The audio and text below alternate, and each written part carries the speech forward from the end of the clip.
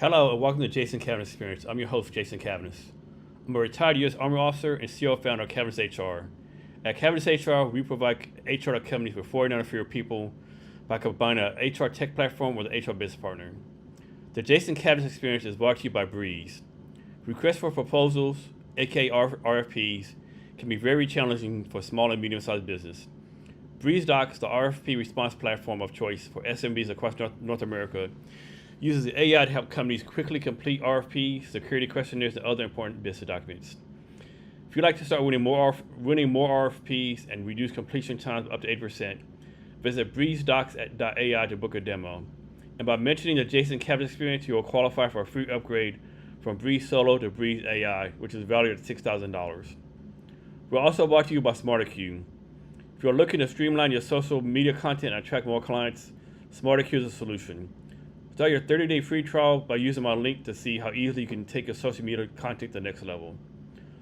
Also, every year Seattle does a thing called Seattle Tech Week, and that's coming up. And as part of Seattle Tech Week, we're hosting an event called Cavness HR Seattle's Got 10. We're going to have 10 tech companies showcasing what they're building, and the winner's going to win some prizes, followed by a keynote or panel. Apply to demo your tech at Cavness HR Seattle's Got Tech. And for all those things I just talked about, the apply to demo, the tech event, the 30-day trial, and Breeze, all the QR codes are on the screen for you.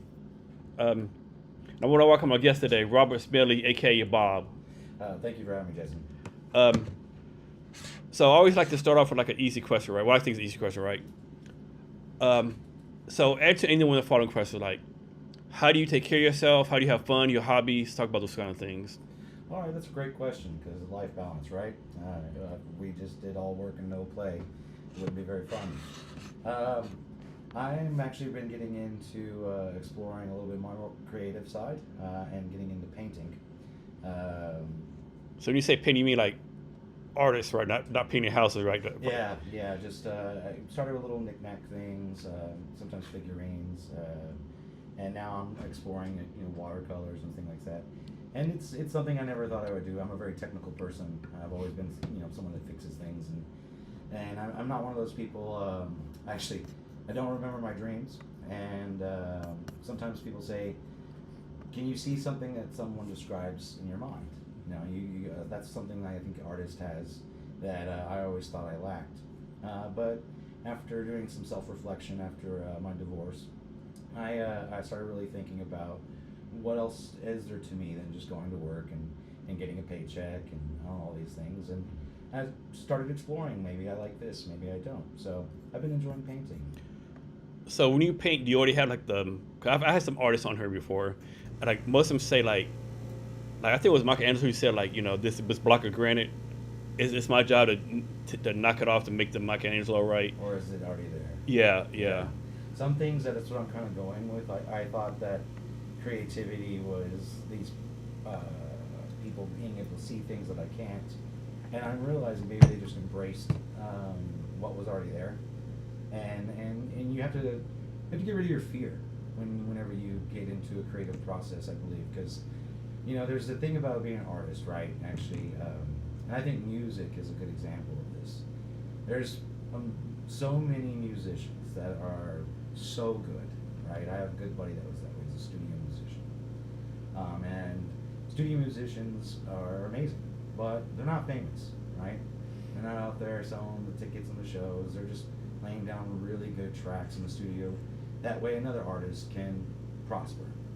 And it made me think about these people. They're very technically capable, but they're not doing the other things.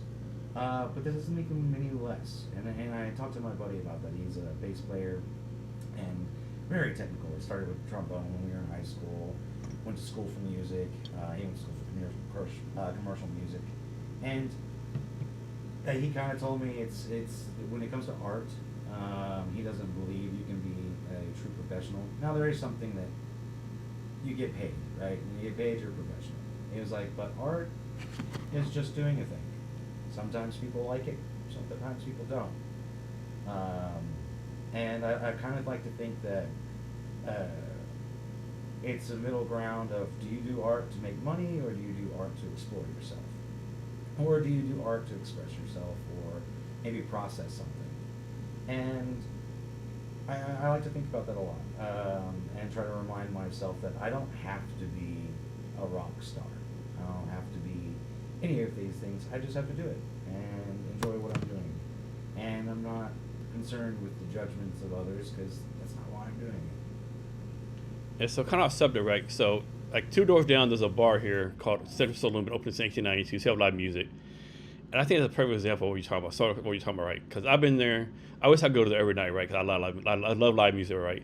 But the few times I go there, like you go in there and there'll be a band playing, like, what are you doing here? Like you're so fucking good, right?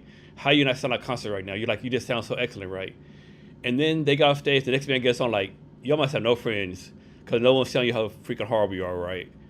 And it's like it's like the same venue, you know, like this like such different atmosphere of music. Well, it's also like, like punk's not everyone's cup of tea, right? I grew up with ska punk, and it's one of those things. It's a genre of music and grunge. Let's talk Seattle, right? Grunge, when it came out, like, what is this, right? And arguments about who started it or whatnot. I actually KEXP had a great rundown a couple of years ago about that was actually a black female musician that really started grunge in Seattle. Yeah, I remember hearing about her. Yeah. Yeah. And but grunge was made to make grunge, right? It wasn't made to be mainstream. It wasn't, and then it got popular, but it's not everyone's cup of tea. And ska with horns and upstrokes aren't everyone's cup of tea. But punk music is made to make punk music. Actually, I like Henry Rollins' A Black Flag a lot. Oh man, that's crazy, right? So he did a video on TikTok I watched. Like, he's like 64 years old now. Yeah. He just talked about his life, like his life philosophy. Like he said, I don't have a fancy car. I work every day. I grind every day. I'm 64. Like I put in all the work. Like it's like, man, this is fucking like, yeah, pretty cool. Well, and then he talks about one of my favorite bands is Ween, and Ween is a special entity. And Henry Rollins has even spoken on what Ween is when they call it muzak, not music. And Ween, every album they've made is a different genre. But Ween, when they started at 14, in the 80s, they didn't really know anything about music. They didn't know how to play guitar. They just did it. And you get, glorious things like Spinal Meningitis, it's an amazing song. And then eventually, Ocean Man and SpongeBob. Like, it's just crazy the range that they have. But Henry Rollins talks about, being forced weird and being like, just, it's fake. I don't want to throw it down because a lot of people like Bjork, but I think Bjork forces it, kind of like how Yoko Ono forced it, and it just wasn't natural. Yeah. You could tell they were doing it to be different, not because they were different. And whereas Ween, they're just different. Yeah. And so, yeah, like when it comes to music, doesn't have to be everyone's cup of tea, but it's strange. Like punk is one of the few areas where you can be really, really bad. You can have no timing and no chord progressions and no anything, and everyone just loves it. And eats it up. I don't think people realize what a great music scene is in Seattle. Right? Even like what's his name? Quincy Jones got started here. There's a real big jazz scene here. Oh, love the jazz scene. I mean, Pearl Jam. And then, do you ever watch the show called The Voice on NBC? I've seen it a couple of episodes. Yeah. And so they're in the finalists this week, right? And one of the finalists, I wish I could remember her name. A young lady from Maple Valley, she's like 25 years old, right? She's like freaking killing. Like for the last episode, she did her version of Alice in Chains song, right? Nice. Completely different, just like so different. Saw herself, right? It's their song, but like it's just completely different. And she just freaking killed her. She didn't try to copy it, nothing like that. She didn't try to sing like them. It's like she put a spin on it, and it blew everyone away, right? Right. I mean, and there's actually so many. There's a lot of different songs that you realize that the remake is liked more than the original. Yeah. Actually, going back to Ween, there's Ween and Fish, they're jam bands, right? You go to a Ween concert, and maybe you're on a psychedelic or something, yeah. and you're yeah. there. Fish definitely has like a cult following. They do, but Fish covered Ween songs. Now, that's a big compliment. Yeah, it is. And what's great is so many people will be like, "Oh, it's a Fish song." I was like, "No, that's actually a Ween song." Nice. So back to your painting. Like, when did you start painting? About a year ago. Okay. Yeah. And you just do it for fun, like peace of mind, or? It started with just turning my mind off. Because I'm a very technical person, analytical person. My day in, day out is. I mean, painting can be tech, right? You got to, man, what paint, what shade, what brush, what this, what that, See, I don't know enough about it to be concerned with that yet. Okay. Now, I am learning, like, different little things, and I also like painting little figurines, Warhammer 40K. It's a good game, pastime for me, and that's actually what got me started, because I realized, oh, this is actually kind of fun here, and then maybe one day I just wanted to paint a building. I really love old buildings. So I just tried. And I'm really not concerned with getting it perfect because I don't know those techniques, but I'm finding stuff all the time. I'm kind of hesitant to watch any YouTube videos or anything on how to do it. Just want to learn it yourself, right? Yeah. Just and also don't. Thief is comparison is a thief of joy. Yeah. So I don't want to compare myself to some and then get rid of my momentum if I have it. And how often do you spend time painting? I would say maybe a couple hours a week. Okay. Usually on the weekends. Okay. Yeah. Any plans to give out paintings or gifts or anything like that, or sharing your work? No, I haven't done any of that yet. No, nothing like that yet. They're just You're not there yet. Yeah, a little. I would say scared to do. Little that. side hustle going on. Yeah. Cool. So, what does it mean to you when you say "be better"? My company motto. All right. Yeah. So, stagnation is something that occurs in all aspects of our life. All right, and I think it's because sometimes we get complacent or we just don't realize that the potential for humans is almost boundless. I mean, we've gone on the moon. We've there's things that it's astounding that we've done. And I think people that no matter how long they've been doing something, if they believe they can be better, then it forces self-reflection, actual retrospect. I do journaling to that because I like to actually, I could say, analyze myself. I'm very truthful with myself in my journal, and then I go back and I kind of reflect on what I was being truthful about. And being better it can be anything. It can be being better about your time management, being better about how you handle relationships. But if you think you got it figured out, then what are you doing around here, right? I like to believe that as much as I know, I don't know enough. So knowledge is like a pier, okay? You can add a plank to the pier, but you can't cover the ocean.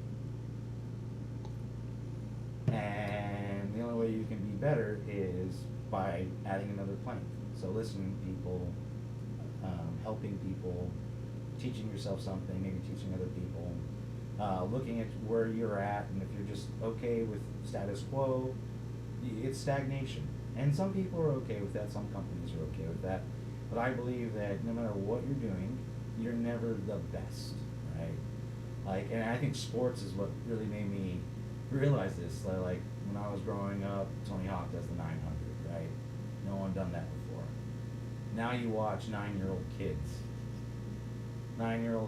just coming out of the bit, just doing it. And I was more into BMX, and so the big thing when I was growing up was tail whips and all these things. And now you see these little kids, they watch videos of someone doing it, and so they just know it's possible. They don't even think it's not possible. And then they go and they get better at it. Whereas the people that initially started it, maybe they stopped trying, thinking, I hate it, right? What if Tony Hawk kept pushing past his 900, right? And so I think you can be better by just realizing that there's always room for improvement and/or experience, even on something that you already know. So I definitely want to go back on be better in a minute. But first, how is it that we went to the moon in 1969 and basically we've done crap in space since then, right? Because my argument was like, okay, we went to the moon in 1969 and we did a space shuttle, right? My argument is a step backwards because the space shuttle rockets are way less powerful than the moon rockets, right? Because I'm pretty sure 69 when they moved, they thought, oh, we're going to Mars soon, we're going to do this. I'm sure we can send probes and stuff, but why do you think we was stagnated as far as this? I mean, the tech's obviously there, right? I would think the tech's there. Neil deGrasse Tyson actually, he's spoken on this, and a lot of it had to do with military might, more than it did with the human being wanting to get on the moon. I mean, we were in competition with Russia, we're in competition with all these other great powers, and as much as it was about human exploration and doing something that's, you're landing on the moon, that's just turned into, a very advanced program that can be used for military. And he touches on funding, like they wouldn't fund these things if it didn't have a military application. And I do think he's explained a lot on why after that happened, and then with the collapse of the USSR, with the Challenger exploding in the 80s, that there was no real threat anymore. We won. We got there first, and we proved that we could do something like land on the moon. And I just think what a lost opportunity. it is. I think the amount of technology that came from that, like it's just not. I don't think talked about, especially the people that did it. Especially the women that did it. There was so much invented to make that happen. I mean, it propelled our technology. It made trying to get a computer small a thing. Like, hey, we got to get not only a computer, redundant systems. You got to have more than one, right? And that was a really good thing. But it's one of those things that what was the motive? Yeah, I've also heard this or read this. I don't know how true or not, but I guess when the Apollo mission where like people almost got died, like almost killed in space, the Tom Hanks movie, they have that happen. Like President Nixon, like, okay, this ain't worth the risk, cut everything down. We like he said, well, could we won? No one's going to challenge us. Pretty much. Yeah, and that's And then they made the galactic treaty or whatever the treaty that no country can own a celestial body after that. Mm-hmm. So the whole world agreed that the United States didn't own the moon. Yeah. And that no one can own the moon. Which I think was actually pretty good. Yeah, we flexed, we proved some things. Yeah. And we put those reflectors on there to shoot the lasers at to get. I mean, we did a lot. It was very important, but after we did it, everything else is kind of unreachable. Like Elon Musk's whole let's get to the Mars. It's unrealistic. Yeah. There's no way to maintain life there. And you can only go there like It's once every 2 years. Degrees. Yeah. It's negative 200 degrees. Like the thermal management required alone. It's what are you gonna do, right? And the only thing I can think of is he wants it to be his first company town. Where you get paid in tokens, and the moment you get there, you realize, I guess I'm his slave because I'm not going back. Like I ask people sometimes, do you want to be in the first flight? Some people say yes. People know me. I don't want to be in the first flight. Maybe flight 1000, right? Once we have the Star Trek technology, like just beam me up, Jace. I beam up from here, from Seattle to fucking some town on Mars. I do it then, right? But yeah. There's also no water. I mean, they're saying they found like frozen oceans and things in Mars, but the moon's more realistic. The dark side of the moon, the craters there have. Yeah. Or even like this is my theory. I think, at least my grandkids' life, at the minimum, we're gonna have like space hotels. We will. Yeah. The minimum. Helium-3 is the reason why. Mm-hmm. So fusion. It's one of the most expensive things you can try to get right now is helium-3, and it's required for a lot of fusion reactions. And the moon is full of it. Is it? It's actually okay. I can't remember. It's like $114 trillion worth. They think like it's unreal. It could even be higher than that. I might be wrong on that number, but essentially on the craters of the moon, there's these ice deposits that have been depositing for millennia, and you can turn ice into oxygen. Yeah. You can turn ice into hydrogen. So you have the ability to sustain life because hydrogen is very powerful and energy dense, and we can run whatever we want. We can keep things warm enough and cold enough. We can grow food, and it's also close enough you can resupply. The reality is, what are we going to constantly go through, blast off to the moon? Or Mars? No, you can't. There's a thing called the Kepler limit, right? So that every time we launch, debris goes into the atmosphere, and it just stays there. And we were tracking all these little debris, but there is a point where there will be so much trash in the atmosphere, or in orbit, that you can't leave the planet anymore. And it's actually a real concern because all these wasteful launches of SpaceX's satellites, which now they're finding out the sun is destroying them. They polluted the light pollution. He disregarded the kind of light he was going to use that messed with the telescopes that you can't just replace You know, there's a reason why we used to use high pressure sodium lights all throughout the world, because the telescopes had high sodium pressure filters, and it would filter out our man-made light, which didn't dilute the results, right? And now they have to coordinate with SpaceX to try to get a good shot of the stars on certain parts. So there can be a pollution not only on the planet, but there can be a pollution in orbit that kind of locks you on the planet.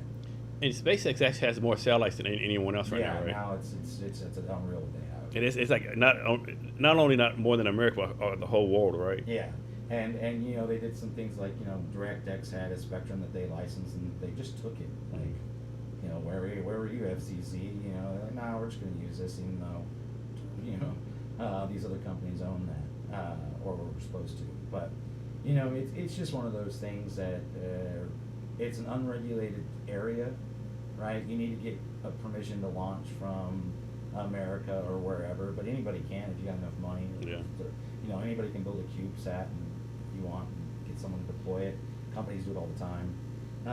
So I do think about that. Like, if you wanted to keep going to Mars, you would have to constantly blast off supplies, and it wouldn't be realistic. Whereas the moon, you could figure out maybe a reasonable logistics to get stuff there. But we'll see. You know, I don't think it would ever happen. The space elevator is a great concept. Why not? You know, think about it. I went to a pitch competition maybe 3 or 4 years ago. This guy actually pitched a space escalator. Right. And we're like, get the fuck out of it. But like, he was like, oh shit, that makes sense. Like, yeah. Well, I mean, material science has changed things. Yeah. Like, steel can't do it, but carbon, they figured out, like, well, we could. yeah. The concept. They're like, can this work? Like, Yeah, I mean, it was really interesting to think about that. You know, there's much smarter people. I like to surround myself with people that are way smarter than me, because they're the ones figuring out that, you know, this is possible in the first place. But I don't think.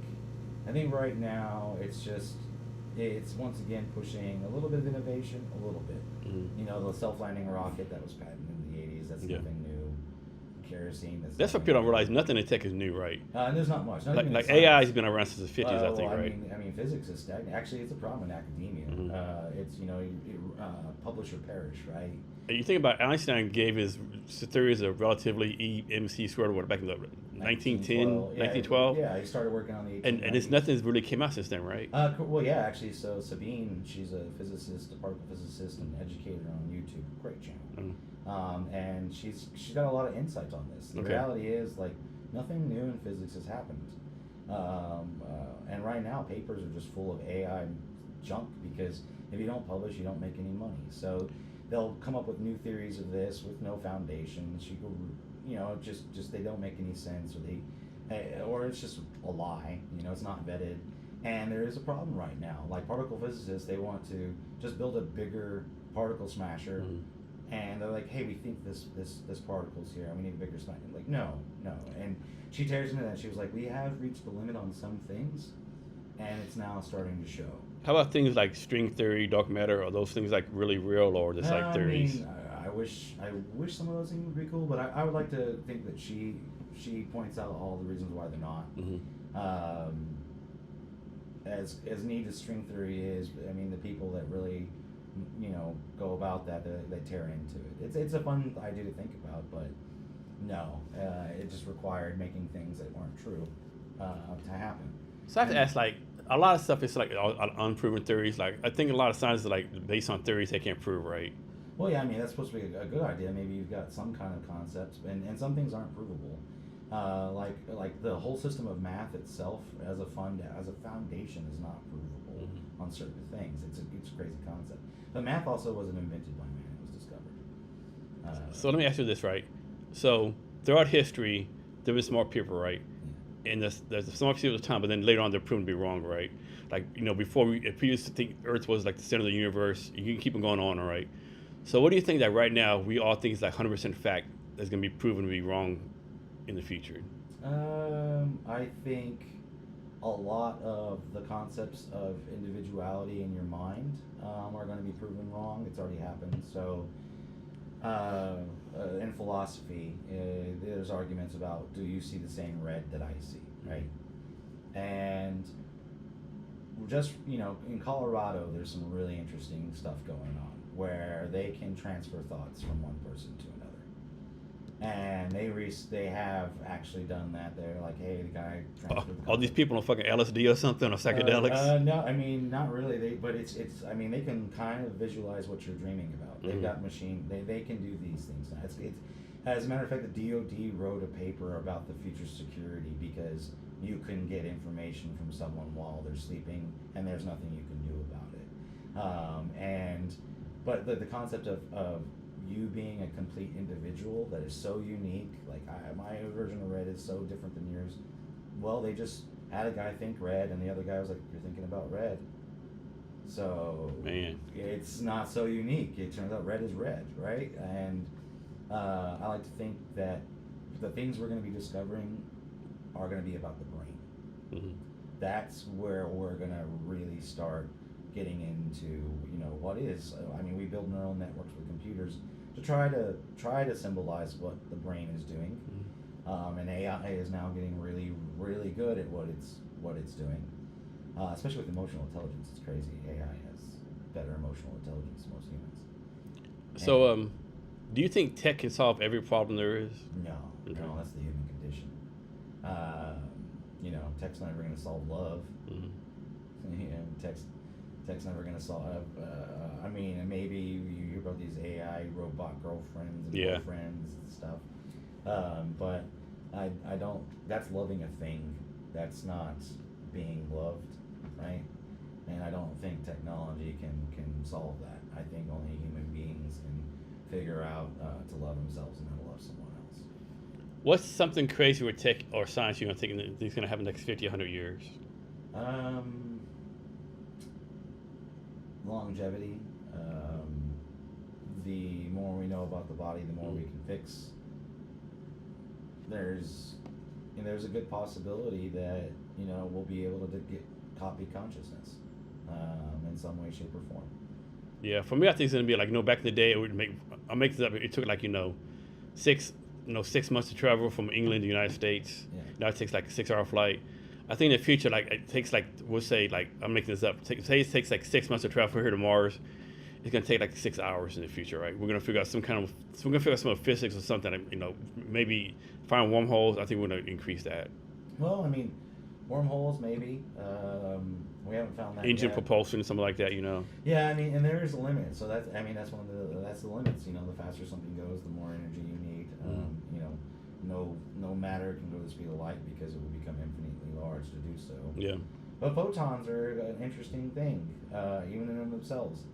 Like, it's crazy to think that the photon itself, doesn't matter how far away it was, it could be 1 billion light years away. It took 1 billion years for it to come here and hit our telescope or hit our eyes. For the photon, it was instantaneous. For the photon, it just came into being, and then it struck my eye. But for everything else around the photon, it took 1 billion years for it to get here. And then Einstein talks about, action at a spooky distance, which gets argued about, quantum entanglement and things like that. So I think that we do know physical limits of speed. I think that's one of the things. Physics has gotten really good at what it is, and there's not very much new physics. So with that, like, is there really a limit? Like, and I know it's not the same thing, right? But back in the day, they said no one can break the 4-minute mile. But now people 13, 14 years old are breaking 4 minutes, right? Yeah. Do you think is a possibility, like, in the future, someone's going to figure out how to break all these limits? I think energy sources will change things. If fusion ever did take off, then you can throw a lot of energy at something to get an achievement. So like almost everything you want to do comes down to energy cost, right? It's not that we can't do these things. It's just that the amount of energy required to do it doesn't make sense. So when energy becomes free, you'd also get a free society. Money wouldn't mean anything anymore because effort wouldn't mean anything anymore because you could just throw energy at it. And it's kind of like the concept of Star Trek. Nobody gets paid in Star Trek. You just live, right? But they have free energy and unlimited energy. And it could be that, maybe we do figure out some new fuel types, but Honestly, I think we know about a little bit of our limits as far as what can be done, and then, I mean, you can get something going really, really, really, really fast. You can navigate through negative gravity zones where you don't have gravity affecting the ship, and you can do all kinds of things like that, and it would be great. It would be efficient, but getting there really, really quick, like, no. I mean, we kind of know the limit there. So what excites you about the future of tech? The future of tech. I think so. Everything's on a bell curve, right? In my world, tech has the ability to free people from certain mundane things that oppress their lives, right? And problem is, it costs money, and people have control over it. But I mean, like I said, once again, Star Trek future. If you had robots that could do everything, then you could just be a human being that's making art or making love or cooking food or whatever you wanted to do. You could do science if you wanted to do science because that's what you want to do. You could do whatever you wanted because you don't have to work. The concept of having to clock in and clock out at that point doesn't make sense because, well, we've got technology that does everything we need, and now you get to be a human being. But isn't there goodness in like having a job, like being like self-worth and stuff? I think it gives people there definitely is, especially right now, right? But I like to think that, like, if you were to live in a village, right, and not have technology, and everyone's just taking care of each other, that's not really working. That's living, right? And then at some point we stopped just living and then started working, right? And that's like a community thing because, yeah, you got to wake up and you got to harvest the crops and you got to do whatever it is you got to do. But medieval peasants worked less than we did. We do now. They absolutely did. They also had more vacations. They had more free time. And because it wasn't the same. They were literally all doing something to live. Mm. They were not working for money. You Okay. were a vassal, right? You had a lord. They would make sure you got fed, all these things. But when you look at what they did, like, why was the Renaissance and why were these things like the way they were? It's like people had time to actually do art. They had time to invent music. They had time to make new instruments. And we don't have that much time anymore. No. You spend most of your time with your coworkers and less time with your wife and kids. Mm-hmm.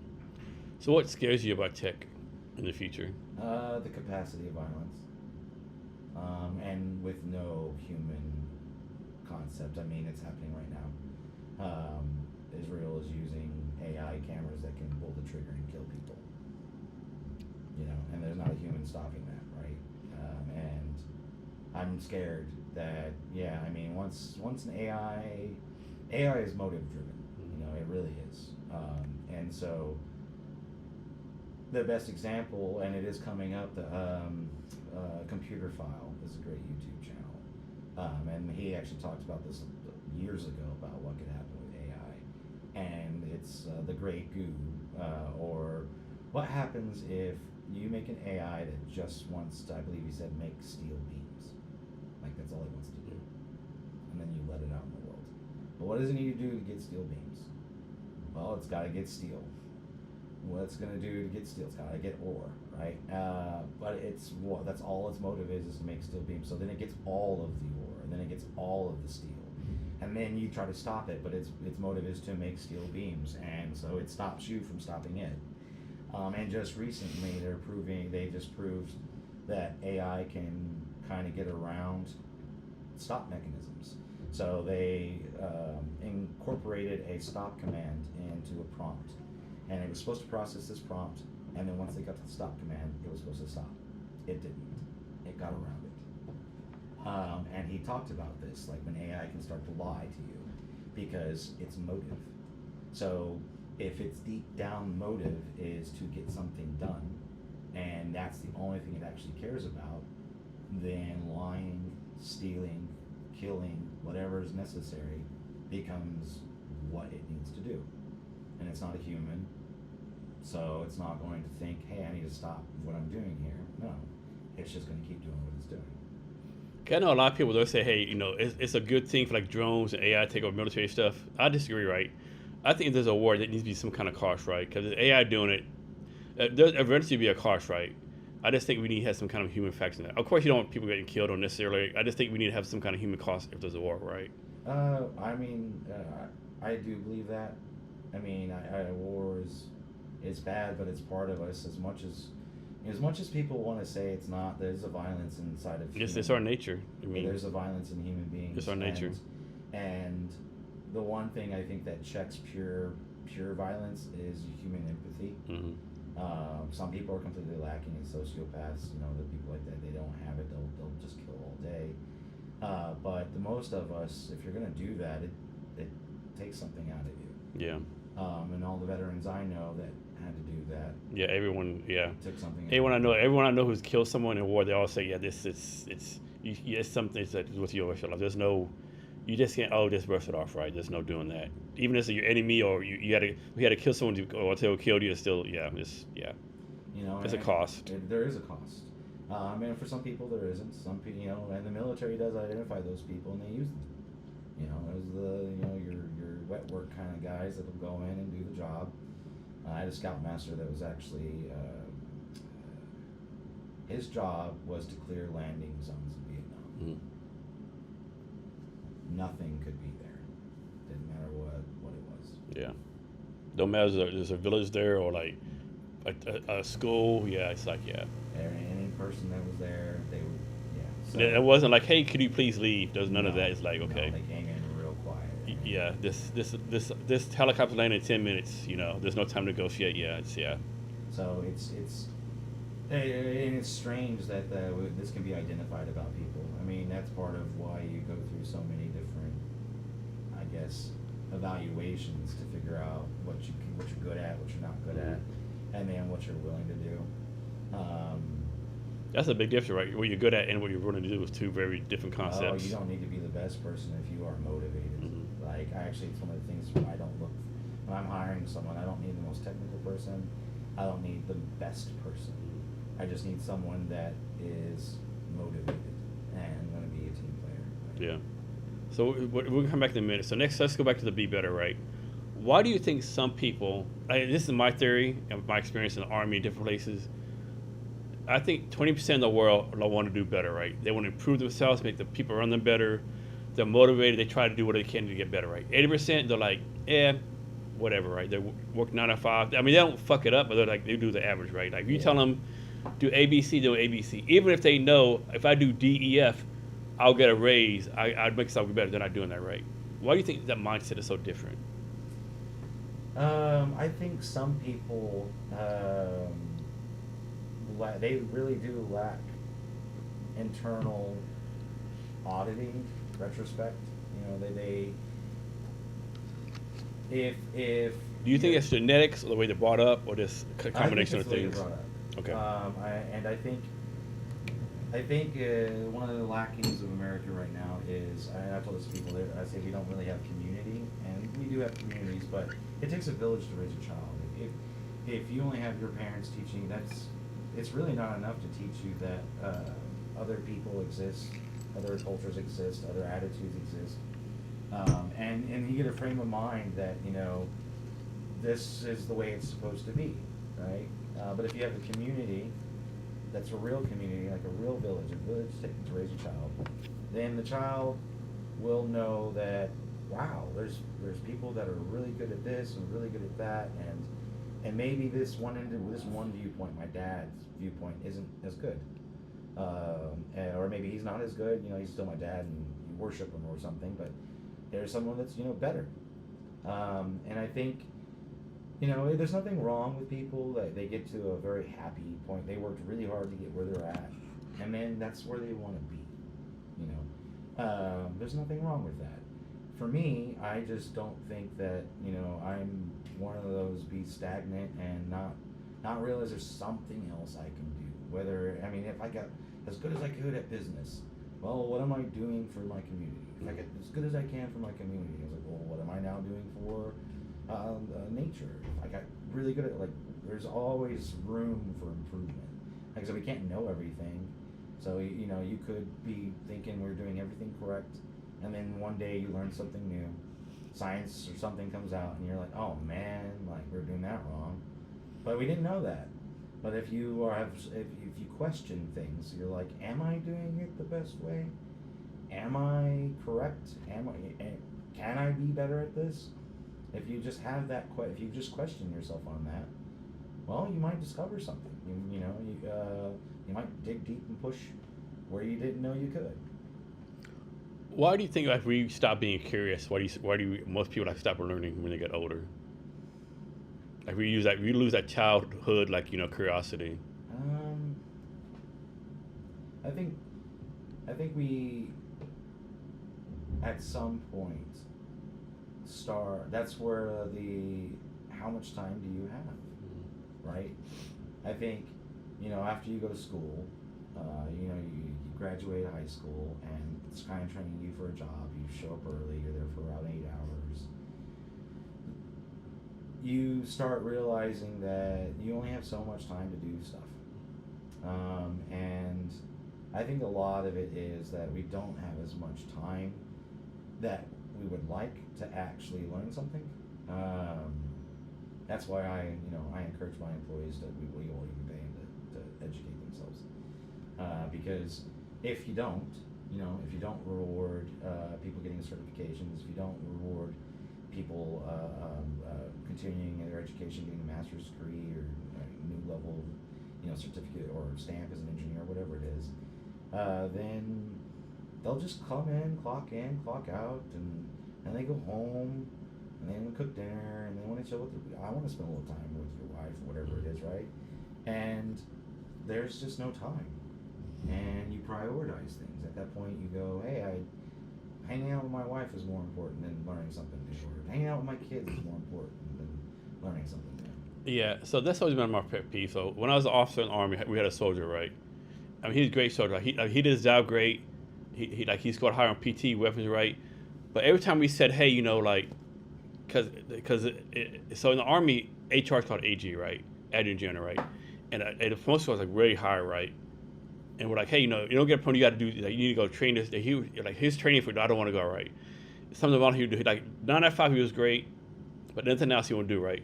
And he would always fucking complain he was promoted. Dude, we gave you all the opportunities. Don't get me wrong. You say you don't want to do the training because it's taking away from your family. You have 3 kids. You got that, man. But how you complaining, right? We gave you all these opportunities, right? He would get mad.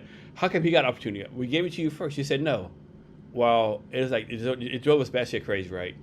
Man, you used to be promoted by now. You just have to do these extra things, right? He refused to do it, right? Refused to do it. And he was a family guy. He loved his family. I get that, right? But any little thing extra, right? He wasn't doing right. And he would always complain he got promoted, right? And we try to explain to him he just didn't see a connection, right? And so I mean that's what he put his value though in, right? His value was he realized that I don't have as much time with my children or my family as I would like, and he thought that was more valuable.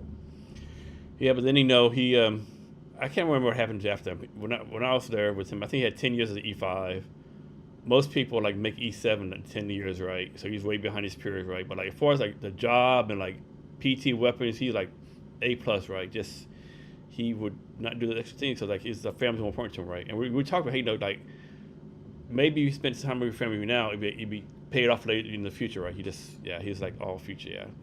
And that's actually time management is a skill. Realizing And then again, I forgot I think he played 2 or 3 softball teams. He always talk about, hey, my wife, we binge watch, whatever it was. Well, I mean, as an employee, you have that. It's always been that way. You've got some people that are going to clock in and they're going to clock out.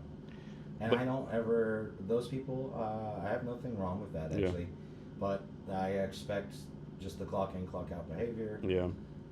And they are going to be responsible for their own progression. And if they get upset later on that the other person that's putting in 50 hours or whatever and going to school on top of that and sacrificing, a couple 5 years or whatnot so that they can retire by the time they're 40. And then, the other guy's 65 and you're like, why? Time management. Yeah. Decisions matter, right? Decisions matter. To put he decided that my time as an older person is more valuable, so I'll spend my time now to have as much time then. Yeah. Right. So, yeah. I mean, And I think about who knows. I talk about maybe his wife per person, right? Hey, like like you need to be with me and the family, right? But I mean, who knows? Who knows the internal family dynamics that's right. going And on? there's also cultural things. Some things, family is extremely important. Mm-hmm. It's all that matters to them. So, Yeah. and so there is nothing more important. There is money isn't more important, or career isn't more important. Their family is. So next, this is something I have no idea what this is, right? But what is a Fraternal Order of the Eagles? I'm completely clueless on this. Yeah. Explain that to us. So it was a fraternity created by thespians here in Seattle. Thespians and musicians originally, right? Kind of like a union type thing. But the idea was everybody is equal. So for an Eagle, if the President of the United States was a member of the Eagles, when he walks into the Eagles Club, he's no more special than you are. And so the Eagles is, nowadays it's got a stigma that it's just a cheap bar to go drink at. But that's not true. The big thing is we grassrooted Social Security. That was one of the major things we did. I mean, we were the ones that got out on the streets and knocked on doors and made Social Security happen. And then Mother's Day, we invented Mother's Day, and we got the whole world to go, yeah, this is a great concept. Like, why not? And so, Fraternal Order of the Eagles, our motto is people helping people. And I do believe mottos are important, companies or organizations or for yourself. And so, there's a lot of volunteering work. There's a lot of feeding people. There's a lot of getting Christmas to kids that would never get Christmas. And they're all kind of different. Each club will have a different focus. Like when I joined Stanwood, and they're heavily involved in 4-H. And those kids that are in 4-H have to buy their livestock, and not everybody can afford to do that. So one of the things that all the farmers that were members of the FOE there, well, they'll just buy your livestock. Why not? Because you can. Because it's people helping people. So it transitioned from thespians and musicians to being the everyday man, rubbing shoulders with the CEO. When you walk into the Eagles, you have the same voting power as everybody else. Everything. And this is a national organization, or like it is global. Yeah. Okay, global. And when you walk in, everything is done by committee. Everything is done by vote. If you want to see a change, you go to the meetings. You propose the change. They'll vote on that. Then there'll be another meeting about what we actually would happen, and then the third meeting will be the vote. So it's a democratic society that focuses on helping people.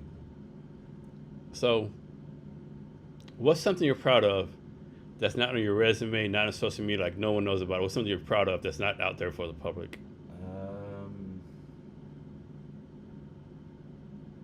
That you've done in the past? That's actually a good one. That's not on my resume. Or like people like people at work don't know about it, like random people. Like maybe your closest friends, maybe your closest family know about this, but no one really knows.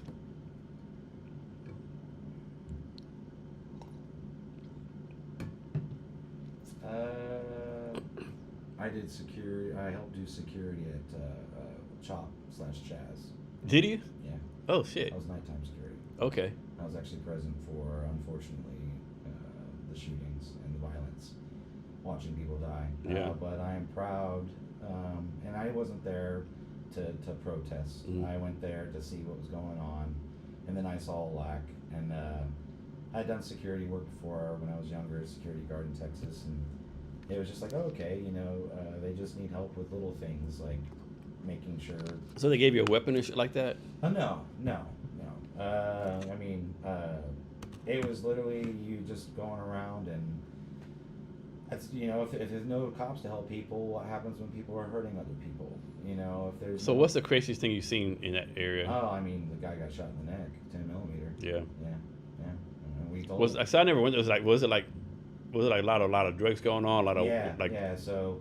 Yeah, they got a little out of hand. I'll say they bust people there to do it, to derail it. They just told all the homeless people that, hey, there's free food and you can do whatever you want. And It was a concerted effort to just derail it. Like, it got out of hand. It got out of hand. But I also learned a lot while I was there. That was the third time it's been occupied. That police precinct was originally supposed to be a community center. The money was earmarked for it. That was a black neighborhood in Seattle. Then they said, we're not going to do that. We're actually going to turn it into a police center. And then they forced the black people out of the neighborhood, and then it became a heavily Catholic neighborhood. And then it's just a history of, this is the third time it's happened. I mean, Seattle is very liberal. People don't realize. I don't think people realize how liberal this place is, right? Well, actually, it's kind of weird, man. It's a weird mix. I say they're vocally left, but they're fiscally right. Yeah. Like, they espouse a lot of things, and people, it's a lot of shouting and things like that. But the moment you mess with their money, but not in my neighborhood, right? Yeah, not in my neighborhood. So I build low-income housing, and as much as they say people need to have houses, that people, and they should. The moment we're like, all right, cool, we're gonna build it right here, and they're like, I don't want to look at that. I don't know if you heard about this. I saw this in the news a month ago. So I guess, we're right by we're in Pioneer Square, right by the port of Seattle, right? I guess there's a plan to build low income housing by the port of Seattle, and they started protesting. No, you can't build it here. It's a safety issue. I was like, what do you mean? It's how does it affect the port of Seattle, right? The union, they're doing news conferences, all this, yeah. Well, they actually, what's great is they did just pass this new law. So pretty much if the cities are not in compliance with housing requirements, contractors can just go ahead with building without approval. Okay. So a good example is Mercer Island. Mm-hmm. Mercer Island is supposed to have apartments. They are supposed to have a certain amount of low income, and they absolutely refuse to do it. Yeah, Mercer Island. I see them fucking going all out fighting that. Yeah. And so what's going to happen is someone's going to buy some land now, and they can't stop it. Yeah. Because any city, Kirkland, Redmond, all of those, I don't want to see that. Well, there's a requirement that you have enough. I mean, who do you think's cleaning their homes? Who's cooking their food? Yeah. These people now have to commute an hour to come serve you because they can't live in the same city as you. Yeah. It doesn't make any sense. You'd be surprised though, Tacoma of all places, they're all for it. Mm-hmm. They're building left and right. They're making community centers. We're actually about to, we're designing a job right now that's gonna add a new basketball court, community center, an extra 5-story. Garden style home that's for low income. So I remember this might happen 10, 20 years ago, right? So I have a lot of family in Dallas, Texas. So North Dallas is kind of rich, right? Yeah, I got a friend. They live in Richardson. And so 20 years ago, they passed a thing where they'll build low income house in North Dallas, and they fought it like a motherfucker. They didn't, but then they couldn't in, and I was like, they're just part of the community, right? No one talks about it anymore. They go to school, there's nothing. It's okay, no water, It's it's just one of those things that I did notice when I moved here, because everyone was like, oh, it's this way, it's that way, and I'm like, well, why did two of the world's richest people live here? It's not as left as you think. Yeah. Two of the world's richest and powerful men lived here for so long. Somebody said this. So of course people talk about housing, right? So I know I'm making this up. During COVID, right? They froze rents, right? Yeah. But then, what did they do for the homeowners, right?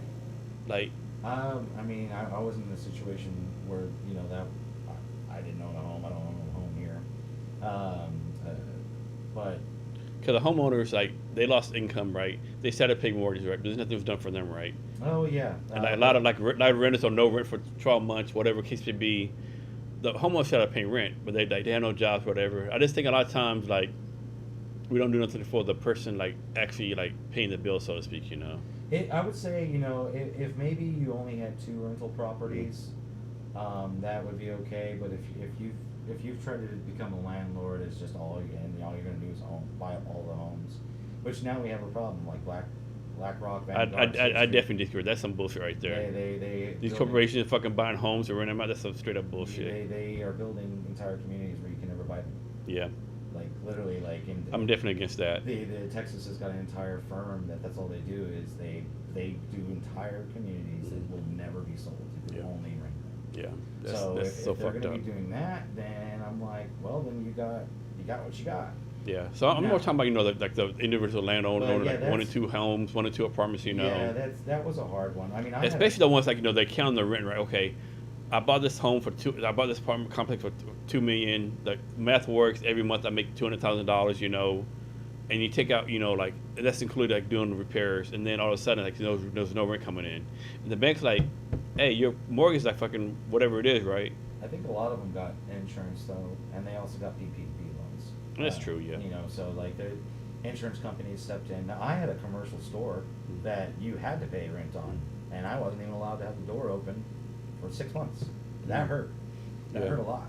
Yeah. So like if you had commercial leases, you still were on the hook. Those weren't. You didn't not get to pay that. Yeah. Right. And we had a glasses store in North Bend, and we opened it in this November of 2019. So in a couple months, then we were like, hey, or a few months, they were like, hey, you got to close your doors. And you talk to the landlord. Landlord was really nice, but was like, you're still gonna have to pay. Yeah. So I had to pay. I understand where it came from, but yeah, that's what insurance is for. Okay. You know, and insurance companies so they make too much money not paying out, right? And so if you were doing business like that, you'd have an insurance policy, and I would think that would qualify if the government's denying your revenue or your income, being like, hey, this is why I have insurance, pay up. So how long have you lived in Seattle? Seattle, a year and a half. Okay. Washington, 6 years. Where do you live at before Seattle? Renton. Renton, okay. And So then basically North Seattle Bend, area. Yeah, and then North Bend, Marysville, and Clay Ellen. All right. So quick background on me and my guy Bob. So we met in this networking event in SouthNet, right? We talked like 30 minutes, right? Tech and Tequila. Tech Tequila. And my fucking dumb ass, I don't know if I told you this or not. Maybe I did, but like, I had no idea TCHILA was fucking tequila, right? I thought it was Tech ILA. I finally got it afterwards. Like, Jason, we're drinking tequila. Oh shit, I'm fucking dumbass, right? But crazy story. I graduated from high school in a town called Desert, Texas. My guy Bob's from Lubbock, Texas, like 3 hours away, right? Yep.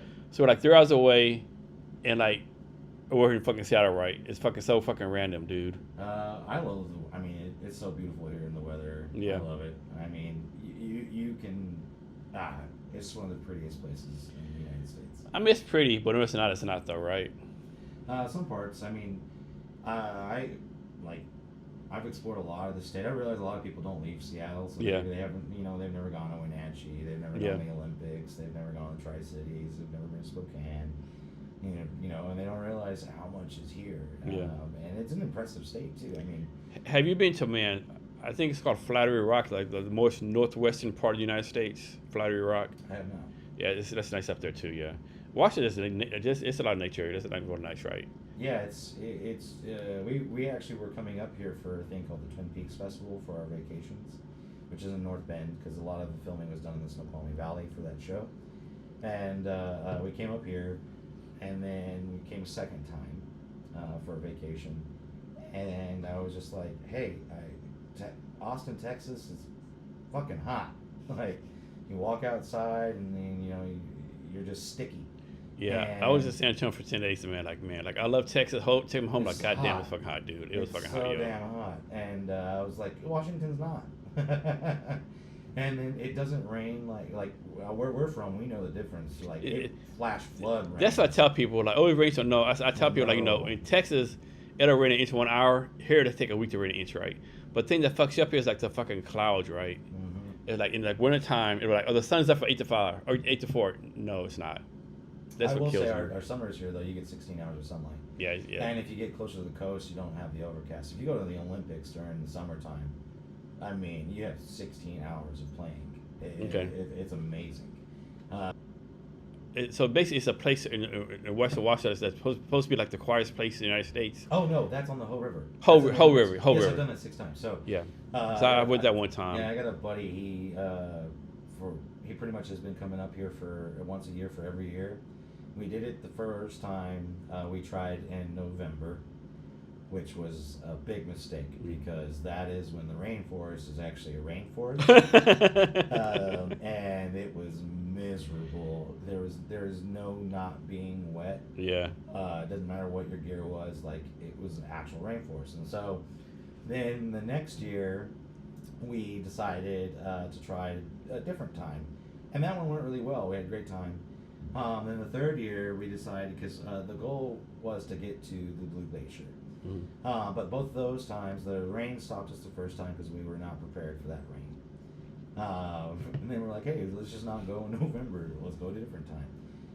And then we tried again. I've tried in different seasons. I've gone in off season even. We went in March once just to like, hey, because we knew there was gonna be snow. And then we got pretty far, and then the ranger stopped us, and she's like, I can't tell you can't go, but if you don't have an axe and crevasse training, don't go. Yeah. So we turned around. And then one time, so there's this rope ladder when you're trying to get towards the end of the trail, because it's a 36-mile round trail, and you get to a point where you have to use this rope ladder to go down, and then a rope ladder to go up. Now, a lot of people don't even research this; they don't know that it's there, and they get there and they're skittish, and it just ruins it, because there'll be a line of people. And the people that are scared and timid, they'll take 30 minutes, 40 minutes to get down this damn rope ladder, no one else. And it's a steel cable ladder. You could have as many people on there, it's not going to snap. Yeah. But they'll be like, no, one at a time, and stuff like that. Yeah. So, first time that happened to us, we literally sat there for 4 hours trying to get our turn, and we're like, we saw the rain coming in, the clouds coming in. I was actually with a friend that was in the National Guard at the time, and he just looked up at that and he was like, nope, I'm heading back down. I was like, I agree. So then the next time we went, we just brought our own rope. It's just, the people were looking at us like, what? And there's a big, massive tree right next to the rope ladder. We just tied off. We brought cinders, and we were like, screw you. I learned how to do belay when I was in Boy Scouts. Oh, yeah. So he's active military, so he's got active training on that. And everyone was looking at us like we were crazy. It was like, no, we got a roadblock here last time. This time we brought our own rope. Yeah, the nature is beautiful, right? This is one thing that I always like is on like different. To go here to see this. Like there's so much like nice stuff here, right? Yeah, and there's actually the better trail than the Hope River Trail that nobody does is the Elbow River Trail. So the Elbow River Dam, they took that out to let the river and everything come back, bring fish back, but years ago, the road getting to the visitor center for it washed out. So it's not that it's closed. As a matter of fact, they keep the mule packs there because that's how they get the supplies to the rangers that are stationed out in the Olympics. So you get there, and there'll be the mule teams at the visitor center because it's an old farm and ranch. But you go along this Elbow River Trail, and it kind of made me mad because you come across this cabin that there was I can't remember his name, but he was a known big game hunter that kept the area safe. He would kill not all the cats, but the ones that were ornery, and just keep it kind of safe. And you come across this cabin, and you realize that, oh, there's this potato field, because you can see the flowers of the potato plants, and you can kind of tell that, that someone lived here, and he carved down there for all those weary travels that are here. You can use this place. But then the state of Washington has a little plaque saying you can't, no overnight stays. I was like, he literally built it for this. And but you keep going, and there's a spot halfway through the Elbow River Trail called Elkhorn, Camp Elkhorn. It's called that because there's the largest elkhorns I've ever seen. They're on a tree. They're so overgrown with moss you can't even tell they're elkhorns until you get close up. You're like, oh wow, like. This So is cool. what's the elkhorn? Elkhorn, like elkhorns. Oh, okay. Yeah, and there's an old Boy Scouts built the Boy Scout shelters there a long time ago, I think 70s or something like that. And it was actually really cool because the only people we saw on the trail were Boy Scouts. There was a troop because we thought we were going to be completely alone, but it was magical. I never seen this happen. So it started off with a quail walking out in front of us. And then she looks back, and then tells her little baby quails to come follow her. And then there's like a herd of deer, because I was with a buddy that was from Germany at this time. He came over and was like, hey, we're gonna go on an epic hike, because I like to do about 20 miles a day at least. And yeah, deer coming up to us, like just straight coming up to us. It was really strange. Owls not reacting to us. We got to the dam, and there's all these birds, and he had his drone, and he wanted to take some photos. And so he's flying this drone, and out of nowhere this hawk comes and it starts going after drones. So I was like, hey, bring your drone back, don't hurt the bird, don't hurt the hawk. So he lands the drone. Well, the hawk just lands on the handrail right next to us and is like looking at us like, what are you? So all these animals, they're just, no people go there. What's it at again? Elwha River Trail. Okay. So no people go there, so they're not scared of you. They're kind of curious, some of them. We also a black bear. Like literally, he kept saying like, "I hope I see a bear." I was like, "I really don't want to see a bear." No, fuck that bullshit. Hell no. Straight up, and it was just kind of like we scared the bear, it scared us. We both like the bear and us went and jumped, and it scurried off. But there was also a cat. Like that was there was even a sign put up like, "Dangerous large cat," be on your way. Yeah. It's one of the few times I've ever gone to sleep with the fire because it's a big no-no. Mm-hmm. But when you know that you're being stalked by a mountain lion, we just got close to the river to set up camp and start the fire. We'd have to worry about it. Yeah. Because no. No. I would rather just have that fire going to keep that cat away. So let's suppose you had a good friend or a family member come visit you, right? They're here for 7 days. Say, hey, Bob, I'm here for 7 days. What would be like your tourist itinerary for them?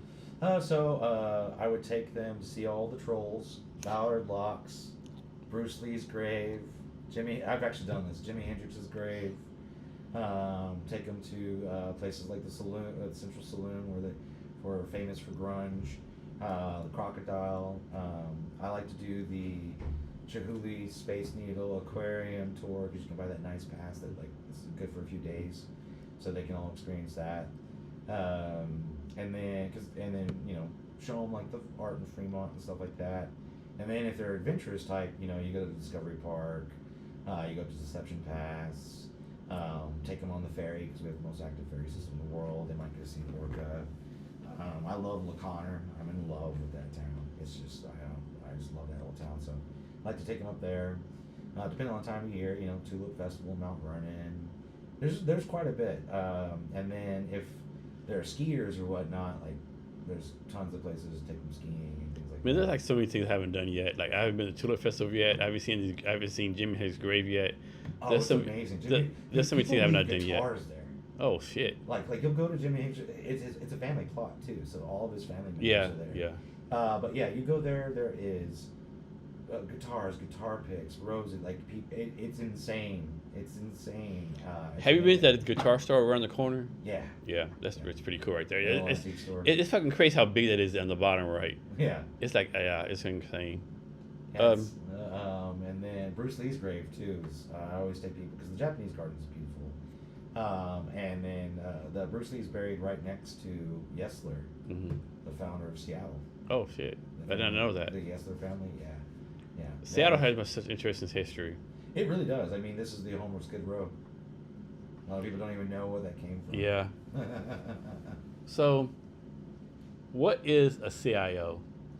Chief Information Officer. So, we kind of care about data a little bit more than other things. These hats get worn a little bit different, I would say, depending on the size of your company. Since I got into tech, there have been extra C-suite levels added. CTO became a thing. Your Chief Technical Officer, which would kind of be more in the hands-on on implementing things. CIO would be caring about the data, how it's going to flow, what you're investing in, more of the business aspect. That does require technical background. And then there's like CSO, Chief Security Officer, so if you're like, a large organization that's got compliance issues or requirements, PCI, which would be accountants, people that handle money, or maybe you're in medical. I was a HIPAA officer, so there's stuff like that. But what I do is make our data make us money, and then protect the business as far as ROI on what you spend. Right? It's got to make sense. A lot of people like to throw money at technology thinking that's the solution. It's just really not. So I'm there to kind of help that. I consult. I've done even the government, the International Holiday Fishing Commission. I was a consultant for them. I'm a CIO for Atlas Design Group. We're a structural engineering firm. And then I've got random little clients here or there. I like to help small businesses because they make the worst mistakes when it comes to investing in technology. And if they had access to someone like me, then I'll tell them, like, no, don't do that. So what kind of background or degree or college or skills or whatever do you need to be like a CIO? So traditionally, I would say traditionally, most people have at least a master's. I don't. I got my degree in information systems, and then I specialize in digital forensics. I got certified in digital forensics. And there's that saying, you know, I started working at an engineering firm when I was 21, going to school, and we had one of the engineers who was a professor there, but he had been a professor that's also in the trenches of being an engineer. And he was like, those that do, those that can't teach, right?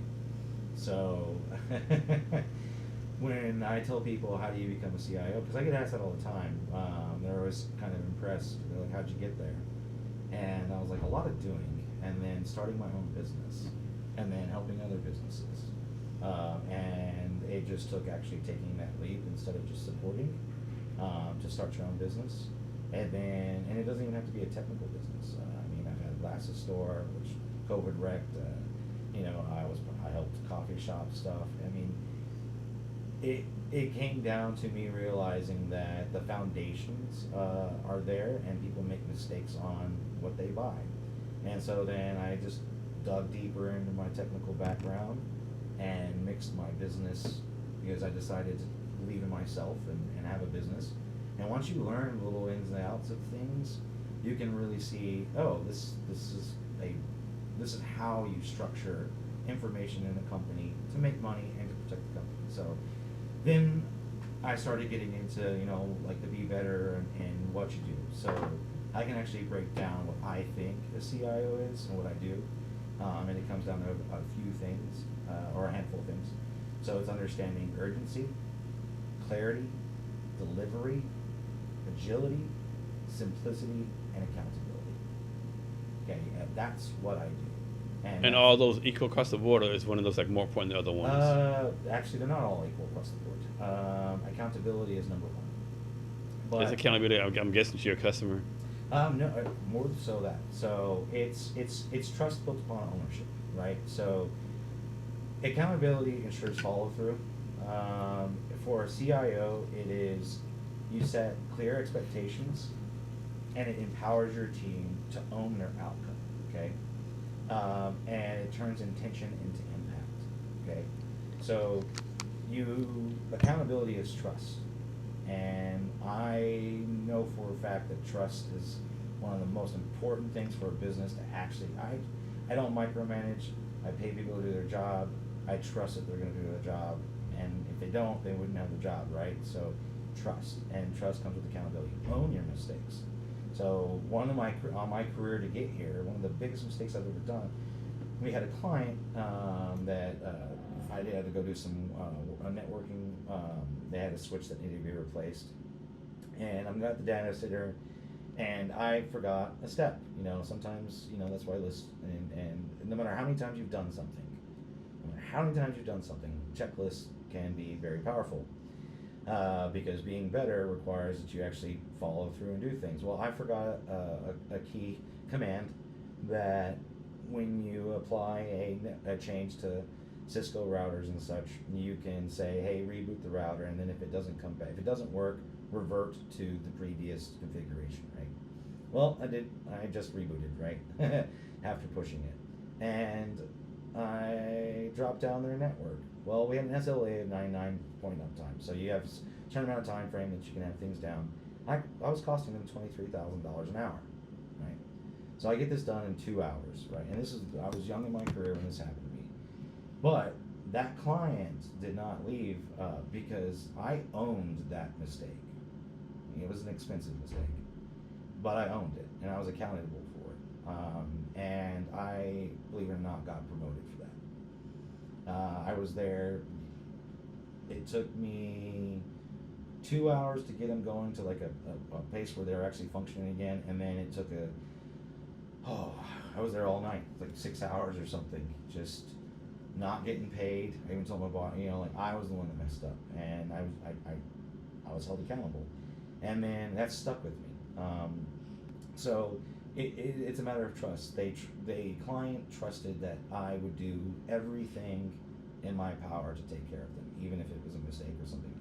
So accountability, and then I would say the next most important thing is knowing urgency. Uh, it's so fast out there. Everything's fast paced out here in this day and age. And if you wait too long to act, you can miss a lot of opportunities. But the big thing is you don't wait for disruption. You anticipate and act. Now I use stoicism. There's a thing called negative thought, right? And Good old Marcus Aurelius, right? yeah, good old Marcus Aurelius. Well, negative thought's really powerful because you literally go through the process of thinking the worst, and with that you process the emotions that you would feel, and you come up with concepts of things, and then when it does happen to you, you don't react. You don't have this emotional reaction because you've already gone through it. And with urgency, things change with companies all the time, and so you need to really know to anticipate certain things, and you've got to know what's actually important and why it's important. So everyone will say like, hey, I need this now, I need this now, I need this now, I need this now. Well, where's the urgency that actually matters? So identifying that's a very important thing for being a CIO. And then the other aspects that I have are like a little bit more business. I'd say clarity is also a more of a team thing. So with tech and stuff, it can be very complex, and what you're doing is important that you communicate what you're doing and why you're doing it. So clarity is a bridge between vision and execution. So you can't be in my mind. You don't see what I see. And if I'm not open and clear about what that, how are you going to execute the plan that I want? How are you going to make me happy if I'm paying you and I don't tell you what needs to be done, right? So like for me, I do tech strategy into business value, and I make it clear why we're going to do things this way, because it impacts the business and money, right? And if you're clear about this, then the decisions you make don't get pushed back. Because a lot of what I do is negotiating why we're going to do something, what we're going to buy, whether we're going to use this, whether we're going to change this new program. And if you have a good reason and you're honest and you're clear about it, then everyone else will be on board. If you're not, then it's going to be just a real hard sell or distrust. And when you're working with C-suite and other employees, it's real important that you be very clear. So, and that's why it's part of my core part. Delivery is always part of it. It's a business, so it is the stuff you sell, whatever you do, is only as good as how you execute it. That's why the military has so many routines, right? Your execution is everything. It doesn't matter what you're doing; it's how you do it. And it also builds credibility. So like we are in my industry, we don't miss deadlines.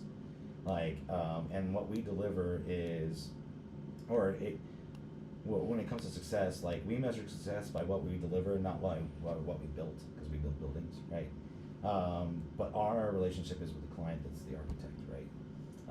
We built the building, or helped build the building, but we are delivering something as a product to these architects, right?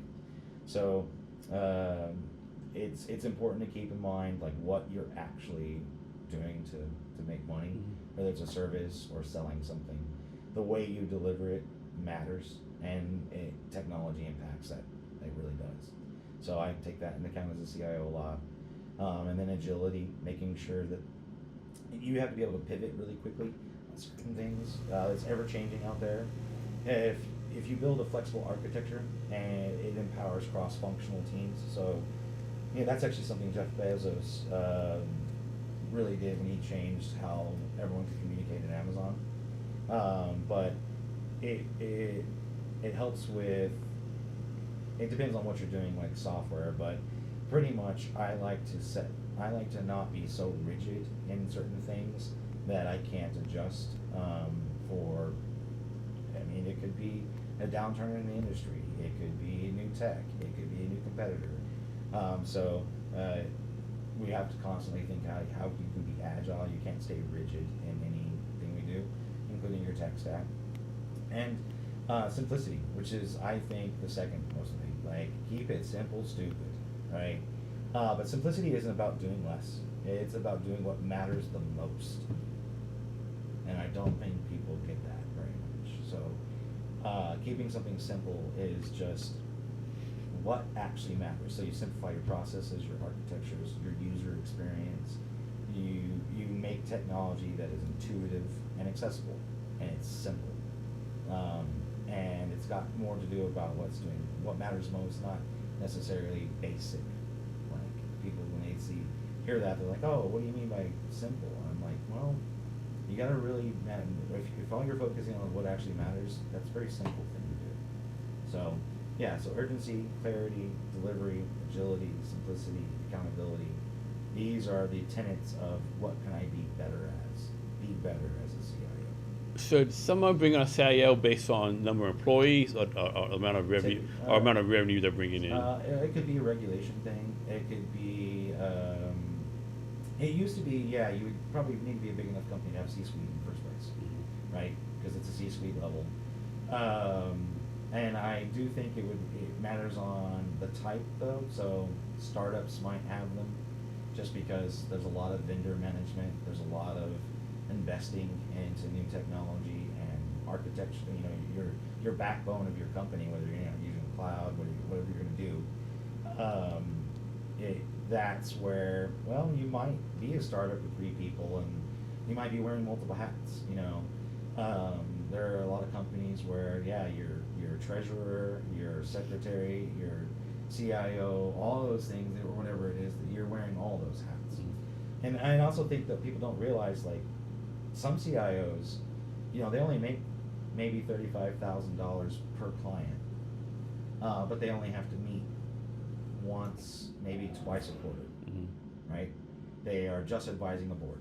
You know, they know about the company, they know about what everything's going, they have the plan, the execution, but, you know, they just meet every quarter, maybe twice a quarter, and sit with the board, and they go over all the stuff, and he is the advisor to the company, right? That's some people, that's some CIOs. Other CIOs are day in, day out, they're at the office, you know, they're very much part of the operations of the company, especially if you're an information heavy company. If you know, data brokers or whatever it is, it's a little bit more important that you're hands on. And then there's other, like I said, small businesses, they can't afford them. So that's why it's actually a growing thing to have CIO as a service.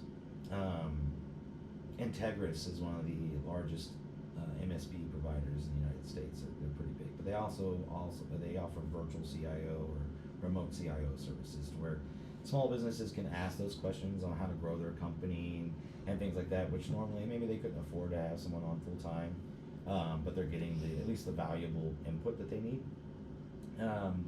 So it very much depends. It's kind of like, what does a CEO do at every company? It's a little different. Yeah. What do you do as a CEO, right?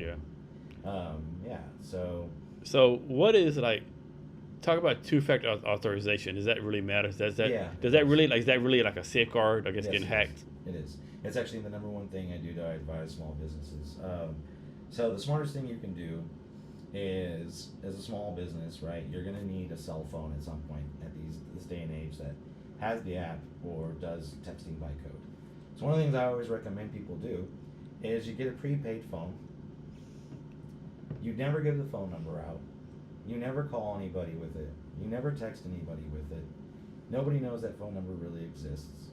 And that phone is, you use it to secure pretty much access to your DNS, your domain. Who you are online is your domain, right? So there are certain things that I would always lock down. That way they can't be disrupted.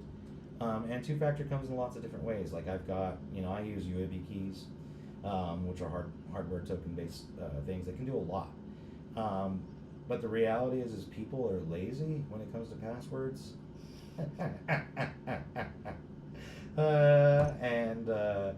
Before two-factor, oh my gosh, the amount of tickets of just, because, it was so easy to just guess someone's password to get in, and then they're cooked, right? Once they're in, they're in. So two-factor, I think, came about realizing that people are lazy and they don't want to manage passwords. But is two-factor really, really safe? Is it really like unhackable? It depends on what you're using. Okay. So if you're using SMS-based two-factor authentication, it's the least secure people can clone SIM cards. They can, get a hold of that. So just getting a code texted to you, not so good. Microsoft is going to go passwordless. Like it's going to be with Microsoft that you will not have to have a password anymore. You will have to have a device. All right. And so this device, it will confirm that it's you because you physically have to have it. I use hardware keys. They're called USB keys. They plug into your USB port. And they do challenge response. And they can do multiple things. It's kind of like in the military, you had smart cards. Remember that when you had to plug them into your laptop whenever you, so same thing there, right? Without that smart card, you can't log in, you can't do anything. So that worked for the military, right? Worked great for the military. That's now in consumer space. Okay. So two-factor authentication at a hardware level like that, think of the way your smart card used to be when you were logging into your systems. So, and then there's also things like just to know that you're physically there. So you can set these devices up, like I've got mine whenever I do a Linux system. You use sudo command to get elevated privileges to change the system however you want. And if somebody knows the password to an account that is capable of using the sudo command, well, they can do whatever they want. Well, sometimes it's important that they have the password because of the way someone else did something, or maybe you're coming in to an environment as a consultant and they've already got a really bad setup, right? Well, you can do things like, well, you know the password, but without this key plugged in, it won't work. So there's several reasons why, yes, it's a requirement, and in the future you're just not going to have a password. You're going to have a physical device or a key, a physical key or a smart card. Yeah. So why should someone pick Smedleys? For me, it's I have a track record of making equitable solutions for businesses that they just deliver what you need. I keep it simple, stupid. I care about small businesses. They're the backbone of this country. Big businesses, yeah, they give us, Amazon gets our stuff to our door. But small businesses are the backbone, and what happened was I realized, that they get hacked and it's gone. It's gone, and if you've got employees and all of a sudden, you can't pay them, well, what happens to your employees? What, do your employees have kids, right? So people, I think, started choosing me because I genuinely care. Empathy is important. And what I just believe it's a core value that I use. And so that's why they go with me. I'm not just, they're not a paycheck to me. You bring a point. I think a lot of business owners get wrong. They don't realize what responsibility you have. Like a lot of people, I have a business. I have 20 employees. No, you have 20 families. Yes. Like these families are accounting for you for the braces, their health care, their rent, and a lot of people they don't think about that. I don't think, right? No, they don't. And that's the way I like to.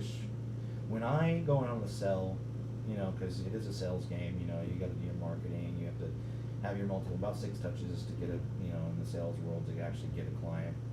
But it does start with becoming personable, and I think they choose me because they realize I care. I care about their profitability, not mine. If I make them profitable, I make more money. Yeah. It's a trickle down for me, so I focus on that. That's the urgency for me, right? I focus that's the importance. So it's urgent that they are profitable because how are they going to pay me for that? Yeah, kind of hard. So and then all these tenants that I use is why I think that they choose Smedleys, me. I try to represent all of these values as a consultant, as a CIO, whatever I'm doing in the tech world for you. Even if it's just consulting, like with the government, on benign things, or whether to use AI or not, because everyone thinks you can use AI and it's a magic. And it's just not the case. And sometimes you have to have someone to walk you away from that ledge because you can spend a lot of money and get no return. Or your intellectual property can get data mined by these guys, and then you got nothing. You gave it away for free, and no one told you that was a dumb thing to do, right? Can you talk us through your marketing and sales process as far as getting customers? Word of mouth for a lot of it. And of course, I did LinkedIn and Google ads and stuff like that. But what I found was once you get a connected individual, someone that really knows someone, then it's just a turning point. And for me, it was actually a coffee shop. The owner of the coffee shop. She was just a social butterfly. She knew everybody. She knew everybody. And I realized that it was cheaper, easier, more personable if I went and networked just using with her. So it was already a coffee shop the community was in. Everyone's already going there. She just talked about how great I am, about how everything from doing security cameras at her house in the Upland. She lives way in North Bend where people don't even know, like, people have helicopter pads and stuff right out there, man. So, and I realized that was a better investment in my time, was treating the current clients I have really, really well. And then they sold me. Like, I didn't have to, it wasn't even hard whenever certain individuals called me because of that individual. They're like, oh, we already know, we're gonna go for you. And then, like, with the way I got the government contract, I was working with Seattle software developers, and they're a pretty big company, right? And they had some issues. I go in there and I knock it out for them, and then the government reached out about, hey, we need some help with DevOps, right? We need to go from Visual Studio 2012 to, the newest and greatest Visual Studio.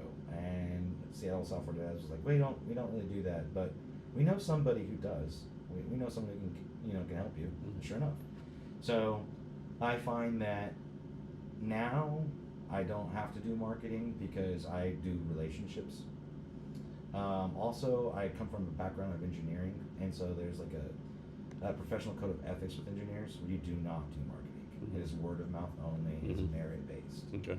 And when you do that, it's not a sell anymore. It's now more of a, are you available? And you're like, oh, let me see what my calendar looks like, because they want you, and you didn't have to sell anything. When a business owner tells another business owner, like, this guy saved me so much money, he cares about me, he cares about my employees, that's it right there. I don't have to spend any money. So, on your bio, it says, one of my key strengths is my ability to develop and execute strategic plans that align with business operations, business objectives. What the hell does that even fucking mean? So, if your objective is to sell, you start making these toppers for your whiskey bottle, right? And you come to me and you're like, we want to sell these online. Well, how are you going to do that, right? So I've done everything from, hey, this is how you can have a e-presence, an e-commerce platform. This is how you can do your CRM. Oh, you're small enough business. Maybe you shouldn't use the big heavy hitter programs. There are affordable programs that are really good. Or if it is in-house, if it's intellectual property stuff that they want to do, I was like, oh, we'll go there. But the big thing there is, if I identified what you want, and then someone's told you, oh, you'll need this, this, this, and this, I come in and I go, no, I keep it simple, the simplicity. So it's about doing what matters most, not all these other little things. And it really doesn't matter what it is. It could be like, when I first moved here and into Washington, we moved from Texas, I didn't know if I wanted to be in IT anymore, right? So I gave myself a little bit of break. And I went and go work on motorcycles, to the love of motorcycles. And while I'm at that company, the way they were doing their storage in their warehouse, everything was so bad. It took me 2 years to have the world's largest used motorcycle parts warehouse in the world on eBay. 2 years. And it was by giving them systems and operations, workflows, making them understand, like, you do it this way in this order, it's better. Yes, you were already doing good, but it just got better. And it just came down to having someone see a system. So I'm really good at seeing a big picture of a whole system, like an engine. I grew up on a goat ranch, and I grew up fixing things, and I had a grandfather that was an engineer for Texas Instruments. So I would take things apart and sometimes get in trouble, sometimes not. But I did everything from fixing, well irrigation pumps to the equipment, and it made me think about the entire system. And my grandpa used to say, variable equals value. And a lot of people go, well, so, he's like, what's the difference between, a field hand redneck and an engineer? He's like, an engineer will put it in your pocket. That's it. So if I tell this guy, go out here and fix it, you might come out and it's this weird, crazy contraption with duct tape and all these things, but if all you need is 12 psi as input, well then, I don't care how you get to 12 psi, whatever it is. And that's where I think I learned to look at the system as a whole, so your business as a whole, and seeing how things flow through it, and what stops things from happening, what triggers the next thing from happening, and then you can identify whether or not you can use technology to make that better. You could automate certain things, like if you're spending 2 hours a week downloading files from email and organizing them, just because PDFs or receipts or whatever it is, when all you can do is make an automated rule or grabs the file, puts it for you, right? Well, that's 2 hours that you can go do something else with. So it's just really getting a look at the entire system and seeing like, oh, this isn't efficient at all, or it is. Don't touch it. If it ain't broke, don't fix it. So what's the number one lesson you learned from your grandfather? The variable equals value. Okay. I mean, as far as like teaching, like that mindset it's a little bit different, because like his background is really interesting. He was in the Royal Air Force. He gets out of the Royal Air Force. It's in the 50s in England. The British pound falls as the world currency, right? So England goes into a major depression. People are burning fat candles. There's planned blackouts. And they used to have these things like company towns, or essentially you got paid in tokens. You didn't get paid money. And you signed a contract to work forever. And so he had family coming up, and he needed a job. So no college, no nothing. He designed the brake circuit for the world's largest dump truck. So the electronic circuit that controls the brakes for this thing. These are using Scotland and stuff. They're massive. Like they're like the size of a 6-story building. It's insane out there. But he didn't get paid for that. He got a contract job that said, hey, you're going to have to work for us for 10 years, and you're going to get paid in tokens, and you're going to do and go wherever we tell you to go. And then he had to go to South Africa, had to go to Canada, and while he was in Canada, Texas Instruments was like, you're a really smart guy. So they just paid out his contract. And they said, hey, we paid out your contracts, and we would like you to come work for us.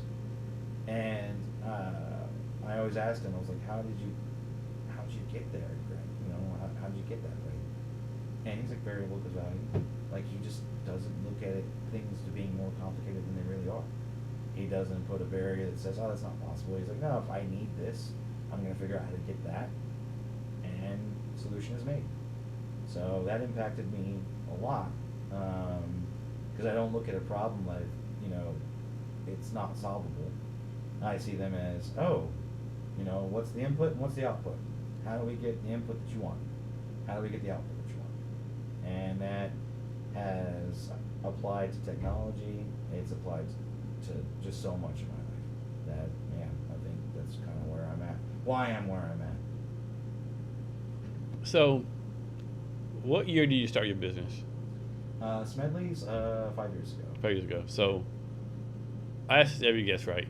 What's happening? What's something you like back when you started? Like it kicked your butt, right? Like, man, I can't figure this out. But now you're like, what's wrong with me? Like, this shit is so fucking simple. Why couldn't I figure this out? Oh, it was sales. Sales? Yeah. Okay. I mean, I have mad respect for people in sales now. The moment you actually go, I believe in myself. I have the skills. I have the ability. People paid me good money, and I know that they were charging really good money for what I was doing, and I was the one doing that. Mm. So I knew that I was capable of demanding a high price. I just wasn't the one to start the conversation, right? Yeah.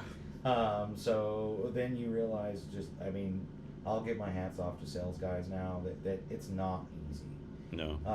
And that was a hard thing, because I did have to do sales initially. Mm-hmm. And I did have to, I never did cold calling or anything like that, but you got to do marketing. You got to make little ads. You got to make post, you got the follow-ups. Like I said, I learned about the 6 touches the hard way.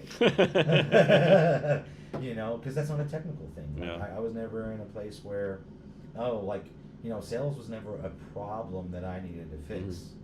Because it never really, we already got the lead, he qualified it, he's locked it down, got the contract, then my job kicked in, right?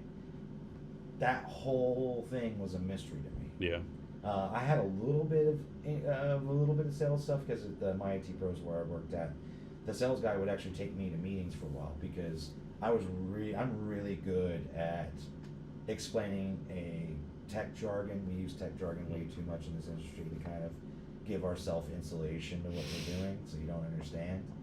And business owners were like, "You're using all these keywords. Like, what does this mean? VPS, SaaS, all this. What are all these things?" And so I would go in and explain it.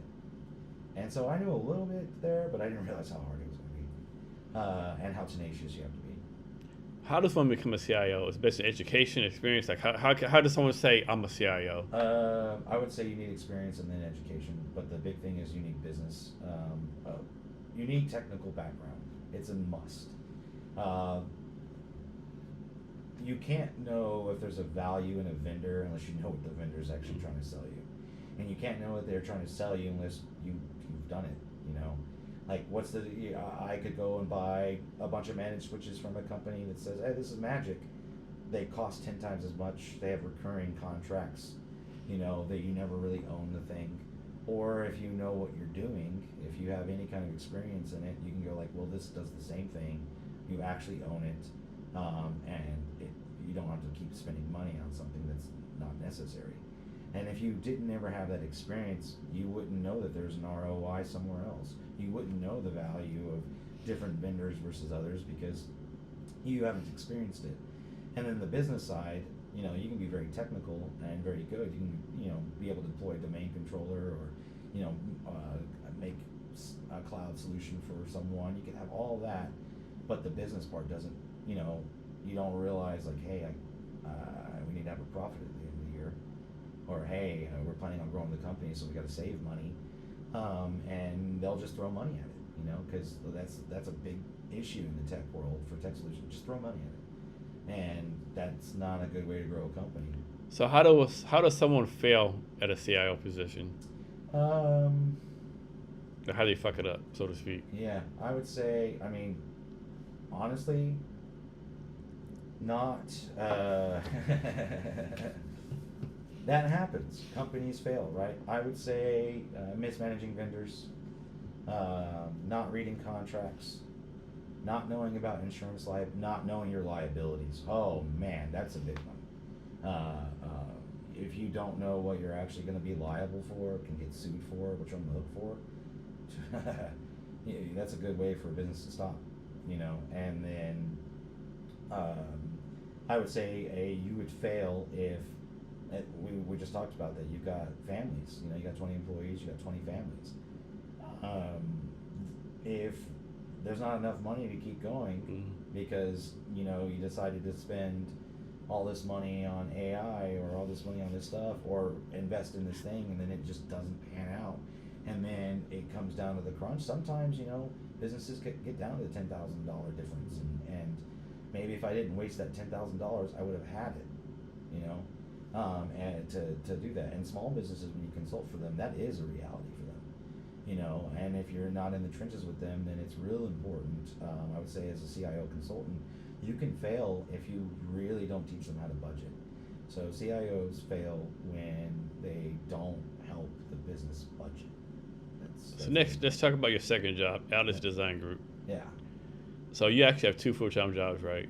Well, I am a full-time CIO there. Okay. And then Smedleys is a consultant where I do the work myself, and I also just do pure, you know, high-level consulting. Whether you want a virtual CIO, I'll do that. But for Atlas, I was brought on as the CIO for that company. And they build like affordable housing, correct? Affordable housing, elderly care, and assisted living care.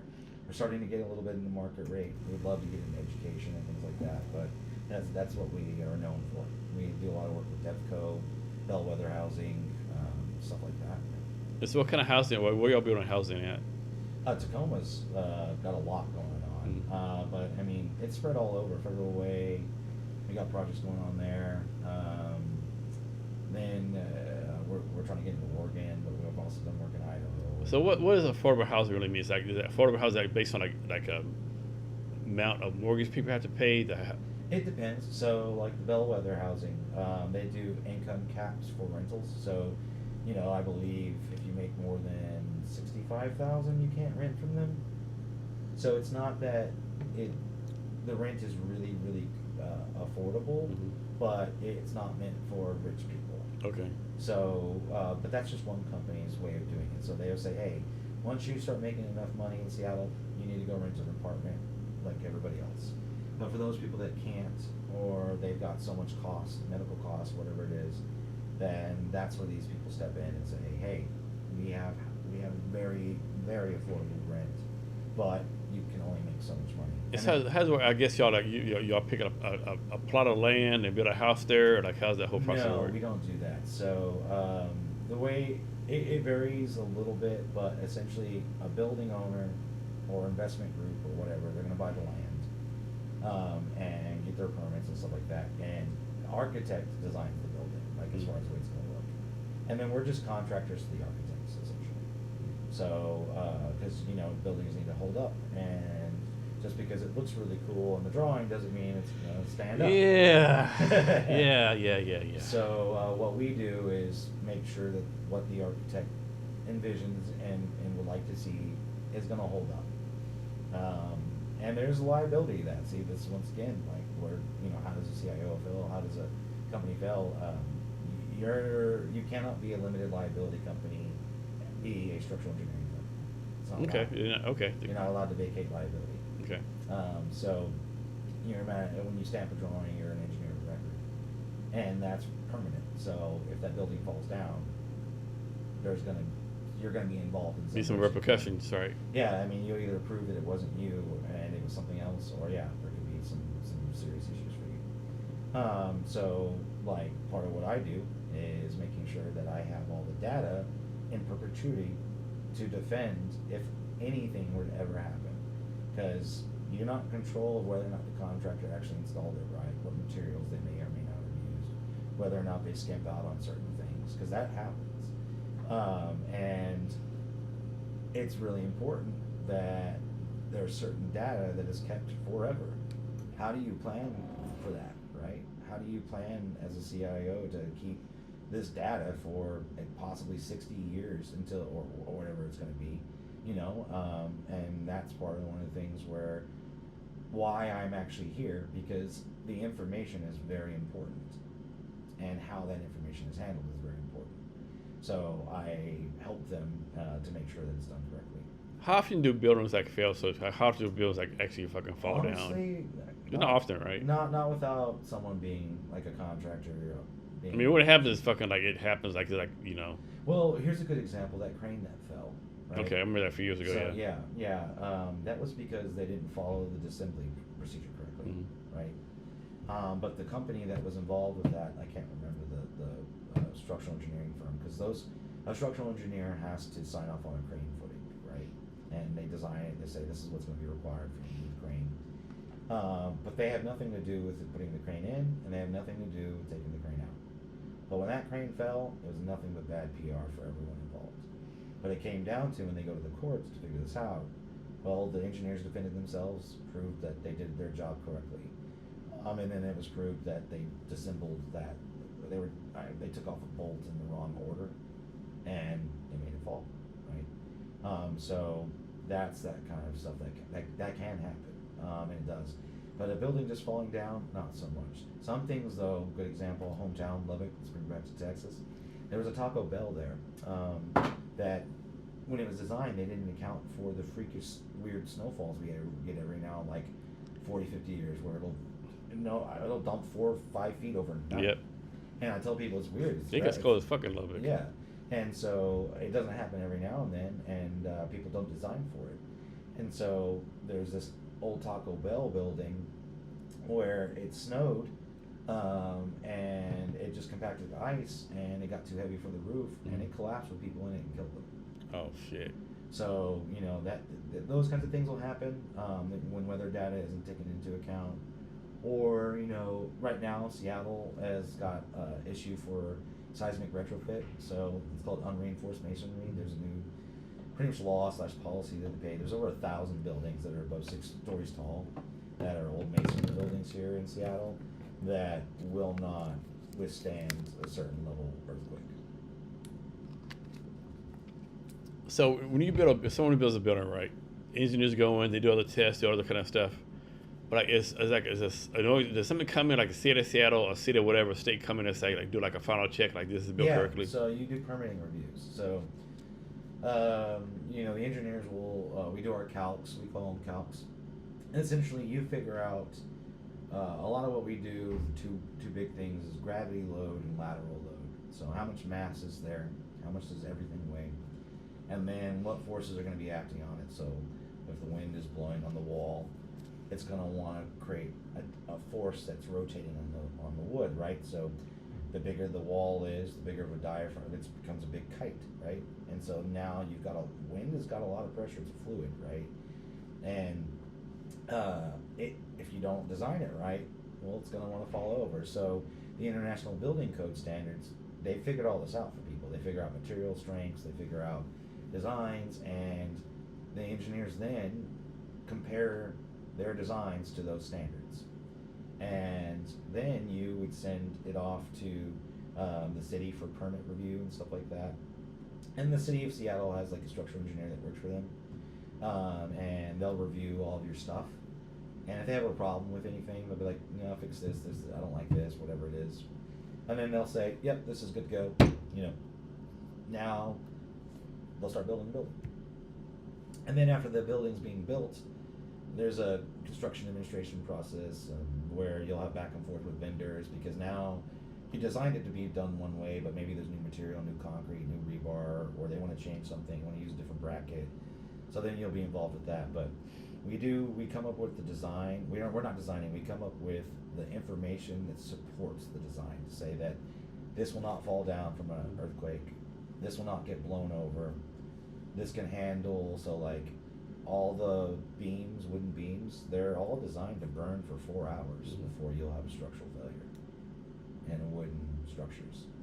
So things like that, like the engineers will account for, we need this to last for 4 hours if it's on fire before it has a failure.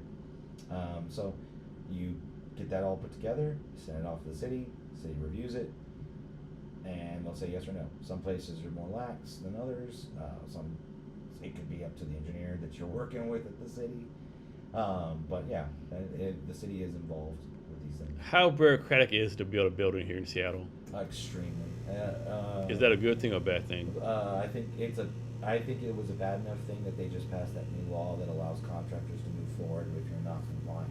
If you're fighting affordable care or affordable housing or high density housing, the contractor can not require the city to approve. Okay. So you need all the calcs to say that it's safe, but more like, oh, we're going to get a vote. So what happens here a lot, this happens a lot, they'll vote to get the money for the building. Does people vote for it? They say yes. The city goes, all right. People said yes, they're okay with it. The company goes, all right, now we're going to start designing it. You put in the design work, you do all that stuff, you get it designed, they spend money on this, right? It could cost them, it could cost them $300,000 just in the design. It's still not being built. Then the building, they're going to have another vote to actually start the construction. And that's when people say, not in my neighborhood. Happens all the time. So there are buildings that get designed and never get built. They already had the money earmarked for it. They had all the stuff going for it. They had the design happen for it. But when it comes to breaking ground, the community votes and says, I don't want to look at it. And so that can be like overvoted. Like you can't. So never. Like you can't say, okay, neighborhood, I hear your vote, but your vote don't count. We're gonna build it anyway. Pretty much, they kind of are going with that. And so that's why they passed that new law that said if a city doesn't meet the current requirements, so there's like I don't know what they are off the top of my head, but there's a ratio that you have to have of high density, low income, that kind of stuff like that. And if you don't have those at all, if someone comes in or already owns land, maybe they already own a building, and they go, all right, I'm going to bulldoze this, and I'm going to put a 6-story or 5-story tall apartment building here with 2 levels of concrete parking. The city can't tell them no. So what's in this project Atlas Design is working on? We've got a bunch, that we're working on right now. We do a lot of work with DevCo. We do a lot of work with Bellwether Housing, City of Tacoma. We got a big project that we're starting in City of Tacoma. A lot of just apartments, but we've got 28 active projects right now, as far as being worked on design, different phases of construction. You'll start it. The process starts and takes years. So there are buildings that we designed. We did all our calcs and stuff years ago, and now they're finally getting built. And so now we're in a different phase of helping that building get built, which is part of what the engineers do as well. It's not just the calcs at that point. They actually start working with the contractors, and contractors will have questions like, can I cut a hole? Can I cut a hole here, right? And we'll be like, no, we can't do that. Like, if it's post tension or pre-tension concrete, and you cut the wrong place, a cable will fly out going to like Mach 1 and kill people. So we're still involved in that the process. And then once the final building's built, it's done. So buildings take 3-4 years. And then there'll be a lull, maybe a year or 2, where you're not doing anything. And then once the CIO, I make sure that data is there, that everything that we've got, that the project's ready to fire right back up, and then pick up right where they left off. So continuity of data and their workflow, I keep that there for them and stuff like that. So that's part of what I do. So switching back to CIO, how do you keep up to date with like all the updates, professional development as far as being a CIO? How do you do that? Oh, you can't not have continuing education. I will say, CIO, you have to be willing to constantly learn, because there are people coming out with clever stuff all the time. There's also people just rebranding stuff all the time. Like Zero Trust Security has had so many different names that if you know, and it's just a hot keyword used to sell stuff. It's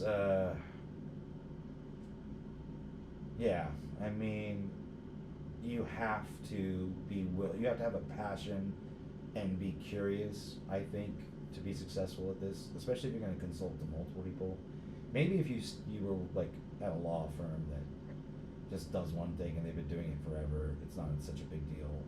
But for what I do, it's really important that I know, this new technology is disrupting things. It's really good. Or this new security is something that we're going to have to change user behavior because it's a serious risk. Or you have to keep on top of regulations, like federal regulations change. Maybe they open doorways, maybe they close doorways. And if you're not reading constantly, if you're not, pushing yourself to learn new skills, learn new tech, refresh on the things you haven't touched in years, then you'll just be left in the dust. Or you'll just be spending money on solutions that don't make sense anymore. So why start your own company versus working for Amazon or Microsoft? Because I wanted to be a real capitalist. If you punch a clock, you're not a capitalist. It's true. I realized that when you work for someone, you're not actually making or doing.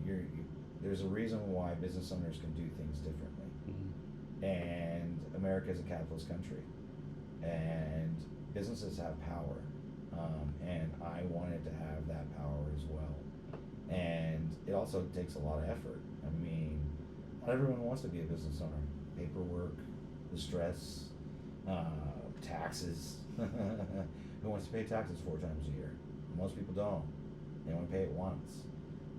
Most people don't want to, so I'd say you start your own business, not because you want more money, but because you really want to have control over what you're doing in this world. I wanted I wanted to be able to work with the people I wanted to and not work with the others.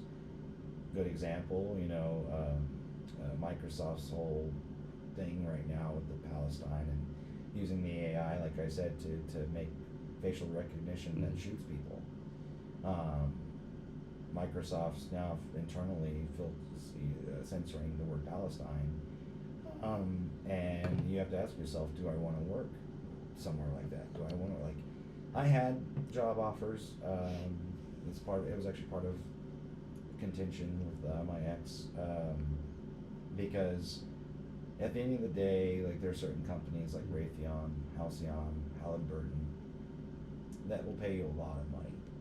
But if you know what they do, then you're gonna have to ask yourself, how much is that worth? Yeah, that was my soul, so to speak, right? And I'm not gonna help make things that just kill people. I'm just not gonna do it. And I realized that I was never gonna have this choice who I was working with if I was an employee. I would never be able to have actual say in what I believe in, even when it comes to taxes. I was like, you know what a capitalist can do? They can not pay taxes. Yeah. If they don't, you got punishments for doing it. Yeah. But you can choose not to fund that thing at that time if you so choose. But you can't do that if you're an employee. Yeah. So that's what was my big motivator. Is I realized I can work with the people that I want to work with, that I believe in. That other people are like, why would you help that small? I was like, because I think what they're doing is important.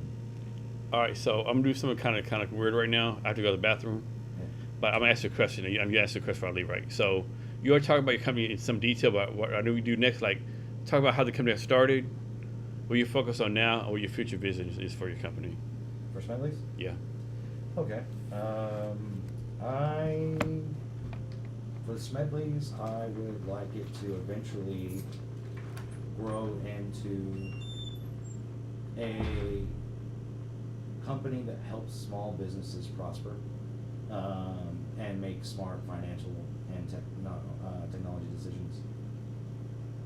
It would be great if everybody knew what to spend their money on, how to spend their money, how to secure their accounts without costing them an arm and a leg, so that they can help grow their company. Because if I empower small businesses, then what eventually happens is those small businesses can empower their employees, they can empower their community. It depends on what they're doing. It's kind of why, like I said, I started my companies. I get to choose who I want to work with.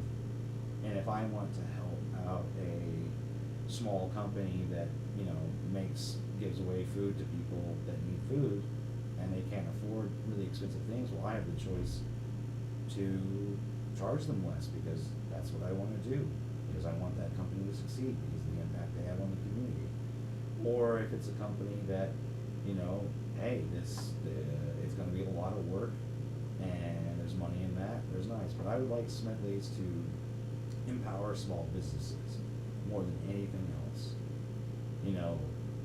I just really do believe that if more people had small businesses that were easier to run, they maybe would try. And a lot of that comes down to the amount of stuff you have to do. Your email, your website, your SEO, your marketing, what apps you're going to buy, whether you're going to use Google, whether you're going to use Microsoft. Then you grow your office. What is my network like? What are all these different things like? And I would like Smedleys to empower these small businesses to make really, really smart decisions. That way they outgrow me. I think it's amazing whenever I am no longer a viable solution for them because they get too big. So if I can take small businesses and I can make them become medium businesses, then that's what I would like Smedleys to do. I really do want Smedleys to be, hey, the small business out there, if you make smart choices, then you'll outgrow me and you won't need me anymore. And I do want to exist in that space. Because if I make it, like I said, easy to have a small business, so you don't have to worry about your technology, so you don't have to worry about your information, so you don't have to worry about getting hacked. and you can just work and you can grow. And then one day you hire a full-time guy, then you don't need me anymore. And I like that a lot, because I don't see Smedleys as being something where you keep my company along forever. If you're using me, you're probably trying to scale. You're trying to grow your company, and I want to help you get to the point where you're too big for me. That's what I want for Smedleys, is to just grow small businesses into medium businesses, and no one in my realm, I've noticed, really is focusing on doing that, because the profit margins aren't quite as lucrative as others. But like I said, if I want to work with a nonprofit and charge them almost nothing, that's my choice. And if I think their community impact is good, then that's also my choice. So that's what I want Smedleys to do. Is I want Smedleys to empower communities. So how does this work, right? Like, suppose like you have a customer, right, and they say, hey, we're ready to move on from Smedleys, we're going to something bigger, and you're like, I don't know if you're ready to move on to something bigger, right? You might want to stay with us a little bit longer. How would that work?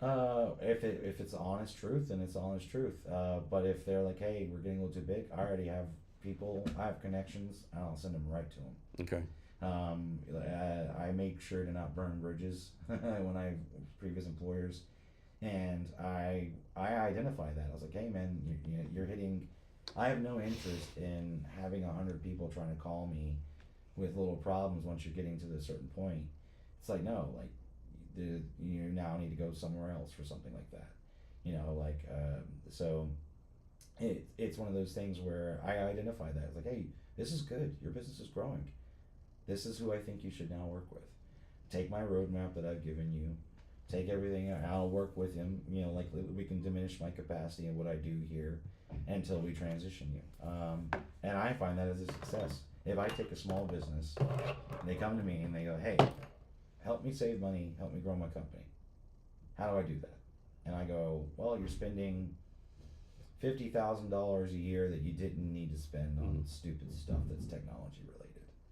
Well, that $50,000, then they save it, right? And then maybe they go buy a new piece of actual equipment that's their product, that's their deliverable, right? And I teach them to focus on those things instead of just spending money on like, hey, I'm going to spend $60,000 on this campaign. I was like, for what? Like you can't even handle it if it happened. You need to be ready to handle it if it happens, because then your customer experience is going to be so bad that you're going to ruin your reputation. So like sometimes you do have to tell people, you got to slow your roll. You're growing too quickly. You need to have a really good foundation, because once your customer's experience is soured, it's done, right?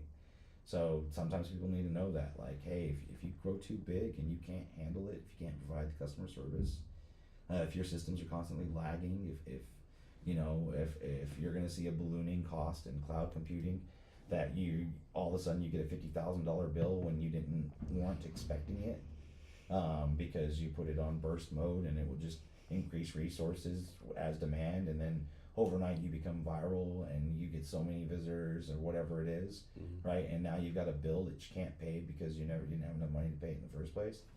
That kind of stuff is big.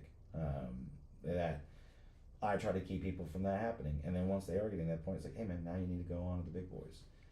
So what's something as a small business owner like you weren't expecting, right? Like something you like totally like took you off the case, like something you're totally not expecting, right? Like in what regard? Like any kind of regard, like maybe like a AWS bill, or maybe like sales are too tough, like you were not prepared for this. For a small business, it would probably be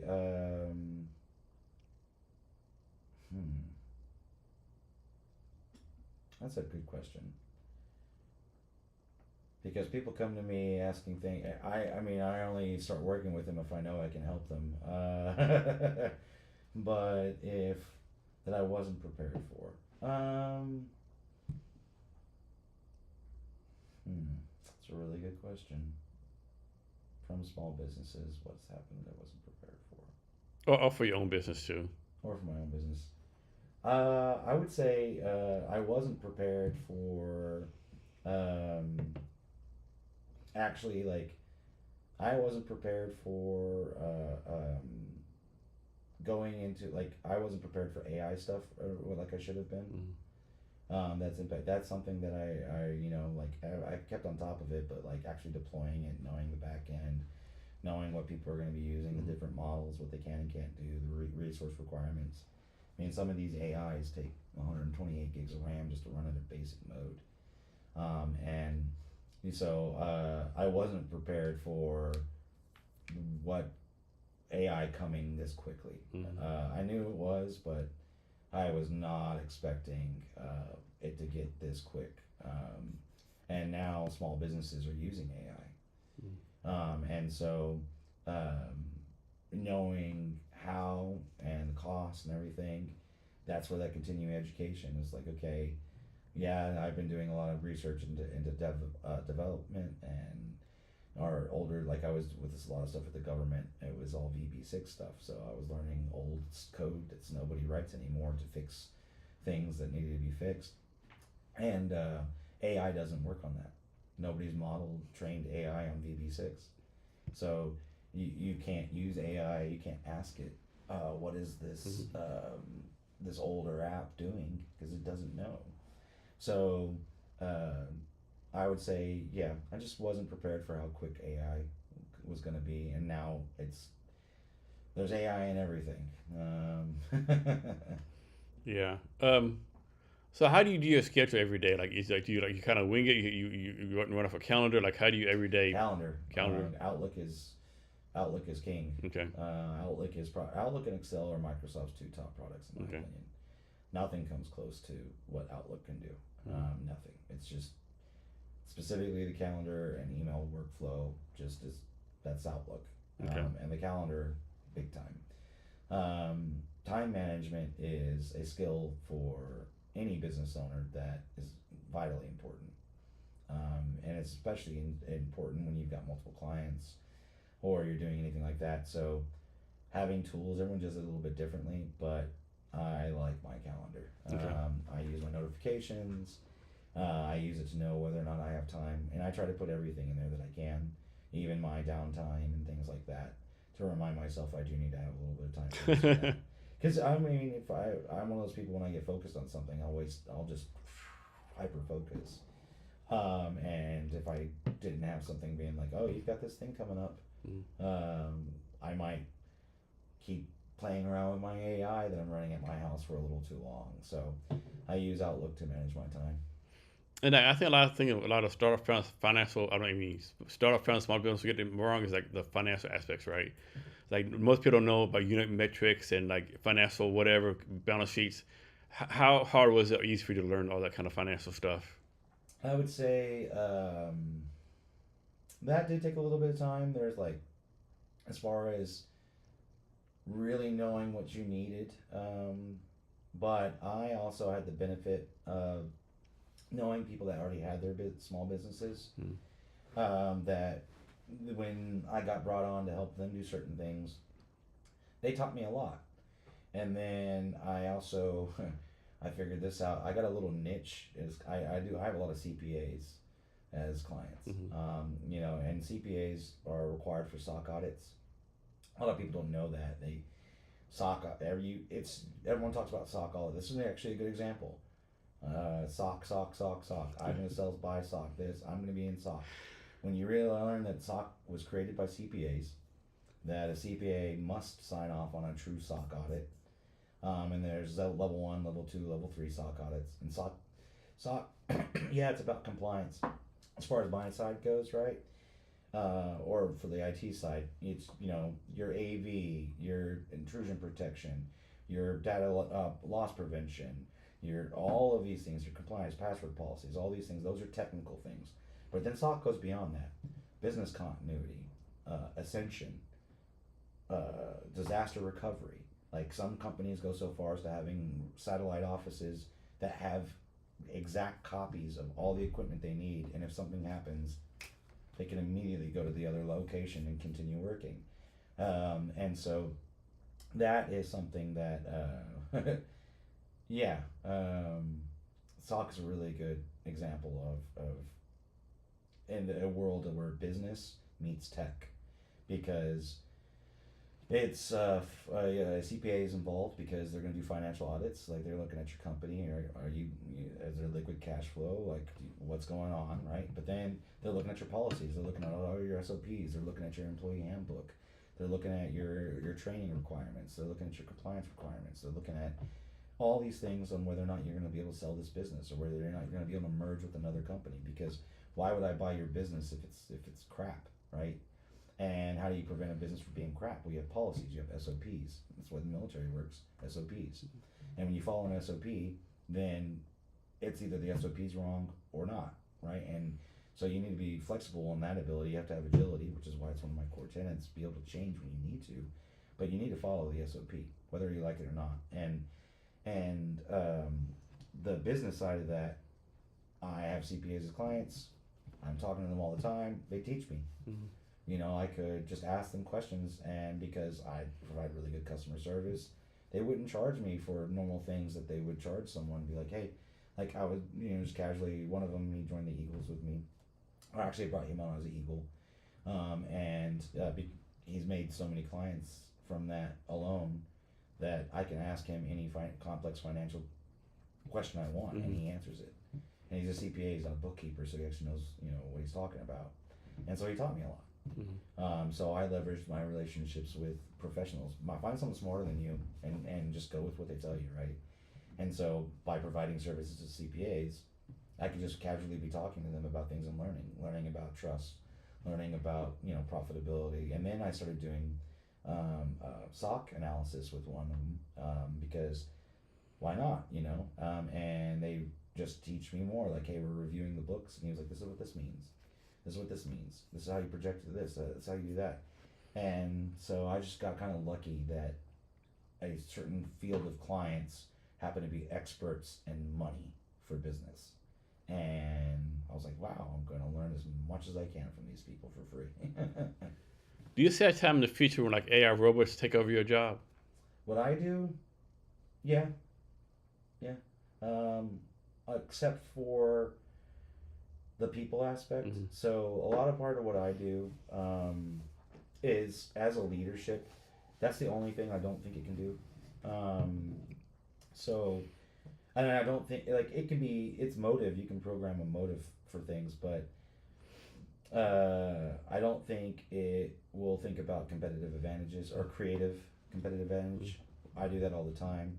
I don't think it will think about what, how, and when, which is something like we knew the what, like I need a customer portal, whatever it is. But the how and the when is what makes it succeed. Like I said, if you have an idea for a product and then you launch it and you're not ready to actually support it, the how and the when, you will find failure. And so I don't know if it would be that good on that, and I don't know if it would be as good as like managing relationships. So I don't see AI being able to own a mistake. Okay. So next let's talk about this. You do something I think is really, really interesting. Like actually I agree with it. So as your company, like most companies, they're like, okay, you start with us, work with us on August 1st. We give you 21 days vacation. You don't get the 20 days vacation until a year later, right? But it's you, day one, they get all the vacation days, right? Oh, no, we probably got one of the best packages in Seattle. So can you talk about that process, like how that whole thing came to be, and why you decided to do that? So we start everyone off with 4 weeks PTO. We also give all holidays, not just federal, and they get 2 floating holidays, and they get 2 volunteer days. That's your starting package just for your thing. We also pay for From day one. From day one, okay. We also pay for health care. From that, you get enrolled in that. The only thing you have to wait for is 401k enrollment. Mm-hmm. That's 90 days, and then you can contribute into the 401k because that's just legal stuff for sharing out profits, right? Mm-hmm. So of the plan that everyone's bought into, but. Yeah, we start people off that way. As a matter of fact, I had an employee I hired last month, and he's about to go on a month-long vacation, right? And some people are like, that's insane. What if he doesn't come back? I was like, he's coming back. He can't find a work-life balance like we try to offer. I respect my employees I do not micromanage. I despise micromanagers. I believe micromanagers are passive aggressive, and passive aggressive people are pretty much useless to being efficient. One, they don't communicate well, because if they were communicating well, then they wouldn't be micromanaging. Okay, I hire adults. I don't hire children, and I expect you to meet deadlines. I, as a contractor, love being 1099 employee because I work when I want to work. I work how I want to work. Basically, you can't tell me whatever, right? So I kind of treat them kind of like that.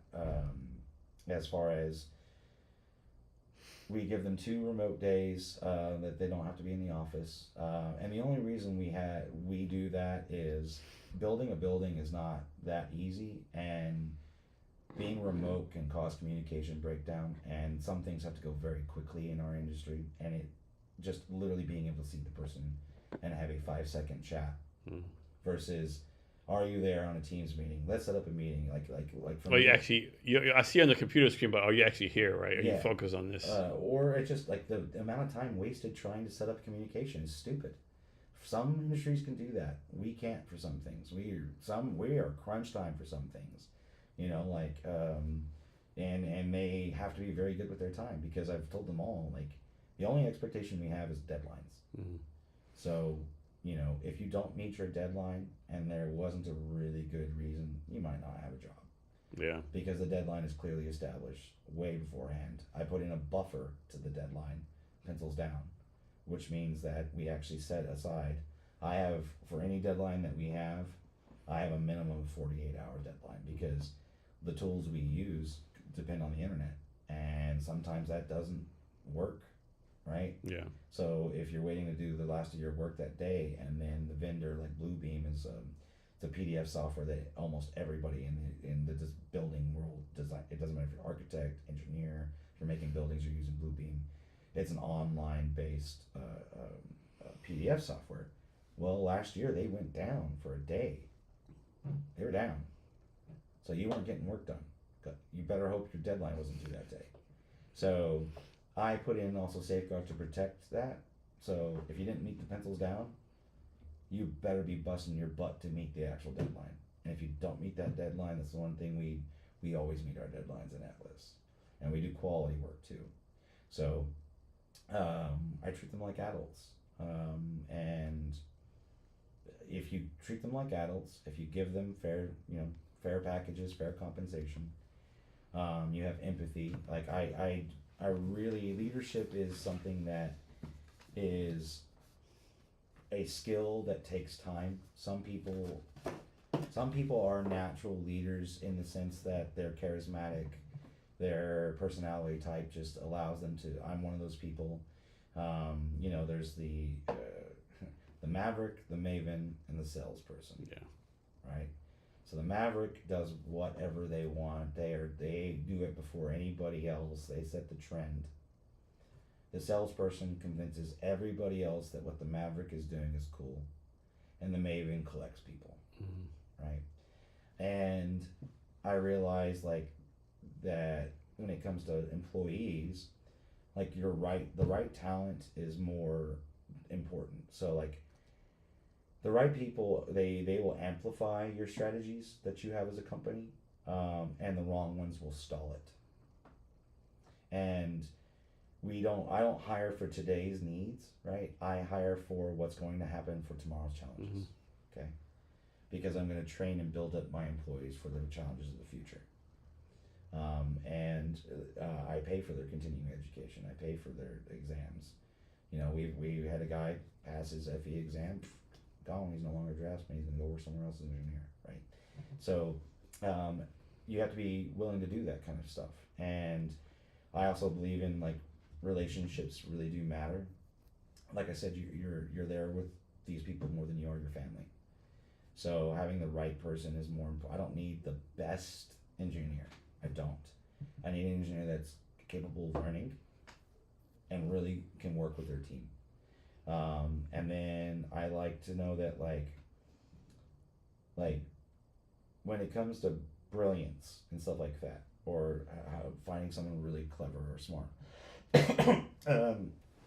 you can't expand on brilliance or exceptionalism on a shaky foundation. So, like to make sure that they have a solid foundation, like a rock or your family. You know, now everyone says, "Oh, we're a company of family." I don't mean it that way because I don't like that, but you gotta give them a good foundation, and then like culture is really big. I think culture. So culture eats strategy for breakfast. Like it really does.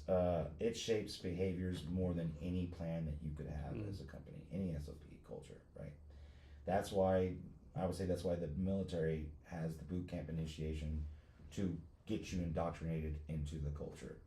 You know, you will make your bed, you will do your shoelaces this way, you will do it that way, and once you're into the culture, it's that's what they need, right? And for me, culture is like the operating system of an organization. It really is. And a lot of companies fail on culture. They think it's ping pong tables and little stuff like that. That's not culture. But you have to create an environment that has innovation, that has accountability, and has collaboration to thrive. That is culture. And like I said, it will eat strategy for breakfast any day, because when you have a living culture like that, they'll dig deep if they have to dig deep, right? But that's a hard thing for some people to realize or do. Businesses, I think, fail on what real company culture is all the time. I believe that communication is also something that this is one thing Jeff Bezos really did do, is he realized that there were so many barriers of communicating with somebody that actually could make decisions, that doesn't help with culture and stuff. So I like transparency. Transparency builds trust and it builds alignment. And I also like sharing my vision and processes and everything with everyone across the board. Okay, if people don't know what we're doing, then we're not leading, we're hiding. Right? If the company doesn't know what I'm doing, if the company doesn't know what Alice is doing, then we're not leading that company. We're hiding behind something, right? So you have to communicate across the board with everybody, not just like everybody. And then leading, like you have to coach, you have to mentor, you have to empower, even if it means someone's going to leave you, then find a better job or move to another, whatever it is. You still have to do that, because your legacy for me is the leaders that follow. That if you're going to be C-suite, if you're going to be owner in a company, that you hit your retirement age, you got shares, you're getting your dividends from profit at the end of the year. Well, how do you keep that going? Well, you do that by making new leaders for your company. So like my job is not to be the smartest person in the room. Okay, my job is to build a room full of smart, empowered leaders. So all of my project managers or higher up engineers, I really focus on them because I don't need to be mentoring the engineers in training, right? That's what they do. But these people want these higher up engineers or any employee that maybe wants to get into ownership. They want equity into a company. They want to get there. You really got to realize, like, empowering them to do that is the best thing you could ever do. So you have to be a leader of leaders. There's team leads and then there's managers, and I do think there's a clear distinction. A team lead cares about the person, and a manager cares about the numbers. Right? A manager will fire you because the numbers tell them, if we don't get rid of, like, our sales are down, right, or whatever it is, and we can't keep running, so we're gonna have to trim. We're gonna have to cut someone, or else, we either go down to 18 people or 20 people lose their job, right? So the manager is gonna put their manager hat on and have to make a managerial decision. That's not the same as leadership. A leader will be the person that is able to shake their hand and hug them and make sure that if they do walk out that door, they know that, it's different. So I really do think that part of what I do is to teach people to be leaders. Because it's weird, you go leader, you go manager, and then you go leader again. and you do rely on managers to make those decisions on certain things. But it's I think a very, very important part of what I do that is not a technical aspect.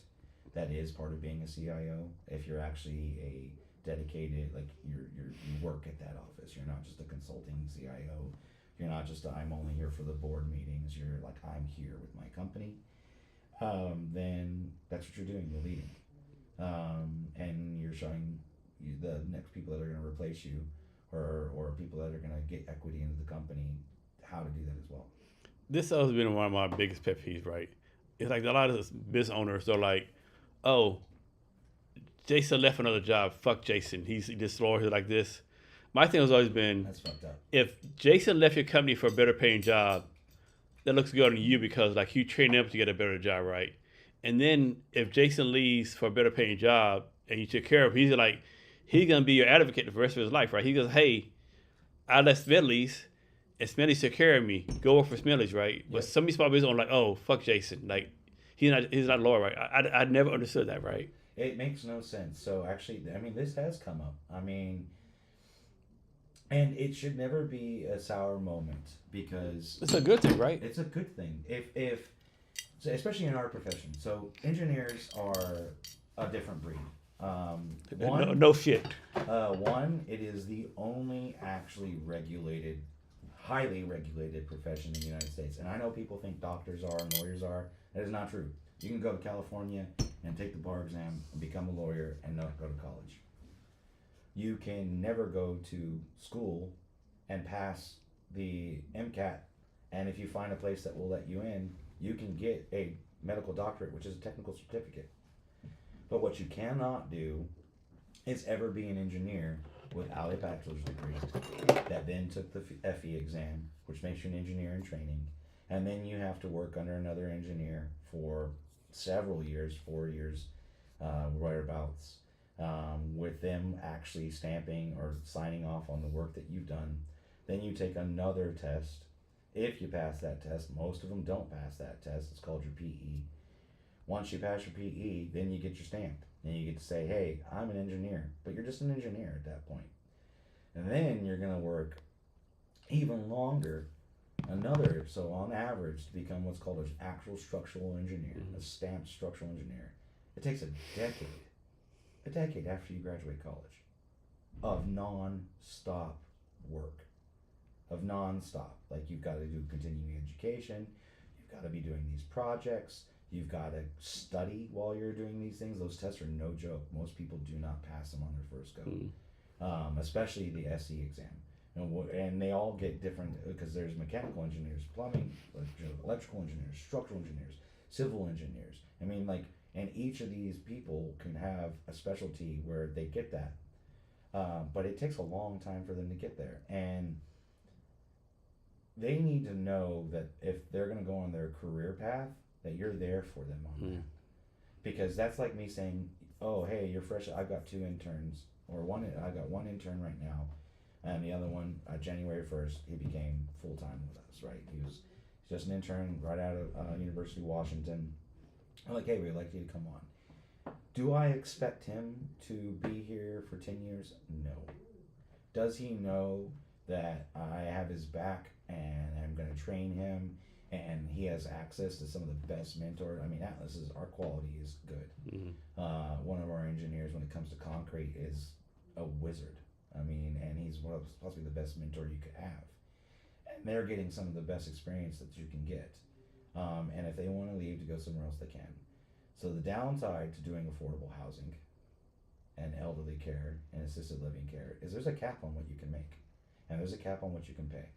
That's the reality of it. These are not market rate jobs. These are not these skyscrapers owned by billionaires. Okay, these are very limited budgets, government grant jobs. So everybody that works there also knows. If you want to, we even tell them this, like when they're coming on. Part of me vetting them, like I said, culture is more important than having a 4.0 GPA and being the most impressive college student. Where I tell them, I was like, do you think everyone should have a place to sleep at night? And usually they'll be like, yeah. I was like everybody? Like everybody? Has everyone ever said yeah? everyone has a place to sleep. It might be outside. Right. Well, that's just it. So like, and then we want engineers that want to build homes for people that need homes. Mm-hmm. They eventually are gonna be amazing engineers. They can do whatever they want, and they're gonna leave Atlas and they can go make a lot of money, or they're gonna stick around because they like working at Atlas that much. And I'm trying to make it to where they like working at Atlas that much. And you do have to give equity, you have to give them equity for that. Mm-hmm. You have to give them say in how your business is ran. So I have an R&D team that I use only my lower level engineers, not the higher level ones. These guys are figuring stuff out for the company, and our PEs are vetting the things that they do. And the reason we're doing this is because you bring these young kids out, they always think that they're going to start off, and like the other firms, you're just doing calcs. You get put in a cubicle and all you do is wood, and you're just going to do calcs. Like literally, that's their engineers. They do math. That's what you're going to do for 8 hours a day, 40 hours a week. Math. Or you can come to Atlas and it's like, what do you mean on Fridays we are going to do R&D? And we start our R&D with a holistic method, where we call it, you're having your coffee. So we start off with a quote every time. And with that quote, it's meant to, or a question and a quote. The question will be something like, it's actually kind of random. One of the engineers I have that runs the committee, he's so brilliant at it. And he's a young man. You wouldn't think someone that young would have these kind of skills, but he does. He's got a holistic approach that I love because it's making the culture there amazing. They have equity in the company because they are making decisions on how we are doing things. They are improving our technology. They are making new tools. We've already invented a couple things that we found out nobody else has. High level math stuff inside Excel, pretty much for their jobs. But we're like, hey, can you even buy this? Okay, you can't even buy it. We got it though.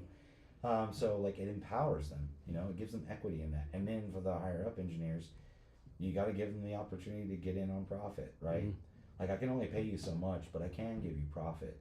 But you're also on the hook for debt, And so like, when you get into C-suite, when you get into higher level, that's where people have to make a decision. When you decide to become an equitable shareholder, right, of a company with shares, you have a responsibility. And you have a responsibility to debt. You have a responsibility to pay people. Mm-hmm. You have a responsibility to take care of their families. So yeah, that's why you get the that's why you get part of the profit. So that's there available for them. But as far as a salaried employee, clock in, clock out, yeah, we can't pay the craziest amount. You can go work for someone else and make $200,000. I'm not paying you $200,000. It's not happening. But you're never gonna have a boss that supports you like I do. Like we like even our PTO policy. I know things. I'm confident no one does that. I'm confident no one does that. The maximum we give right now is 7 weeks. If you, depending on how long you've been there and your position, 7 weeks. I don't know anybody that does that. We don't do unlimited PTO because people don't use it. There's just like weird pressure. I mean, stats actually prove that people actually take less PTO than that. Oh, I know, and I realized that, and so we're like, no, we're not doing that. We originally had unlimited PTO. Because people, I can't be here. They're looking at me. Yeah. Yep. It's a pressure. That's one of the big things I do for SOPs is taking pressure off of people. That's one of the things a CIO can do is leveraging technology to do things like creating to-do tasks, to-do lists. You'd be surprised how much pressure is taken off of someone if you give them a task list, an actual list that they must follow. Yeah. They don't have to think about the next thing that they have to do. They just know the next thing that they have to do because it's been told to them. You've clearly communicated your demand. So let me ask you this. So how do you do this, right? So like this is me personally, right? Suppose I have someone working for me, right? I need them to do 20 things. I don't do like, okay, here's one thing, finish it, 2 things. I'll give them all 20 things and say, okay, you're an adult, you prioritize yourself. Now, if I want the 5 or 6 done first, I tell them 5 or 6 things first, right? Mm-hmm. So you like just dump everything on your employees, or you like give them like piecemeal? Oh, it's piecemeal and it's SOP because building a building is procedural. Mm-hmm. You can't skip steps. Okay. So what we realize though is the amount of pressure on them as far as knowing like which project they're supposed to be working on, because you have to humans can't really multitask, but what these engineers are having to do is manage multiple projects. And so Cheers again, my guy. what we do is try to make sure that they don't have to think about what they need to be working on. I don't care how they do their job as far as that they're engineer, they're going to do it the way they, and code compliance sets the standard anyway. So let them do that. Let them cook, right? But what it comes down to, like, I need you to work on this week. Yeah, that's on me. That's on leadership. That way they don't have to think about it. That way they're not having to prioritize like that, because that's not their job. And so I try to take as much pressure off of them as possible. SOPs take pressure off of people, because if we write a design guide on how to do concrete, right, and then I tell you, you follow this, and if it doesn't apply, you write NA. But I need to see that you went through every step, right? And if they do that, they will do the design correctly. It will be done correctly. And by having that there, it's pressure taken off. And also the expectation, they're not worried. Is he mad at me? Is he happy with the level of my output? Am I profitable enough? Because, like, you know, like I get to be the bad guy on that. Like, I know how much. So let me ask you this, right? And you might know the answer to this, right? But why is it seems like, according to people you listen to, like, the Romans made the best concrete ever, and we haven't, like, figured out how to make the concrete so good. I can tell you why. Why? Little chunks of limestone inside of it. So what happened? So how come we don't do that now? So it's they used volcanic ash. Well, they just didn't know. No one thought about this until they figured it out. One, they used volcanic ash, which there's a limited supply of that. yeah. I mean, that's a good thing, right? Yeah. So the volcanic ash had a lot. That was like secret sauce, so to speak. A little bit, but the big thing was they would use chunks of lime in their mixture. Okay. And the reason you do that is when there's a fissure that happens with concrete, which is going to happen because water is uncompressible. So when it expands to ice, it's got a lot of power. Like, you can use water to move metal if you really want to. And steam's compressible, but water isn't. I guess the phase of matter does matter. But what happens is water will get into the concrete, it will freeze, it will crack, it splits the concrete. By having these little chunks of limestone, well, then the water hits the little limestone chunk, and then that limestone fills back into the crack. Okay. So it's like a self-healing kind of concrete. Now, we've made better concrete than the Romans. It's just expensive.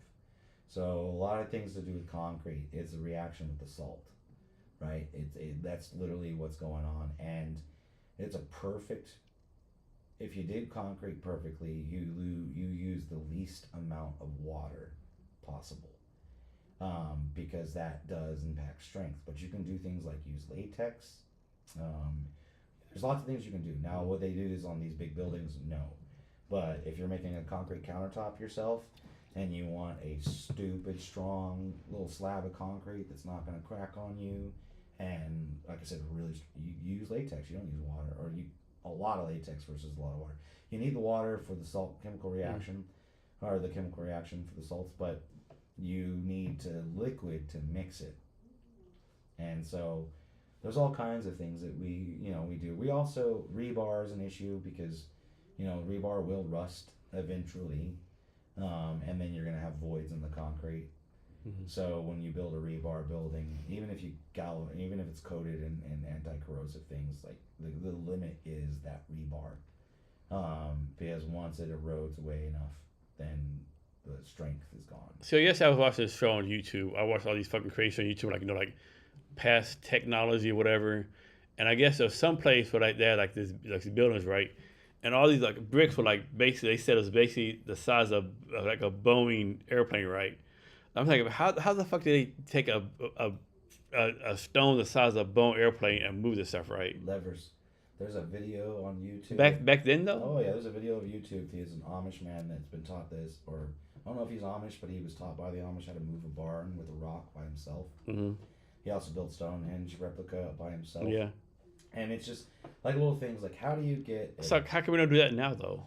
It's lost tech. That's lost art, Like, lost tech. Yeah. there's no continuity in that data. They didn't have a CIO to keep it around. I mean, obviously, the pyramid is there, right? Obviously, someone Yeah. built it. Something happened, right? Well, And they're thinking the water, actually, because they found those new reservoirs. I saw, yeah, I saw that, yeah. So the Like river, they floated it down the did river go directly to the pyramid, and so that makes it make way more sense. You can just float. versus 1,000 men carrying on Yeah. the back, right? But I tell people. So I worked on heavy equipment, like these diesel dump trucks. Hmm. They weigh 36,000 pounds, and I could move them as a man with a long enough, like, like how do you change a dump truck tire on your own?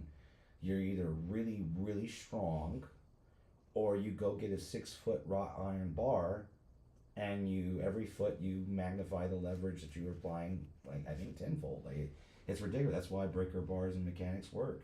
The bigger the length on it, the more in pressure you're applying. It multiplies every foot.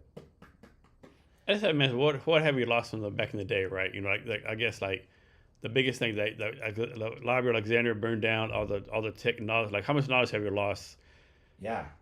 Just during like people didn't pass it on, or what the case may be. Let's right? go a better case, even more recent than that.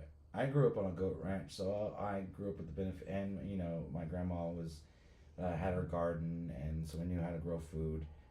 It was less than 100 years ago that almost everybody knew how to grow a garden.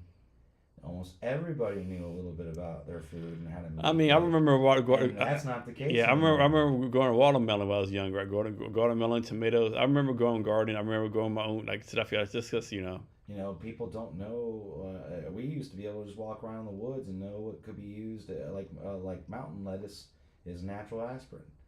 If you know what mountain lettuce is, then you can go and get it, and you can do your own. You can rub it on there and take care of it. So there's lots of things we've lost because these new chemicals or these easier things, these quick access things, came about, and so we're like, oh, I don't need to do this anymore. Yeah. But the wood fire, or what are they called? The wood fire lodge, or there's a series of books that's nothing but old school skills. Yeah.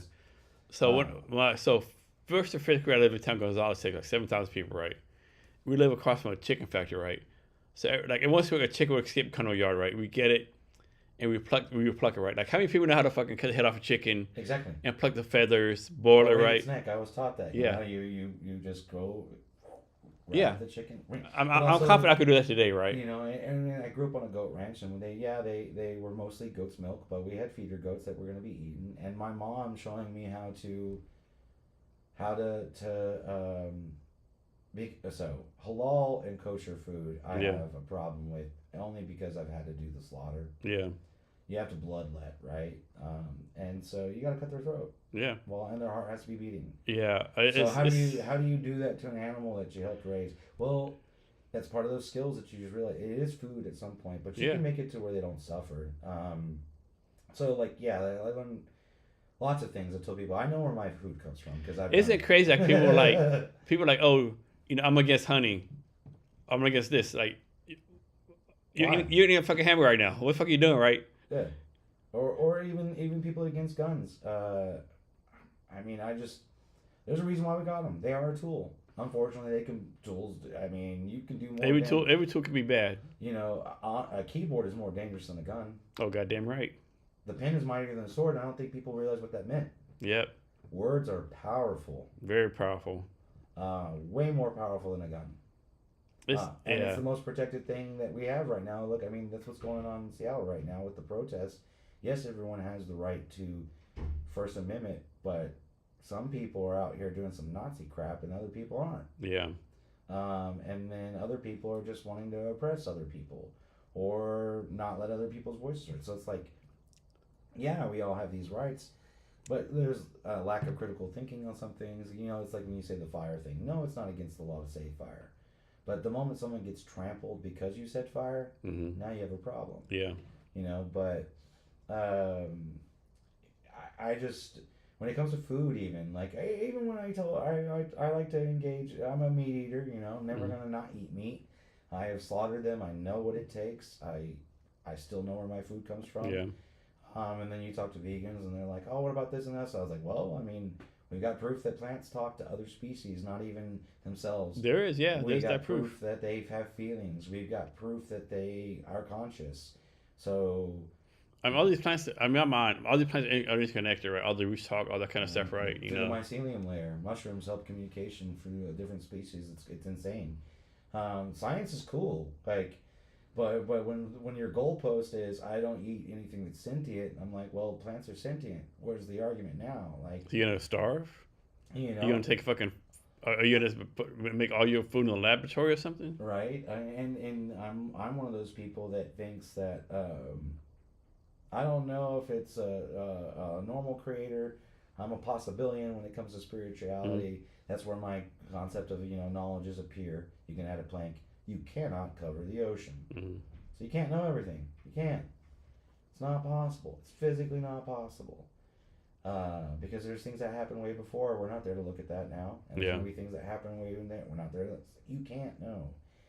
So, I just think Mother Nature figured something out, and I know that only when it comes to certain things, I don't fight that. Is there anything you do not eat? Out of choice, I will try almost anything. I'm kind of an adventurous person. Like, if don't tell me what's in it, and I'll eat it. Right. There are certain dishes I don't like. I don't know. I love mashed potatoes, but I hate scalloped potatoes. Oh man, that's okay. That's kind of. I love potatoes, but like the creamy scalloped potatoes or whatever. I'll tell you the story. I said this before on the podcast, right? So I was in Vietnam for 90 days. In Vietnam, I got addicted to watermelon juice, quail eggs, and goose meat, right? Like goose breast meat, right? And so I made a good friend, Will James, right? And say that Jason, I know you love goose meat. I know you're leaving in a couple of weeks. We found a restaurant. All they serve nothing but goose, right? We're gonna take our dinner, right? So we had like 10 people I knew, right? We're sitting outside, right? And the menu was like goose liver, goose, like anything goose, right? I like goose and chest, dude. No, I don't want to fucking no goose. That's what goose meat, right? And the guy, like, dude, I tell you, this shit is like, it's pretty fucking tasty right now. Whatever, fuck that bullshit, right? And so, in the end, I go like 2 or 3 plates, so like 20 plates out. And by then, I had been drinking a lot, right? I'm like, man, what the fuck is that? Dude, that's goose intestines. Oh shit, that's kind of tasty, right? I like, man, I gotta take a taste it, right? I taste like, my God, it was so delicious. Top 5 dish ever. Like I eat like 3 plates of goose intestine, right? Now before that day, if you told me, Jason, you're gonna eat 3 plates of goose intestine, like I'll be $1 million eating that shit, right? Right. But it was so fucking good, man. Well, Fucking good. It's like so much Mexican food. So we both grew up in Texas. Yeah. And until you know what barbacoa is, or what lingua is, or what tripe is. Yeah, or, tripe, yeah. Or any of these things. Menudo. Yeah, which is a culturally significant dish to the Mexican people. Yeah, yep. It's huge. Like, cowboys weren't cowboys. The rancheros were the cowboys that everyone thinks about. Yeah, they were rancheros, yeah. They were rancheros. That's why I when people talk about Tex-Mex not being Mexican food, I was like, it's called the Tejano region. Texas was part of Mexico. Yep. It is Mexican food. Yep. It is not Tex-Mex. No. It was invented by Mexicans, and it was specifically the scrap cuts from the ranchers giving it to them, and then that's where you get flank steak fajitas, which now you pay how much big for ass, flank? big money. Right? These were all scrap cuts that they didn't want. Yeah. Even brisket in Texas, that's Czechoslovakian. It was the Czechs that figured that crap out. Yeah. Nobody wanted the brisket. It took forever. You couldn't unless you. I gotta cook for 20 hours. But the Czechs, they're like, yeah, boom, and now we're cooking. We drink beer while it's for cooking. Yeah, and so, your food and knowing what it is. At some point now, I'm like, if you told me, hey, let's try, first time I ate a fish eye, wasn't expecting it, but tried it. All right, not bad. Yeah. We're from the Great Plains, so there's no fish. No. There's no fishing. There's catfish. There's no shrimp. You don't want to eat that catfish.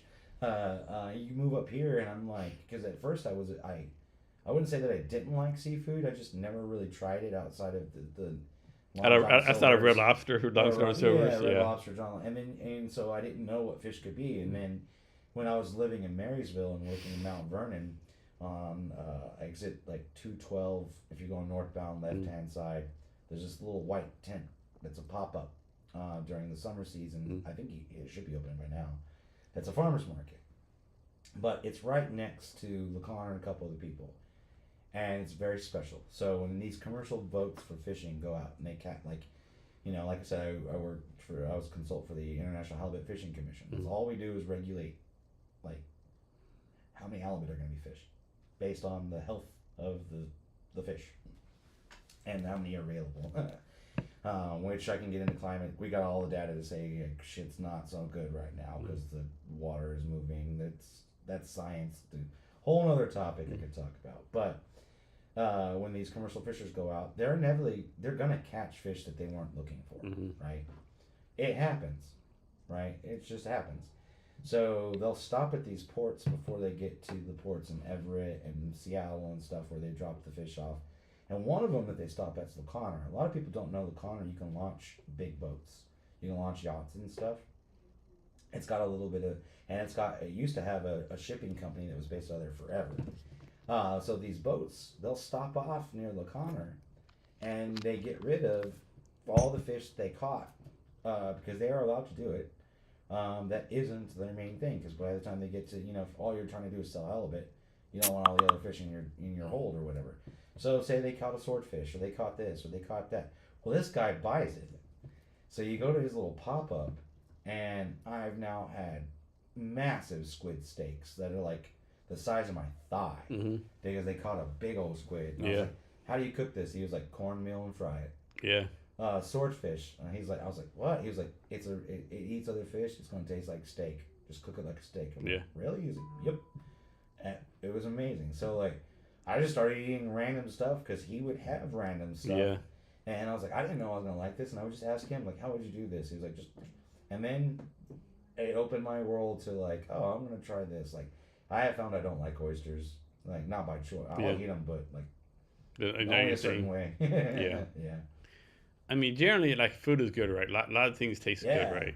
Yeah, I mean, food in general, it's part of the human condition.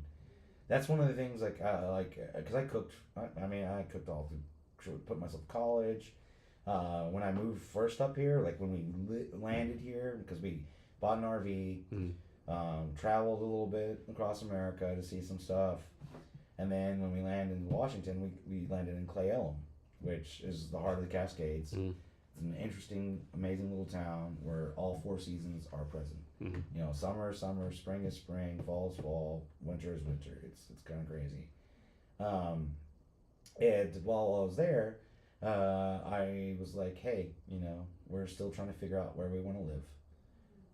I just need to be making a little bit of money just for stuff, having whatever, I'm always one of those people, because I grew up on a goat ranch. I don't care what the job is. I do never look down on someone's job. Yeah. I never look down on what they get paid. It doesn't matter what you do. They're putting in harder work. They're doing harder work. Putting in work. It's a job, right? So I get here and we already been traveling for a little bit, so I'm getting got the itch of like, I need to work. I need to go back to work. So we were coming here for Twin Peaks, right? And there's a diner in North Bend called Tweed's. It's world famous. People from all over the world come here all the time, all throughout the year, to eat at that diner because of the show Twin Peaks. Well, I'm a Twin Peaks fan, like the whole reason I moved to Washington was we came here twice for the festival. So I was just like, hey, I don't know how, I even told them, I was like, I don't know how long I'm going to be here, don't know how long I'm going to live here, but like I need a job and I'll do whatever. I'll bus, I'll dishwash, I'll cook. He's like, you can do this? And I was like, yeah, I've done all of them. So I even did that, and I was a short order cook for about 3 months while we were figuring out where we wanted to live, and then we finally found a spot in Marysville, and that's where we first lived. But while I was cooking there, feeding people's cool. It's the one thing that I realized. It's actually inspired me to realize I was creative. Because even with my ex, I was the one that cooked. I did the shopping, I did the cooking. I like food. I'm a big boy. If you didn't know, I'm 260 pounds and 6 foot. I'm a big boy. But food, you have to have it, right? It's a requirement to live. So if it's a requirement to live, why can't it be a good experience? You know, and cooking for people, making a meal that is delicious, I think is next level human. Because you need it, you know, and why not make it a communal thing? Why not make it an experience? So yeah, I love food. I love cooking for people. If it paid more, if it paid way more, I would probably be cooking. So I had a lot of good experiences eating food in Vietnam. So like one thing, like where I lived at, around the corner, like this one I would never eat. Around the corner there was a snake rat restaurant, right? They said snake and rat. Like I'm doing that. One time I went to visit a friend. I went to my friend's house, or actually I went to my friend's girlfriend's parents' house in Cumberland border. One day they served frog. Everyone eats frog legs, right? We had actual frog, right? Do you know this? Like the actual frog, the body has so many bones, right? It's more bones than meat, right? That's kind of bad, right? But I think food is like a really good thing, right? It's like it brings community together. You eat it, and so many other cook things, right? Like fried chicken, baked chicken, like it's amazing, right? Well, Odessa, the chicken. Y'all have the chicken fry festival in Odessa. Yeah. Oh shit, I forgot about Yeah, that. you forgot about that. I did forget about that. You've never had a chicken fried steak unless you go to Odessa, Texas. I forgot about that. During the chicken fried steak festival. I forgot about that. That and the cantaloupes and pecas is fucking like so sweet, you know. And then the fucking I think Sweetwater has a rattlesnake festival. Yep, the rattlesnake roundup.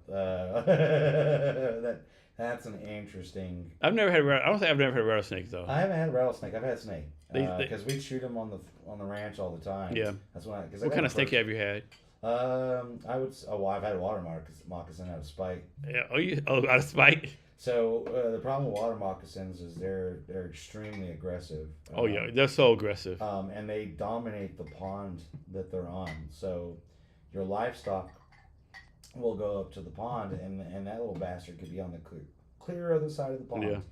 And he will swim all the way across just to bite him in the face. Yeah. So we'd have goats and we'd have cattle, you know, a swollen face. And you knew it was damn water. That's in my Texas has some fucking poison ass snakes, right? Like. Oh, so that was actually a trend because I, Boy Scout going out camping on the stuff. Like, you're raised in Texas, the smaller it is, the more dangerous it is. Like scorpions. Yeah. I see a big king scorpion. Yeah, physically it'll hurt. It's like getting stabbed. It's not so bad. But that tiny little clear scorpion stings you. You're probably gonna die. At least for a while there. Like we would literally go to Mexico to get any venom because it was so cheap. So I was this last couple weeks I was at my cousin's house, right? So I went to Texas for 10 days for my cousin's son's 21st birthday. I was there like I hadn't been to Texas for a while, right? And I took a picture of this, like, what the fuck is this? It's like a walking stick, right? What the fuck is this bullshit, right? I seen like fucking animals, like little bugs, dragging bugs around, right? Like, what the fuck's going on? Like, fucking helicopter holding to, like, what the fuck is this bullshit? I had forgot all about that shit, right? Right, yeah, because when I moved up here, I was so wary about, you check your boots in Texas before you put them on when you went camping because that could be real bad if something you get stung. You're making sure your zipper's always up on your tents because of scorpions and snakes and things. But you get them up here and you're like, there are snakes there in areas. There are places that have them, especially Western. But like for the majority of this, there's no snakes. Yeah. There's no creepy crawlies. You see a snake? Oh shit! Okay, what is this? There's no spiders that are gonna kill you. There's no. No. In Texas, shit can fucking kill you. Yeah. So that was interesting because I got my first gun when I was 4 years old. Mm-hmm. And I was carrying a pistol as a child for snakes. Yeah. So a snake shot. A lot of people know what it is. The 22 snake shot. It's kind of like a little 22 shotgun shell. It's just little beads. Yep. So you don't miss the snake. But that saves your life. That'll save your cattle. Like I remember going fishing as a kid. You're a fishing kid going bass fishing, and you put the line on and you like put in the water and like fucking. And you're like, oh shit! The snapper turtle comes. The moccasin comes. Snap. Turtle, yeah. God damn it. I had to get over the fear of going near roots and trees on the rivers here. Because I tell people, I was like, in the Brazos, there's water, there's alligator gar, and there's snapping turtles. Yeah. Saboteur don't fuck around. And you don't go near the roots. No. No. And not on the Brazos. No. But here they're like, there's no snapping turtles and there's no alligator guards. And I was like, good point. Yeah. But yeah, no snakes. The water you know how you hunt water moccasins? It's so stupid. You wait till nighttime, and all you need is a flashlight. You shine the flashlight on the water, and they come to it. Do they? Okay. Yep. And so we would just sit there with a 410 shotgun, wait for them to. You see their head. Yeah. Pow! I would never million years think. I would never million years think about eating water moccasins. We only did it because, like I said, that one snake just was messing up our livestock. So you just fry it, you grill it. How do you cook it? My uncle cooked it up, and he just grilled it on the campfire grill, though. Does it taste pretty good? It was gamey. Gamey, okay. Yeah, it was. So, dumb question: how do you make sure you don't eat a poison? I don't know that answer. My uncle does. Okay. I guess he cut the head off or something, or. Well, he did that, but he didn't use the meat from everywhere. Yeah. I don't think. I never processed a snake, so I don't actually know. I mean, he just skinned it. I remember that. What's the animal you have not eaten yet you want to eat? That I had. That's weird. I haven't had a desire to. I think I want to eat an antelope. That might be interesting. Yeah. I mean, because like I've had elk, I've had deer, I've had bison, I've had I've had all the normal wild boar. Texas, it's big. A wild boar actually another reason why you need a gun. They'll kill you. They'll kill you so quick. Yeah. And they're big enough to do it. Yeah. They'll flip your car. They flip trucks on their side. Yeah. And like a 30-06 doesn't work on their skull. You have to stick them with a spear and roll them and then get in the gut. Yeah. Yeah, their skull's so thick. You 3-0 a blackout. You think that's gonna stop? Nope. 30-06, nope. It will really surprise you, but that's why people actually walk around with spears in Texas. Yeah. Or at least on their land, and stuff like that. But my uncle used to use an air rifle to hunt them. Because if you drop the term alpha is stupid and incorrect, but everybody uses it now. The guy that did that research was talking about chickens. And it could be a female chicken. It had nothing to do with gender. Alpha just meant leader. Yeah. And then the whole wolf pack is alpha male is not true. Actually, I got to go. So in Oklahoma, the Tiger King. I went to the Tiger King. Like years, at least a decade before the whole Tiger King thing happened. And he's got a wolf pack there that you can go interact with. And the dude literally legit knows a lot about animals. And I'll say this, like, he cared about it. He legit cared about animals. Yeah. In my opinion, he did. Because he had a lot of animals that were rescued from rich people that just thought they could have a tiger or whatever and stuff like that. But there's a wolf pack that after they get fed, they let you go play with them and stuff. But then he teaches you. He was like, the strongest wolf is typically an older one that they used to call the beta that hangs around with the female. So they're matriarchal. Wolf packs are ran by a female wolf. And she picks the wolf that is, the guy up front is not the strongest wolf. The wolf at the very back of the line is the strongest wolf. Yeah. And the wolf that stays behind while the rest of the pack hunts, that stays with her, that's the most dangerous motherfucker. And the thing is, sometimes they'll be missing fur on their tails because whenever the other wolves are frustrated and they need something to take it out on, he's so tough that he lets them. Like it's kind of like a whipping boy type thing, but he's like I can take this. So like even this whole alpha male bullshit that you see on Joe Rogan and crap, they don't even know. The guy wrote a paper about chickens. And then everyone talks about an alpha wolf being a male. And I was like, man, they're ran by female wolves, and the most powerful badass is in the back and stays with her. Yeah, I've heard that, yeah. And it's just like, but if I wanted to eat something, it would probably, honestly, it's kind of weird to say, but culturally it's done. I love dogs, but I wouldn't mind trying tasting it. Yeah. Yeah. I mean, I would never do it. But if I was in Korea, I would try it. Yeah. They're not my dog. not my dog. Yeah, I know Ace they eat dogs a lot, right? Yeah, so it's like if I was gonna try to eat something that it'd probably be something weird like what I But do. here's like so culturally like negative, right? Like Well, it's just a different culture. I mean, if you think about it, they're an animal like any other animal. Yeah, they love us and stuff like that. But they talk about in the apocalypse, the thing you're gonna have to worry about is the roaming dog packs. yeah, Yeah, yeah, and they're gonna get hungry, and then they're not gonna like you so much anymore, no. right? Have you done a lot of traveling, like different countries? Yeah, so as a young man, that's the benefit of my grandfather there. So at one point, when he was an executive for Texas Instruments, he was living in Malaysia and working out of Hong Kong. Okay. So Texas Instruments had a manufacturing plant outside of Hong Kong, and it's like early '90s. He was like, "Hey, I want my grandkids to see things." Hmm. So first we go to That's just a blessing for you. yeah. So we go to England first because that's where we're originally from. Go visit family. Now on my grandma on that side, we're Romani. The derogatory term is gypsy, Mhm. which is a derogatory term. And the reason why it's a derogatory term is that there's a verb saying I got gypped, right? So it's you're Roma or you're Romani, Western or Eastern European based Mhm. travel, and we all come from India essentially. But the Roma are once again they're a matriarchal society. They're not ran by men. The head of the household is women. Mhm. And you don't have to be blood.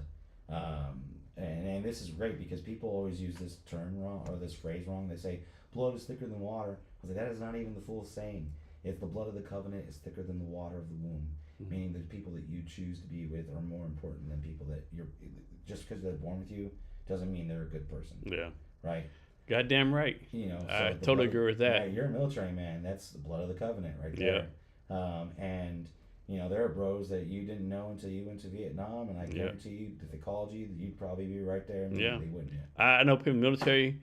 Yeah, I have people in the military. They call me, and my family call me. I'm going to go out the military, right? Mm-hmm. Just because we have that bond, whatever you want to call it, right?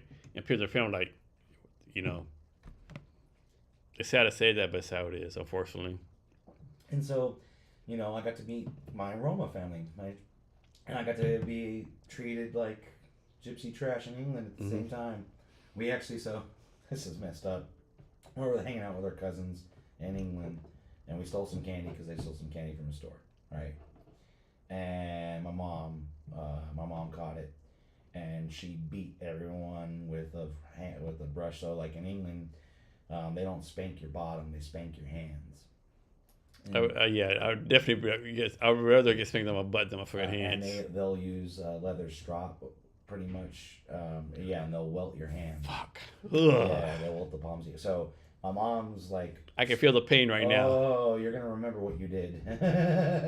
So like, I remember being a little kid and we stole candy because my cousin stole candy. But like, yeah, we went there and got to meet. There's over 100 people that are my family, right? And then we go to South Africa because he had to live in South Africa, so we got a little bit of family there. Got to see apartheid essentially. So I do know what black use the back is. Seen it. It's not that long ago. So that was an eye opener. I think he wanted us to know the way certain things are around the world. And then Malaysia was it's an amazing country, but it's pretty much half, or religion wise, Muslim influence is huge. Yeah. So you have a huge cultural influence from Muslims. Singapore, because we just traveled through Singapore to get to Hong Kong and stuff like that. Singapore was an eye opener. You can't spit on the ground, or if you're a smoker or gum chewer, like you litter in Singapore, I believe the punishment's caning, public caning. So like it was you get experience to other cultures, but then Hong Kong, we go to Hong Kong and it's Hong Kong. And this is still when England was in control of Hong Kong, and because I've got a dual citizenship, so we got British passports and American passports, so it made it traveling much easier with the British passport. And we're in Hong Kong, and it's cool. It's a melting pot of the world. Like Hong Kong and New York are so similar in that regard, as far as like just the amount of different types of cultures and people that are there present because of business. Hong Kong was like a entryway into China for establishing manufacturing or whatever you wanted to do to use Chinese labor, right? So everybody is there. But we go to visit the manufacturing plant right outside of Hong Kong, and that sticks out in my mind till this day. It was the first dead body I ever saw of a human, because we're on like a rickshaw and we're headed out there, and like you leave proper Hong Kong, and then it's also one of the highest densities of like homeless people and stuff. In Hong Kong? Yeah, it's insane because it's so expensive. Especially now, it's so expensive to live there. Mm-hmm. So they got these ramshackle shack type things outside of Hong Kong proper, and there was just a kid lying in the gutter, like dead, like straight up dead. And my grandpa saw it. He knew it was a possibility, and it was just one of those things. Like, oh yeah, now go toward DI plant and then talk about it. And to this day, I realize, like, you know, when people say, like, oh, you're going to go to this country and it's dangerous, I was like, it's not dangerous. The world is full of good people. It's not full of bad people. It's full of people that got babies and just want to make sure they're happy and fed. But having perspective on knowing, you know, why things are good here, or having perspective on knowing that, you know, you need to know what a culture is before you go into it and respect that. Mm-hmm. You know, that's one thing Americans are extremely, only 20% of Americans have passports. Yeah. So they lack perspective on that. They go to another country and they say, right, I was like, well, you should read, like in the Middle East, exposing the soul, well, actually a lot of the rest of the world, exposing the sole of your foot to someone is incredibly rude. It's the dirtiest part of your body. Yeah. But in America, men have to sit with their foot exposed to the person right there. You know, you do that in the Middle East, you might get stabbed, right? It's literally it's considered an insult. Yes. In Japan, riding the bus, you don't face your butt to someone's face on the bus if you're standing. You turn it towards the inside. Yeah. You know, so it's like learning to learn about a culture before you go there, or at least be willing to adapt and then live in it. You'll be fine. You just gotta know. I mean, people are good, right? Like when I was in Vietnam, right? So it's my second. So I was there from November to February. Second time there, right? But it's like I was there for 2. It was my second week there, right? And so Vietnam, when it rains, right? So I was walking around just exploring, right? And it started to pouring down rain, right? I'm like maybe like 8 minutes from my house, right? It's fucking pouring down rain, right? Like fuck, I'm walking the house. I'm fucking drenched, right? This Vietnamese couple came and grabbed me, right? And they, you know, like, hey, come in the house. I'm like, oh, I'm first like, no, I'm not going to fucking house. You're not fucking stealing my fucking kidney, right? And it's no rain. I went in, right? I went in, like, they gave me pho, they gave me beer. We kind of go like, you don't do that anywhere else, right? You knew about pho before everyone in America knew about pho. Yeah, it was so nice, right? And just so it's just hospitality, right? Most people around the world are like that, right? They literally are. Anywhere I've ever been now, like especially everyone talks about Mexico being. I was like, we used to go all the time. You go down to Mexico, mostly to buy anti-venom because anti-venom is so expensive in America. It makes no sense, even for humans. Life-saving scorpion anti-venom. If you grow up in West Texas, can be a matter of life or death. Because you're so far away from any kind of resources. Like we don't call the cops because what cops out there? Yeah. You don't call I am the fucking cop. I am the cop. You don't call the ambulance because what ambulance is out there? You need to learn some. They might come in an hour. Yeah, maybe. You know, like maybe you should learn some first aid and some self-preservation techniques so you don't just do stupid shit. Because there's not someone there to just bail you out. It's kind of freedom at the same time, you know. It's freedom, but also comes with the price. A little bit of danger, right? A little bit of danger.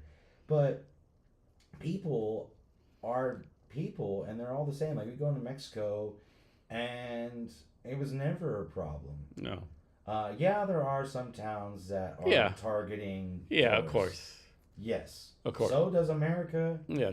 You know, if people think that there aren't places that foreigners come to this country like that they're waiting to rob. Yeah, I know one thing. That's not, you know, like. I mean, if you come from Korea, you probably want to be in South Chicago, right? You know, like it's just insanity, right? It's and but we know those spots here, so it's like people are good. You know, you can go anywhere in the world, and I think that, and in general, especially if you're traveling, which they just people are just scared because fear is they teach fear here Yeah, to control. they do. It's that one thing about other countries. Like, first of all, like the food of the country tastes so much better, right? It's like you go to different countries, like the food's better, the atmosphere's better. It's like America's the best country in the world, but damn, like we have a lot to improve on, right? Well, I mean, I think we're missing out on some of those foundational. I mean, Spain has got it figured out. Yeah, they do. The Yeah, siesta in the middle. Everyone stays up till midnight. yeah. Everyone's eating. A lot of Americans don't realize you go to France, you go to Spain. When you eat, you're gonna be there for an hour or 2 hours. Because you're talking to people, you've been in a community. Drink What I do wine, today. you know, like and None of this fucking drive through McDonald's, eat a meal. Yeah, fast food doesn't exist because you're supposed to be. It's an experience to have with your friends. yeah. You know, and that is something, you know, like as much as America has, like we are lacking on the village life aspect. So here's one thing. So when I was in Vietnam, right? So I had this guy on my podcast. So I actually did 18 podcasts in Vietnam, right? Had a guy that named Zach Kress, right? So Zach Kress, interesting guy, right? He was like a U.S. Army officer. I think number 47 employed in Snapchat, right? He just does out of Vietnam. So in Vietnam, right? He's like the guy for MMA, Muay Thai. He does other stuff, right? He puts this stuff right. He says I always been interested like doing a Muay Thai class. So I did Muay Thai class, right? And so my dumb ass, I hadn't worked out for like decades, right? Oh, no worries, just be sick and slow. And so the apartment is like 40-year-old female, right? But still, I somehow, so I did the other Muay Thai stuff. Next, I can barely walk, right? I'm fucked up, right? So a week passed, I have to go to the hospital, right? So I go to the hospital, and so I go online at 9 a.m., right? Make an appointment at 9 a.m. The appointment's up at 11 a.m., right? So I'm like, what the fuck? 11 a.m. to the same day? What the fuck is that, right? So basically, from 9 a.m. to 2 a.m., 9 a.m. to 2 p.m., those 5 hours, I make the appointment, see the doctor, get MRI, see the doctor again, get all the pain medications, and leave $135. I'm like, I'm not communist, but goddamn, like we gotta do better over here. Or the fact that in Germany, when you're sick, the doctor comes to your house. Because the idea, if you actually are compromised, if you actually are sick, making you go to one location where there's a bunch of people where you can spread it, it's pretty stupid, isn't it? That's pretty fucking stupid. I never thought about that. Yeah. Yeah, like when you have a German, we like. I never thought about that. Yeah, like and you're like, he was like, why would you have someone that has a potential pathogen, give it to everybody in a place where they're already immunocompromised? I never thought about that. Yeah. He was like, unless you need the hospital, you call the doc. They come with a little black bag to your house. I mean, back in the day here, like the house doctors, right? Yeah. But yeah, like in Vietnam, like all that stuff, I was like, I'm thinking to myself, MRI alone, $10,000. One freaking pill. Oh, I could. They get like 20 pills, like all these pills. I'm right? glad you brought that up. So like when I was young, I mean I still do, but I just know about them. I suffer from ocular migraines. I've got Crohn's, but I also have ocular migraines. And the only reason we found this out is I was playing soccer. I was goalkeeper. I played for a very long time, very competitively. And let's just say we're championship level team. And I got someone coming on they're approaching my goal. And all my coach said was, you dove in the opposite direction of the ball, because I was seeing double. And when you hit the ground, you didn't wake up. Yeah, damn. And so... And it was I felt like I was a little dehydrated because we were playing in a tournament, and so I just thought I hadn't been drinking enough water because it's Texas. But that wasn't it. I was having a really bad ocular migraine, and it was knocking me out. And woke up in the hospital, and this starts this whole like crazy light bar test. I think it's called EKG or EKG. They put a blindfold over you, and then they tell you to close your eyes, and then they put this light bar, and then they tell you if you open your eyes, you'll be blind for the rest of your life. And it flashes such a bright light, even with your eyes closed and a thick blindfold, that it's the brightest light you like ever. And what it does is it triggers, it will force a migraine. And I'm only bringing this up because this was my medically induced psychedelic event. the reason why LSD is a Schedule 2 and not a Schedule 1 is LSD has medical usage in migraines. Is it not Schedule 1? It's not Schedule 1. I didn't know that. Yeah. Well, marijuana is. Mm-hmm. That's so fucking insane. And so I'm That's fucking I'm a batshit crazy. 12-year-old kid. I get put in the hospital for migraines. They're testing to figure out what kind of migraine I have. They induce a cluster migraine, which pretty much is a migraine that just will, like, people that really suffer from migraine. A lot of people have headaches and they think migraines. Migraines will debilitate you. You can't, like, you vomit. You can't, like, light, sound, everything. You cannot process. And so they induced a cluster migraine on accident. They didn't know it was going to happen, but they don't stop. They can last for a week on end, nonstop. And so, like, I'm on day 2. And like, and they're like, oh crap. And then day 3 rolls around and the migraine's not stopping because they got like all these wires on my head, and they're monitoring it, and they're like, no, yep, he's got legit migraines. And then my dad just comes in and he's like, hey, you know, like, they're gonna give you some medicine to make the headache stop. You know, I'm gonna be here for it. And the medicine was acid. So I was 12 years old and I'm like, whoa, what is this? And then my doctor explained it later on, and then I get older and I'm talking to my dad, and I was like, that like, watching the Yellow Submarine and stuff when I get older, and I was like, wait a second, I was like, didn't I get that in the hospital? He's like, yeah, you did. Probably the purest you're ever gonna get, because this is actually made by a real lab and given to you by a real doctor. And yeah, but it stops your migraines. Yeah. It's one of the few medical usages for it. Yeah, I'm a big believer that everyone at age 25 loves to do that at least one time in their life. It'll change. Ego death is important. Yeah, for me, my first real forced ego death, I got robbed at gunpoint when I was 20, 21, whereabouts. I got robbed at gunpoint. And I don't know, for some reason, maybe it was because, like, it was somebody that I had gone to school with, like junior high and high school, played sports with and stuff like that, and they robbed, I got robbed at gunpoint, which made no sense, but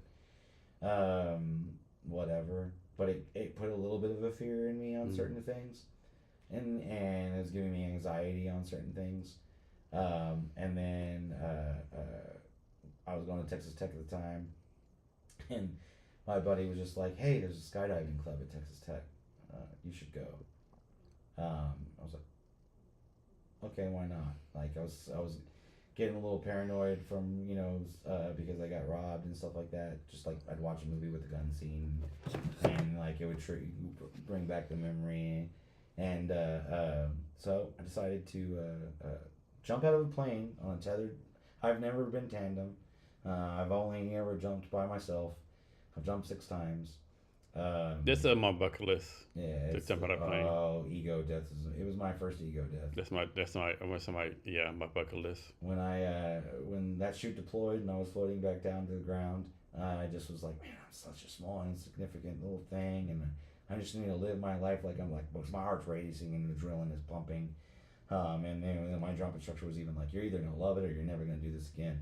And then I landed, and like, my adrenaline was so pumping that I'm goose stepping, walking, not even realizing it, like, just like, like, just that much adrenaline was thrown through my body. And then I went up to her and she's like, are you okay? And I was like, I want to go again. Right now. And she was like, hell yeah, because you either, like I said, when you do a tandem first time jump, you never jumped before, you've never been with anybody, you take a 5-hour course, they teach you all this stuff that you're going to do. Yeah. But you are on your own and you're jumping out of it, or not jumping, they don't let you jump at that point.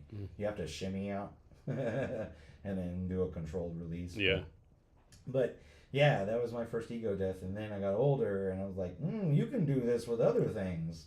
And yeah, I will say, a little bit of LSD and a bicycle ride is good for you. Have you done mushrooms? Yes, I believe in microdosing. I've never done. I did mushrooms one time, but I don't know if I didn't take it right.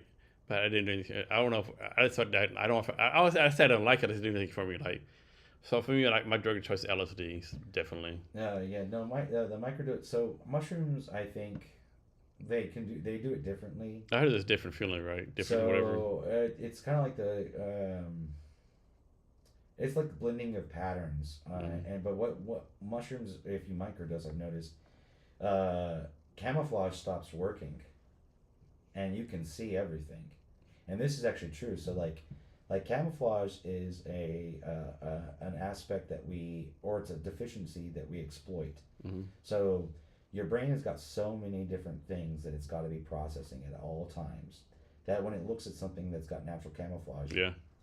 it will just assume what it is. That's why the newer camo, the pixelated camo, Oh. is actually so very good, because natural squares, just nothing but squares, that's not in nature. Mm. It's not natural. So your brain, for efficiency, will just be like, no, that's a leaf, that's a twig. Like, it will just make it what it needs to be. And so the camouflage works. When you take a psychoactive, your brain is not doing that anymore. Mm. It's not making assumptions anymore. And so every time I've ever microdosed or taken a good enough dose on mushrooms and you're hiking out in the woods, I can see the lizards, I can see all the little things that normally they would have been camouflaged. And I think it's because my brain's taking the time to So actually this time pay LSD. attention. Have you ever done DMT? Oh yeah, on accident. I haven't done that either. That's why I'll never smoke out of a hippie after a hippie. I haven't done it either. I was. I've so done DMT. I was at a. we were at a music festival in Texas, and I go in this tent where people were just smoking weed. I thought they were smoking weed because I could smell it. So I was like, oh, all right, I'm gonna go smoke. And there's a big circle of people, and DMT. There's lots of ways to do it. It comes in many ways, but a lot of people like put the crystals on top of the bowl. So they just passed me the bowl, and I didn't know there was DMT on it, right? And so I do me a big rip because I'm like, I'm gonna do the whole bowl, and I didn't know that we were supposed to be taking like little sliver hits and passing it. I just thought we were smoking. And the person next to me was like, "Dang, dude!" And I'm like, "What? Whoa!" And boom. So DMT is what is released every night when you go to sleep. The hypothalamus. Yeah, I've heard that. Yeah. So the hypothalamus is inside your brain, and it does open up during REM cycle, and releases DMT naturally. So naturally, humans already kind of have a little bit in there, but acid has never made me see something that wasn't there, or it's maybe hear things that weren't there, maybe, but never actually seeing an entity that's a real DMT. You will blast off into another little universe, and they like a whole world, it's a forced dream. But DMT doesn't last as long, right? No, it's about 15 minutes at most. Yeah, I've heard. LSD like 8, 10, 12 hours. The most troubling thing about DMT is supposed to happen when you're sleeping. So there's a protein, I can't remember what it's called in your body, but when your body detects DMT, it releases a paralytic. So most of us sleepwalkers are deficient in this protein. That's why they act out their dreams. So whenever your body detects DMT, or when you're in REM cycle where you're going to be going into your deep dreams, your body issues a natural little paralytic that is what keeps you from reacting.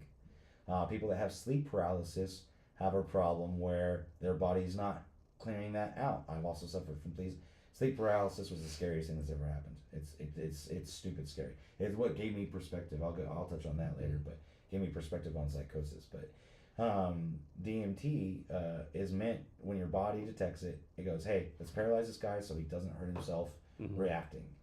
So when you do a good dose of DMT, your body gets so heavy, you can't move. Like you just you cannot move.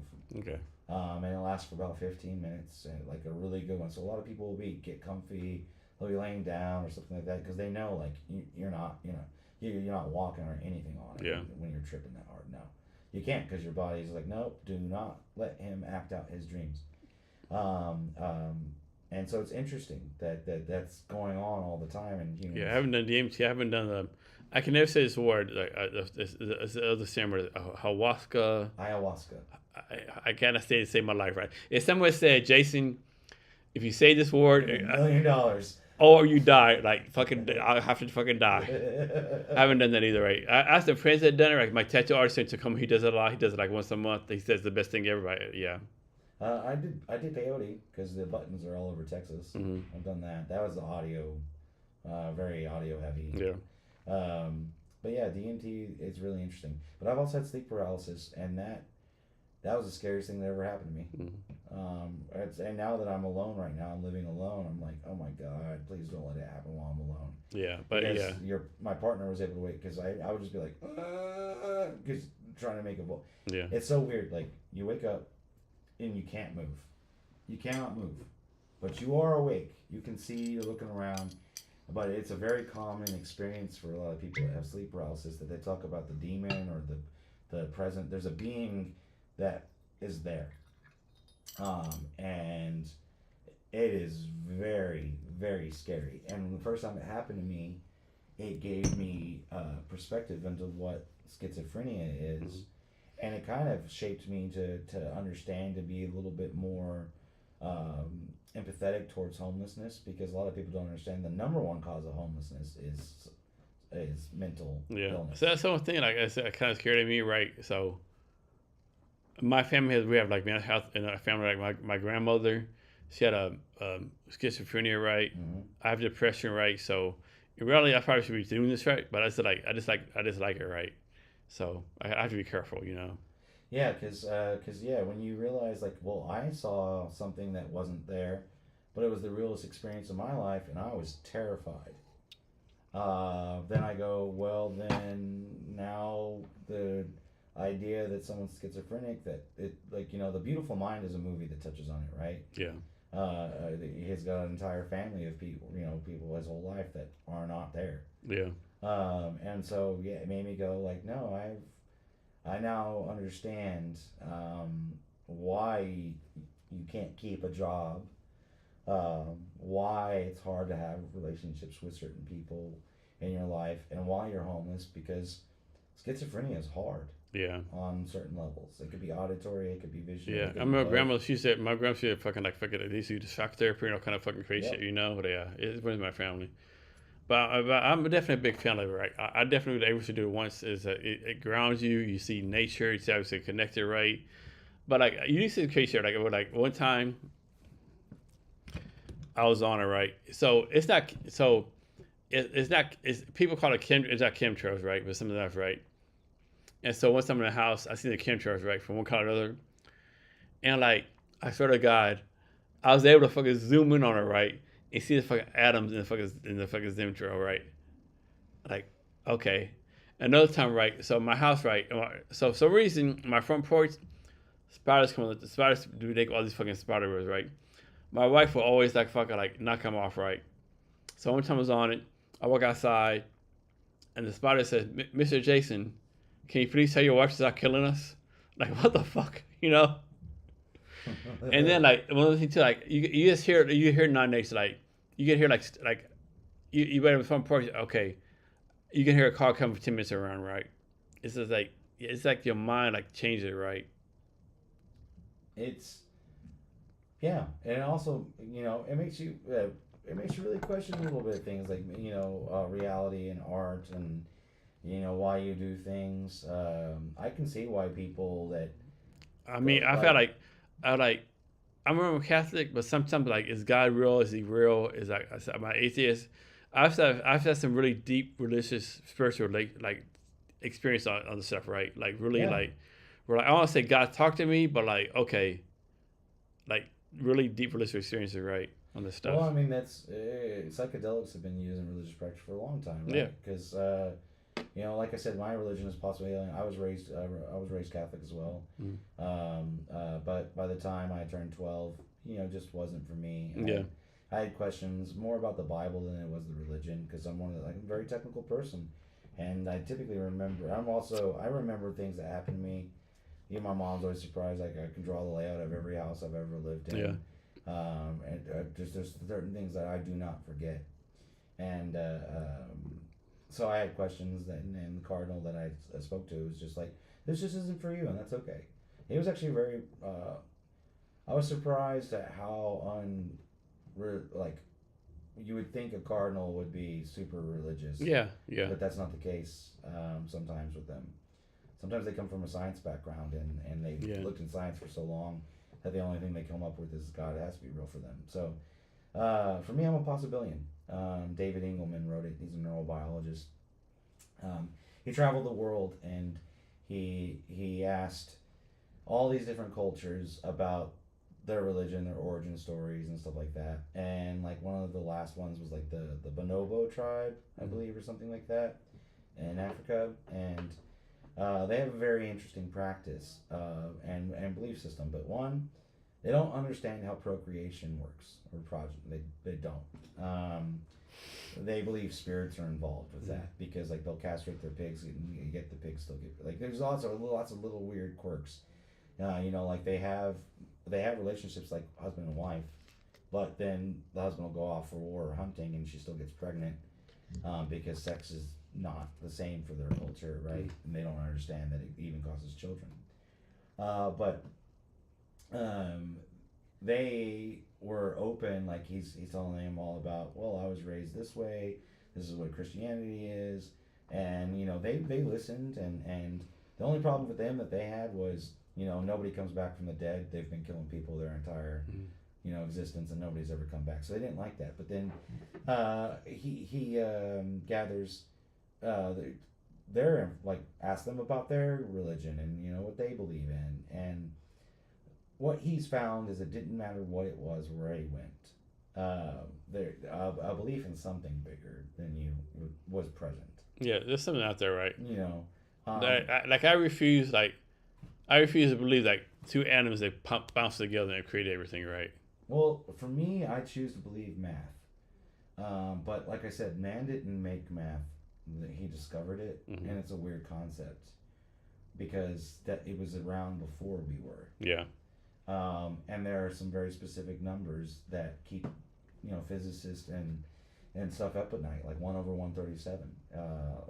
It's a ratio of the strong and weak nuclear forces. I mean, it's crazy to think about, but if this number was off just a little bit more. So totally random question: how do you become so smart? Reading. Reading. And listening. Because you realize you're smart, right? Yeah. Okay. I listen more than I read a lot. I don't own a TV. Yes, I have my computer. Yes, I watch YouTube. Everybody does. Yeah. Well, not everybody, but in the context of America, yeah. The listening is what my grandma taught me because she has to put up with my grandpa, and you think I'm smart? That man, like. Yeah, I probably am on the spectrum of certain. Yeah, I wouldn't be surprised if he is. And there was no autism when he was a kid, but that man, like, he was the kind of guy that has no emotional intelligence at all. Would tell a little small child like you're stupid. What you did is stupid. Yeah. But he was right. It was stupid. And he taught me the power of being correct.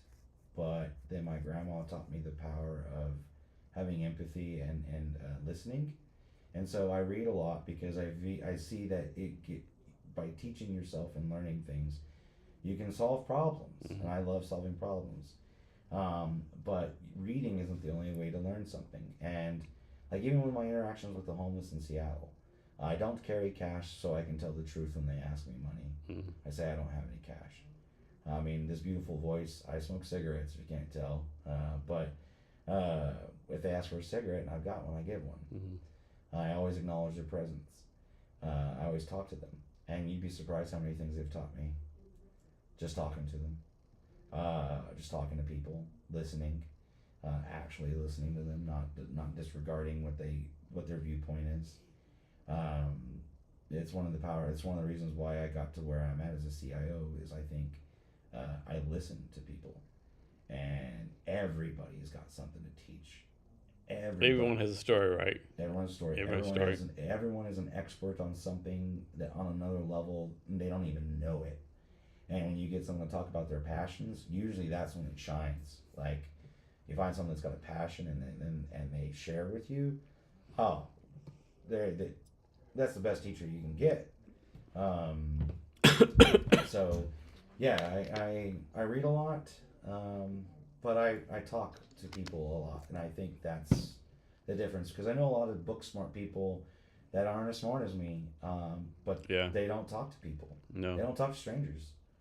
I was that guy that if the payphone rang randomly, I'd answer it. I've done it when I was growing up. Yeah. I did that so much. And then that movie came out or whatever, I can't remember. Maybe it was called Payphone or Phone Booth or something where like some dude's walking around in New York and he answers the phone and some guy's like, I got a gun on you. Like, yeah, I remember that movie, right?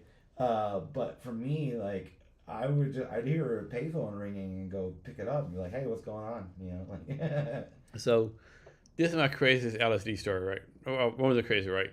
So I was on it one time, right? So DuPont is like right by the water, the Puget Sound. There's like for like a mile like coastline, right? And so I was there one time, right? Took a stuff, right? I'm chilling, right? The wind's coming out, really relaxed. And that time I was like, does God exist? I'm Roman Catholic, but like it's all these sort of like, if God exists, how can we only like talk to random people, right? This not right. So I'm chilling out, and the voice says, I'm real, right? I mean, I was like, someone talking about, what do you mean? How are you real? All this stuff's going on. Like, how do you prove you're real? It's not my job to prove I'm real. It's up to you to prove I'm real, right? And all this deep stuff I'm talking to this guy, right? It was like so fucking crazy, right? It was like, oh shit, like, I'm real, I'm not real, like. And then he's like, how do you think all this happened, right? How's anything perfect? Like, how's like your kidney in the right place? How's the gravity correct? How's this the right? Well, yeah. It just happened, right? So this is one thing that I'll say. Like I already touched on a little bit, but the Roman Catholic Church is one of the highest employers of scientists, like top. Most people don't know that. Top level scientists. Most people don't know that. Astronomers, physicists, chemists, you name it, and they specifically do it because if the church can pay someone to prove God isn't real, they'll stop. Yeah. But they haven't. And so people they think religion and science like opposite ends. Religion and science actually can work together. Well, science is observation, right? I don't understand why. Like I said, I would say math for me is something that you have faith in, but like we didn't make it. Mm-hmm. Like the concepts of 1 + 1, we didn't make that. You observe it, you see it, and you're like, that's math. Like who said 1 + 1 is 1 or 1 + 1 is 2? Right? How did that come about? Well, this is 1. This is 1. We came up with the word what 2 of those are, right? That's all it is. But the concept of one thing and then another thing, this is difficult.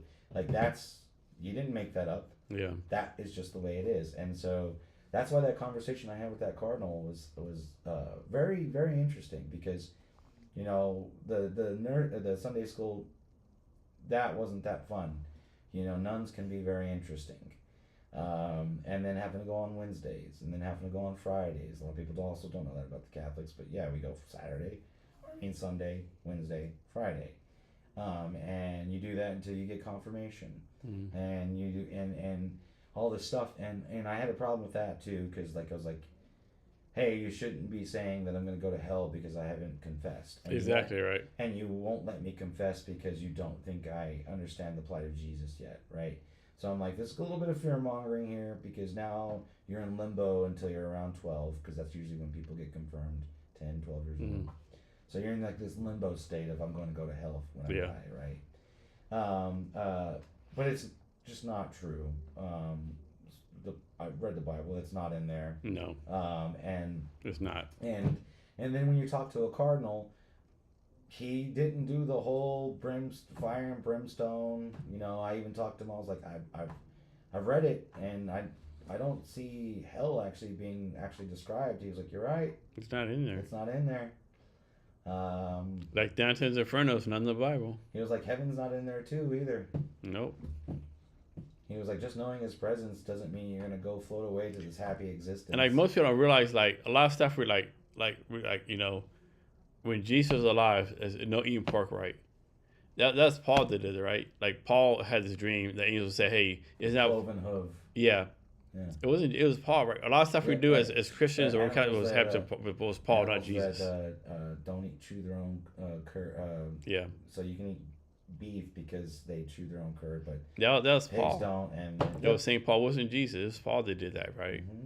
well, it's just like Timothy, the most devout of all of them, right? The guy that followed all the damn rules. Yeah, His rules suck, especially if you're a woman. yeah, yeah. I mean, yeah. Yeah, Gypsy 212 pretty much puts them in their place, and I'm like, so those are the questions I had, and also like why is it called the King James version? And he was like, well, there's a thing called the Apocrypha.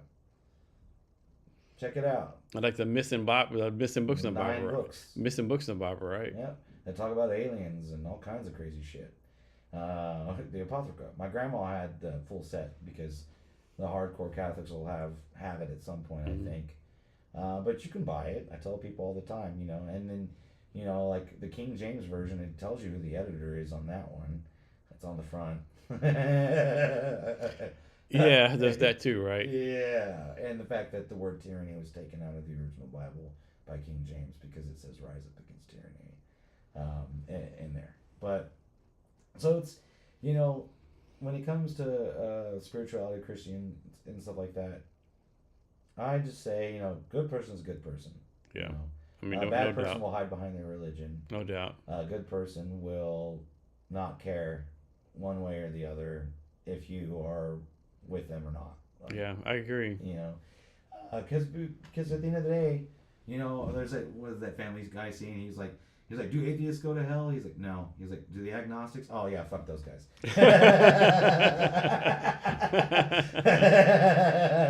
I know, right? It's like there's so much stuff out there, right? There's all the religions, all these things, and like Christian, even though Christianity, there's a Catholic, Muslim, there's a Catholic, Methodist, Baptist. Like this is my other big thing, right? I don't know if it's Baptist, Methodist. There's one subject of religion they're like, okay, you're preordained. So you're telling me God has said I'm going to hell. So if I know I'm going to hell, why am I trying to be a good person? Or if I know I'm going to, you know what I'm saying? Like, why try, right? If it's preordained, I'm going to be going to hell or heaven. Like, what the fuck? I'm going to be wild as fuck, right? I'm going to do what the fuck I want to do, right?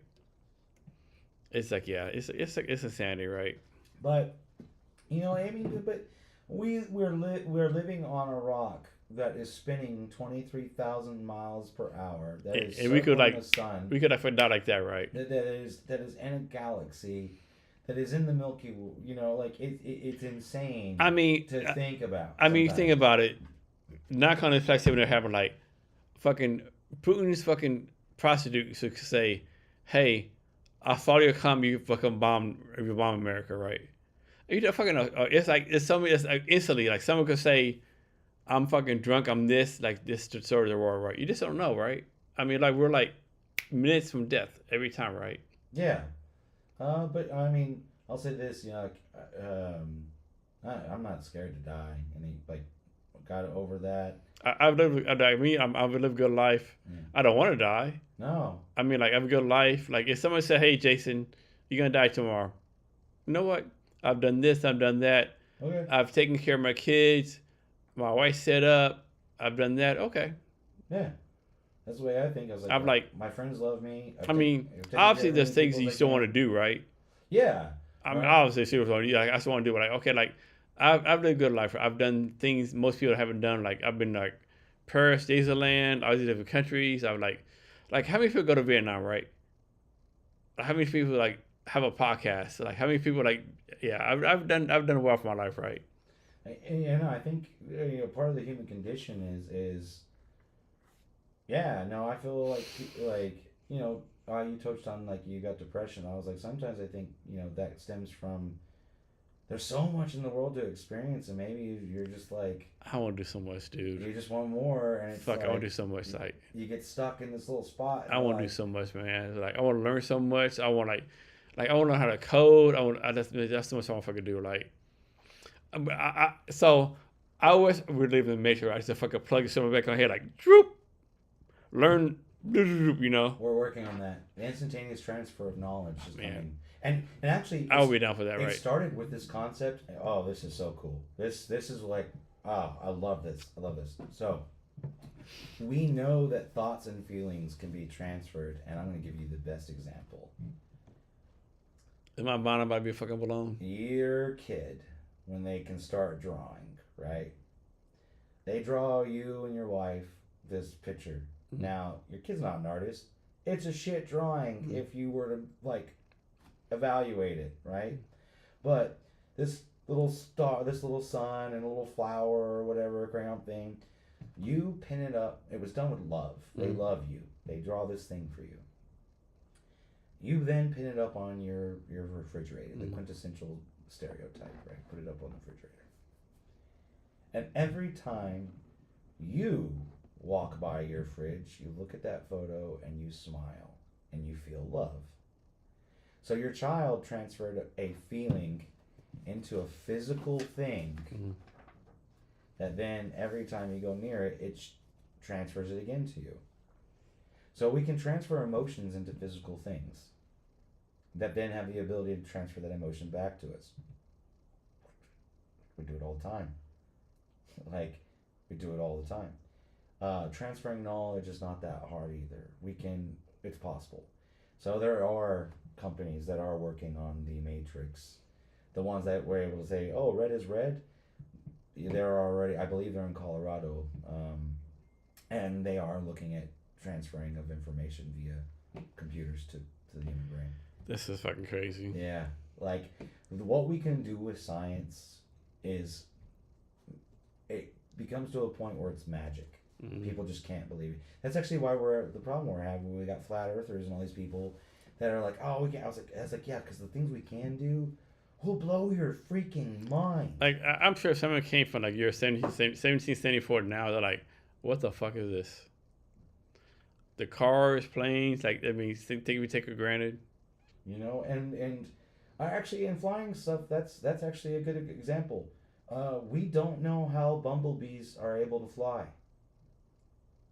Not by our understanding of fluid dynamics Mm-hmm. and lift. They weigh too much for their wings to do what they're supposed to do, yet bumblebees fly. It's still something physicists are like, how the hell does a bumblebee fly? Bumblebees, hummingbirds. You know, and so we don't, even with what we do know, we don't know enough.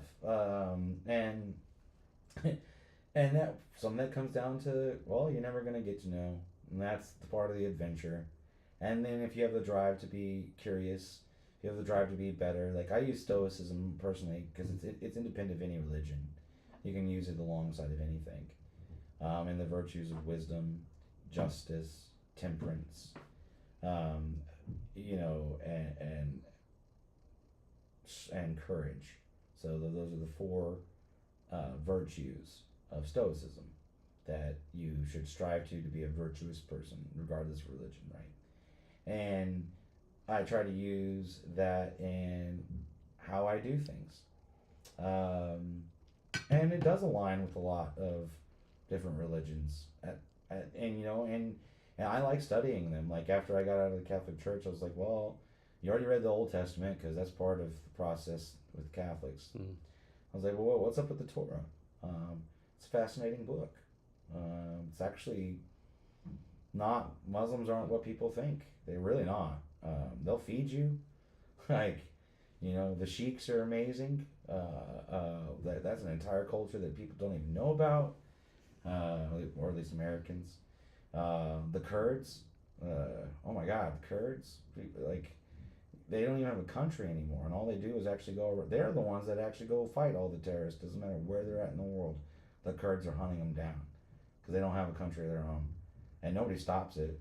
Everyone loves, like, if you know, you know about the Kurds, and so it's interesting that religion, you know, can make people into really good, powerful people. It can cause a lot of bad things. I mean, that just happened here. The people that are running that church with the MAGA stuff, that's not Jesus' love. That's not. Mm. If he was real and that what they were doing, that's not, you know, and You know, I try to explain this to people when they attack trans people. I always say, you assume that a trans person is gay, but do you realize that there are people that are chaste in their life? I'm chaste. You know, I've been divorced. I have no interest in having sex with anybody until it's something that matters, right? And I'm not chaste because of my religion, you know. And there can be trans people that they're not having sex with anybody, so it's not about them being gay at all. And also, intersex people exist. There are people born with two genitalia. So if God made man in his image, then he made trans intersex people. Like, he made them. They exist. So this whole thing about, going after trans people, I'm like, well, then explain intersex people to me, please. Because you believe God made people in their image, that he made intersex people. Now, are most trans people gay? Yeah. Are all of them? No. So it is not related to that. So when they get lumped into what they're doing, all it's doing is trying to hurt people and cause division. And why? Like, why? Makes no sense. That's where I'm like, I don't see any God in those people. I don't see any, like, if he was real, if there was a punishment, I feel like those people would get punished. Because that's not what he's telling you to do, And it's really interesting because, like, it happened on this Saturday, and then yesterday there was the thing at the city hall, and I don't know why people just can't, like, get along, Don't mess with me, I don't mess with you, type thing. The West Texas, like, fuck around, find out. Don't fuck around, you won't find out. Yeah, this is a different interesting place, right? Like, Seattle's a different interesting place, right? Yeah. Well, moving up here was a cultural shock. And I live in Capitol Hill, and Let's talk about being culturally opposite from some fucking Lubbock. Yeah, absolutely. And I got my apartment in Capitol Hill because that's, it was reasonable for what it is. But yeah, it's the gayest neighborhood in America, and it's the most trans neighborhood in America. And that has been an eye-opener of an experience, just living there, and just walking to the store and seeing how they operate and how they live. So this is my thing, right? Like, I'm not pro, anti, like, gay, trans, whatever. My thing is this, right? Like, don't, like, say, okay, I'll make this right? Don't be like, hey, Jason, if you're not 100% with me, you're against me, right? Oh, yes. Like, yes. don't say, hey, Jason. It's thought policing. Yeah, don't. I'll get 100% right. Yeah. I'm evil. Like, don't be like, like, oh, you're not pro. Like, this is the worst case example, right? Like, don't say, hey, if you're anti-trans, you don't have like a sex operation, right? Yeah. Like, no, motherfucker. Like, I'm not for you. I'm against you. Like, do what you want to do, right? Don't like say, hey, it's against you, right? Yeah, and so that's also, I think, it's a weird because they are subject to a lot of violence and stuff like that, but I think they make up 1% of the world. That's one thing I don't understand, right? Like, just 1%. That's how I understand. Like, but you listen to me. It seems like the media is like 75% of the world, right? No, it's 1%. That's how I don't understand it. Right? It's only 1%, right? Why are we doing all this for 1%, right? I don't get it. Like just let them be. Like, yeah. It's 1%. It's really not going to affect you. And I don't understand that either myself. My thing is like, okay, you're gay, trans, what do you do? You want to go suck dick? Okay, go suck dick, right? You want to do this, do that. I don't care. But don't be like, hey, Jason, you don't suck dick too, you're against me. No, motherfucker. Yeah, no, agreed. No, yeah. I'm not against you. No. I'm not sucking dick I'm not sucking dick to be on your fucking side, right? It's as simple as, you do you. Yeah. Like I believe, like, your personal freedoms stop when they encroach on my personal freedom. And my thing is like, okay, like, what's that? Is this year, like, people say, I'm not hiring because you're trans or gay. No, fuck that shit. Hire the best person, right? If you're the best there for 9 to 5, you're the best person. If you go do whatever 6 to 10 and have your orgies, whatever, I don't give a fuck, right? Yeah. I mean, because I'm not. If it's at work, you're not supposed to be talking about that anyway. No, you're not. No, like it's one of my things here. Professionalism is something that I think people take it the wrong way. It's like holding yourself to a higher standard of conduct, Mm-hmm. communication, and execution. It's not the way you dress and stuff like that, but it is integrity, consistency, and respect. That's professionalism. Be a good person. Yep. And when you're at work, if you're professional, that's all you're doing. Yeah. You know, and I don't care about your religion. I don't care if you think No. the world is flat. I don't care about none of that Like, shit. do I think flat earthers are dumb? Yeah. I mean, you have 2 wives, 2 husbands. I don't care. I don't care. Perform on the fucking job. And if you have integrity, consistency, and respect, Everyone can have integrity. you know, and integrity is so important to me because that's the one thing IT people suffer from this because this is actually why companies get hacked and why things happen is a lot of business owners I use the bathroom again. I'm sorry. So I'm gonna talk about what you want to talk about. You can talk about Texas, whatever, you know. Oh, there we go. Integrity in IT. IT goes. It's a lot of work that is done without any recognition. It's a lot of work that if you're doing your job, no one knows you're doing your job. And they're not monitoring you doing your job. It's an integrity thing, though. The moment you stop doing it, it's not the same anymore. And it's probably the most important thing you can have. The way you behave when no one is watching. As a matter of fact, I believe Marcus Aurelius, no, not Marcus Aurelius, the emperor before him. I'm gonna have to. Oh, what was his name? Think. So there was a couple of emperors that had no progeny. So they chose their successors. And one of the emperors of Rome was chosen because, unbeknownst to them, the current emperor witnessed them assisting an elderly person up the stairs. An act of kindness.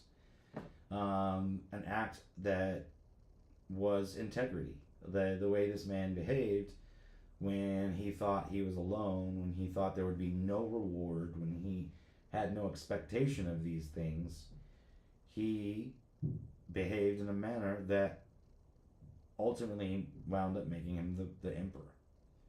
So integrity is just vital for professionalism.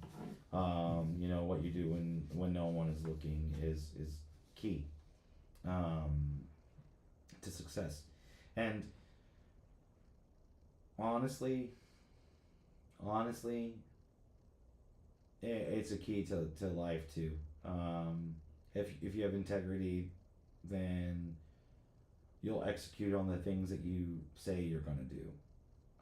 If you don't have integrity, then you have no reason to not do that. Yeah, that's actually I had to really think about that one. It's such a vital thing. I mean, I think I've gotten to where I'm at, honestly, in my career because of integrity, because of the level of diligence and effort that I put in when nobody is watching, when nobody knows what I'm doing, whether it's putting in extra hours or whether it's going above and beyond, because at the end of the day, that's what I want. And I do believe, you know, do unto others as you want done on yourself. The golden rule will get you where you need to go. If you don't want people to lie to you, then you don't lie to them. If you don't want people to steal from you, you don't steal from them. So integrity, it's huge for me. That's actually why, why I'm where I'm at. his integrity. So, what's one thing that you're like, okay, if integrity is big for you, right? So integrity is a big thing for you. What's one thing like your employer would do, like, you know what, that's not right, but okay, I'll look over it. Okay, so subverting bureaucratic complications.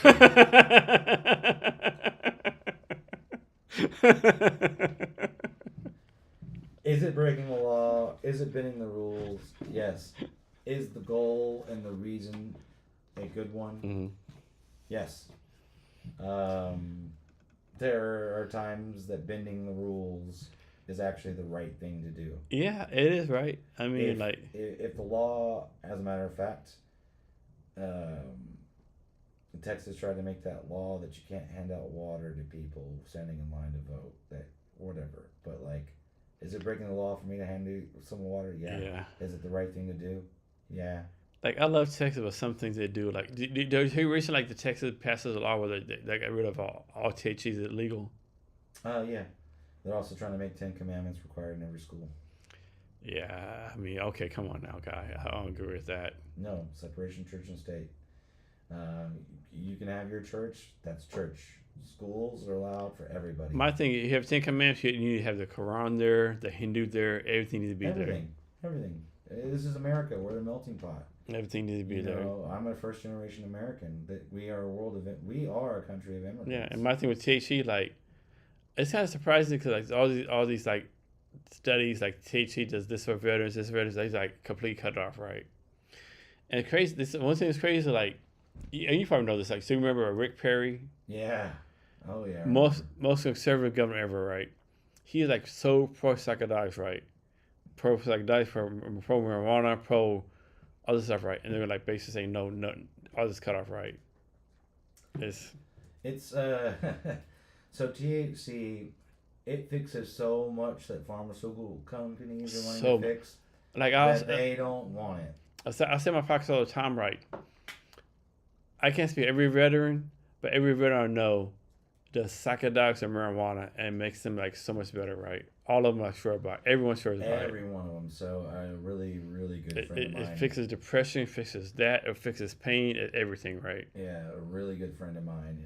He's a Fallujah combat medic veteran. Mm-hmm. And anybody that was I am not a service member. I never had to do that. That was some hard shit. Fallujah, that was the worst. Yes, they am. And he joined the Navy. Mm-hmm. He thought he maybe wanted to be a nurse or something later on in his life. So he joins. He's like, hey, I'll do medical in the Navy. But he was also physically fit because Navy has the least or the most lax physical requirements. Yeah. Because you can swim a mile, you can bike a mile, you can run a mile. Yeah. Right. I think Space Force is now probably the number for that, but because they'll hire you. Other Coast Guard. Yeah, the Coast Guard's actually full of badasses. Yeah, in my opinion, they really are. They're out there doing crazy shit people don't even know about, and they don't even brag about it. They're actually saving people and stopping drug smugglers and shit. It's not the Navy, it's the Coast Guard, but he joined, and then they go, oh, your PT's really good. But it's not good enough to be a Marine. He's like, what are you talking about? I joined the Navy. Yeah. And they're like, oh, you didn't know? Even though Marines are the only ones that get shot at, really, these days, they don't have their own medical corps. The Navy does the medicine for the Marines. Yeah. So he had to go to Marine boot camp after that to get into shape enough to be a Marine. And everything like that. But he got deployed, and yeah, he's got problems. Yeah. One, his job was to go, like, dude just got shot in the neck by a sniper. Guess who's going out to grab him real quick? Where someone just got, like, they know that I could get shot too. And you see it. You see this fucking gaping ass neck wound, right? Yeah, and but that's what you got to do. Like his shoulder is so fucked. Like he showed me photos of him. Like he was so roided up in the military, and they turned a complete blind eye to it because they knew the only way those guys were doing what they were doing. Like he was like, I had to be able to run, grab them with one arm. They were kitted up So they're well over 220 pounds. Easily. And he's with one arm, just picking them up, getting them to somewhere, start triage. He was like, the only way we could do that was steroids. Yeah. And so he's like, they turned a blind eye to that. But he also had things happened that he had to. He's gonna have to reconcile with for the rest of his life. He's got a YouTube video. This is the fucked up part. I'll say this: when they say "no man left behind," they're lying. Mm-hmm. He's got the video. He was saved by, I believe it was either Israeli forces. It was another country. Yeah. But him and another soldier were literally left. Yeah. They were left. And he's got videos of them like taking shots. He commands the guy. He's like, "Fuck you! I'm your commanding officer. You take this shot." But I was like, "What?" He was like, "Yeah, so I'm so fucked off. They left me. Yeah. They left me, and I was rescued by a foreign army." That's fucked up. And so there's also that, and yeah, but he has had a lot of hard times, and now he does microdosing mushrooms. And it's changing his life. Yeah, I'm just a big believer like microdosing, LSD, mushrooms, marijuana. It's like it's helping him work through the things. I just know so many people who like fucking swear by it, right? I know so many people like they like the VA gives us fucking drugs. So like, the VA does the best they can, right? But I don't know, like I'm a believer in microdosing, right? Yeah, no, neuroplasticity. So many people. Yeah. Neuroplasticity. That's why they're looking at legalizing it here, because they already use ketamine for therapy. Mm-hmm. It's already being used for that, and ketamine's incredibly powerful. Yeah. K-holing is no joke. That's what Elon Musk was doing all life. What's the thing like back in the day, like LSD, you have a bad trip, you fucking basically fucked up. There's no such thing. You had a bad mental state. Yeah, I've never done a lot. I've never had a bad trip. No one I know who does ever had a bad trip, right? No. The most I had was, we call it epic doses. Like you take a lot of mushrooms, like an eighth or more. Yeah. And so have you heard the story? So as I heard somewhere, like this lady, she accidentally sniffed like all this fucking LSD, right? She also cocaine, right? All this LSD, and it like just like nothing did nothing to her, right? Well, I don't know what the LD50 is on it. LD50 is the amount it takes to kill you. Mm-hmm. Because lethal dose 50%. They essentially they administer it to mice. Yeah. And when 50% of the mice die, that's how they determine what the lethal dose is. So it's called lethal dose 50, LD50. Yeah. And that's how our system works, folks. No, with me, like one thing, like I can I'm scared. Like I can imagine like doing heroin. I'm not thinking needle. I actually had. That's always been a rule of mine. Never, ever would I ever do that. But I've known functioning. Like I've known people that, they hold their job. They got a family. Yeah, I can imagine. But right? they chase that dragon. I can imagine. Like I don't know. And it blows my mind. That's too much. That most people could not do that and hold down a life. There are some that can. I also know there's only one person I've ever known that he's actually the most artistic person I have ever met. Yeah. And he was a meth head. Yeah. Yeah. And it was insane. His house was his doorbell. Heroin, meth, I can understand it. His doorbell was a piano that he took the harp of it, the guts of the piano, mounted it to his wall in his house, actually attaching it to structural timbers so it would. How fucking high was he? Here's the kicker, though. It turned the whole house into the piano, and then he put actuators on it and programmed it to when you rang the doorbell, it played a song. His whole house, he turned his whole house into a musical instrument, and it sounded amazing. He's on meth. Yeah, and then he would he was moving a bunch of stuff in his house, and so he put cardboard along the wall so he didn't scuff the paint and stuff. And then he realized, well, there's cardboard there, so I can just start painting on the cardboard. And I worked with him in a capacity like odd jobs, like side jobs. So I go over his house to go pick him up, and I go in there and like every wall that was covered in cardboard while he was moving is now a forest. He painted an entire forest.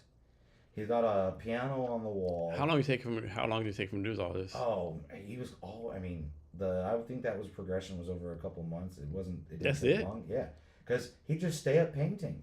He would make copper wire animals of like coiled wire. He had a little Weinerheimer, a wiener dog.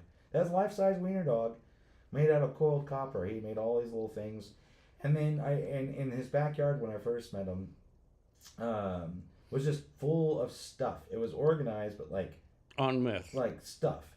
And then I'm like, "What are you collecting this for?" He was like, "Oh, I've got a vision for my backyard." And then one afternoon, we go to pick him up for work because he didn't have a car.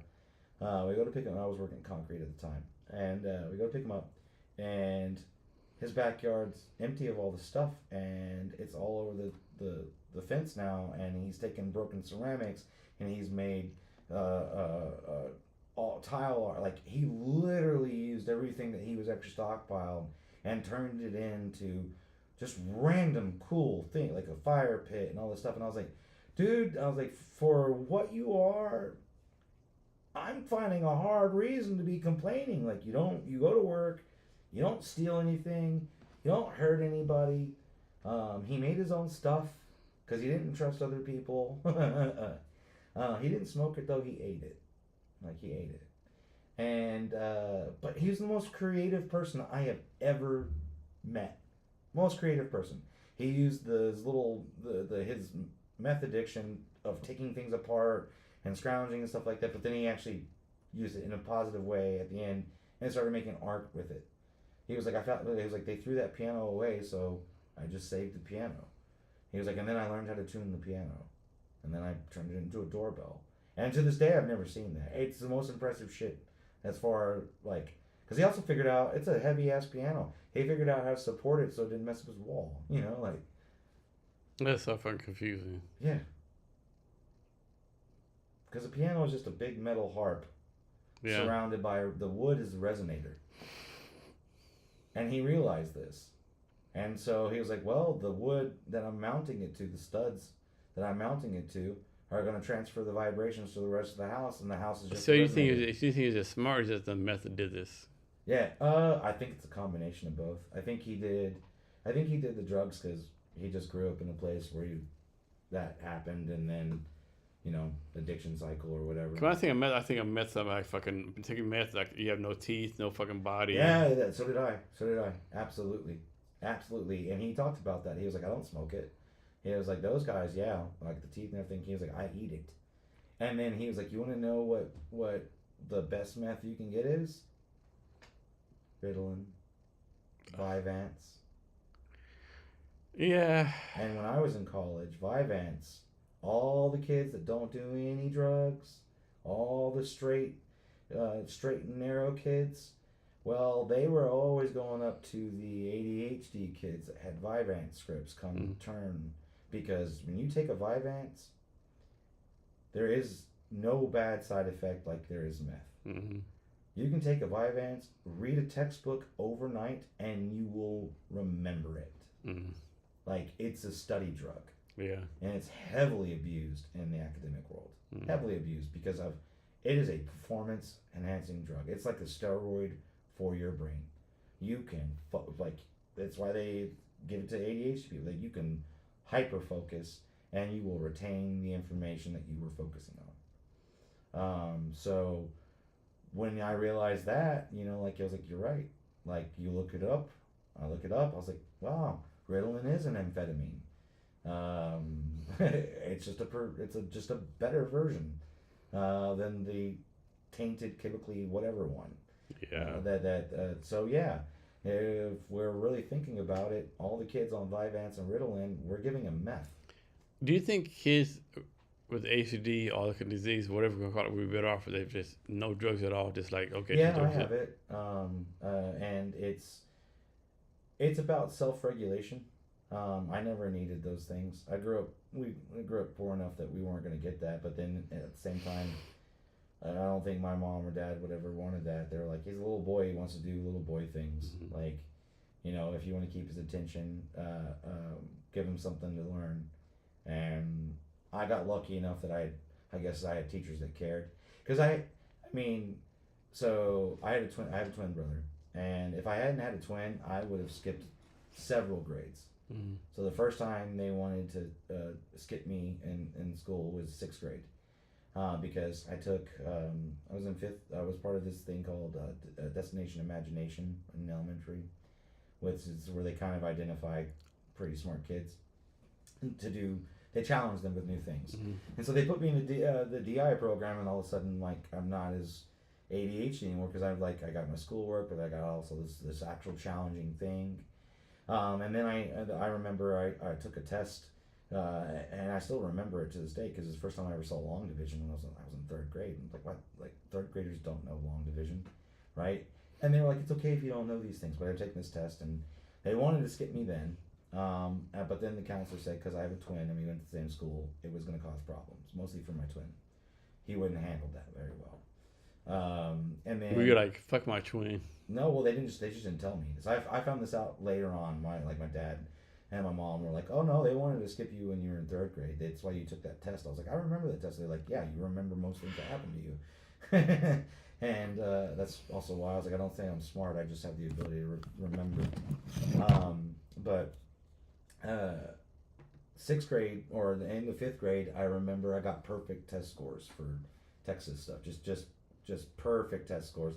But I started getting pink slips. Started getting in trouble. Me and my friend Joel and our bias would, we would finish our work so quick, and then we're getting hundreds, but now we've got all this idle time, and we're like throwing paper airplanes and disrupting the rest of the class because we're so far ahead. So they're like, hey, let's put them up a grade because it'll be challenging enough for them that it wouldn't happen.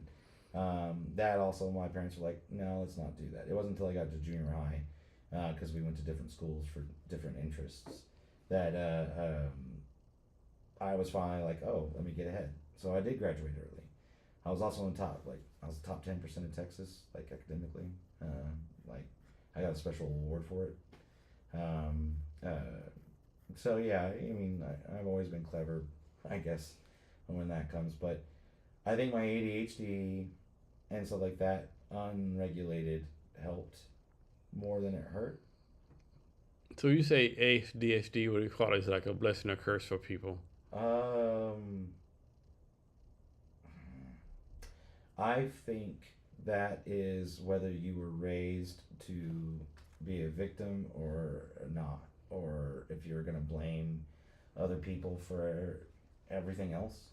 So my grandpa was very much one of those people who was like, no, a lot of it's on you. Like blaming. Do you think your grandpa had it?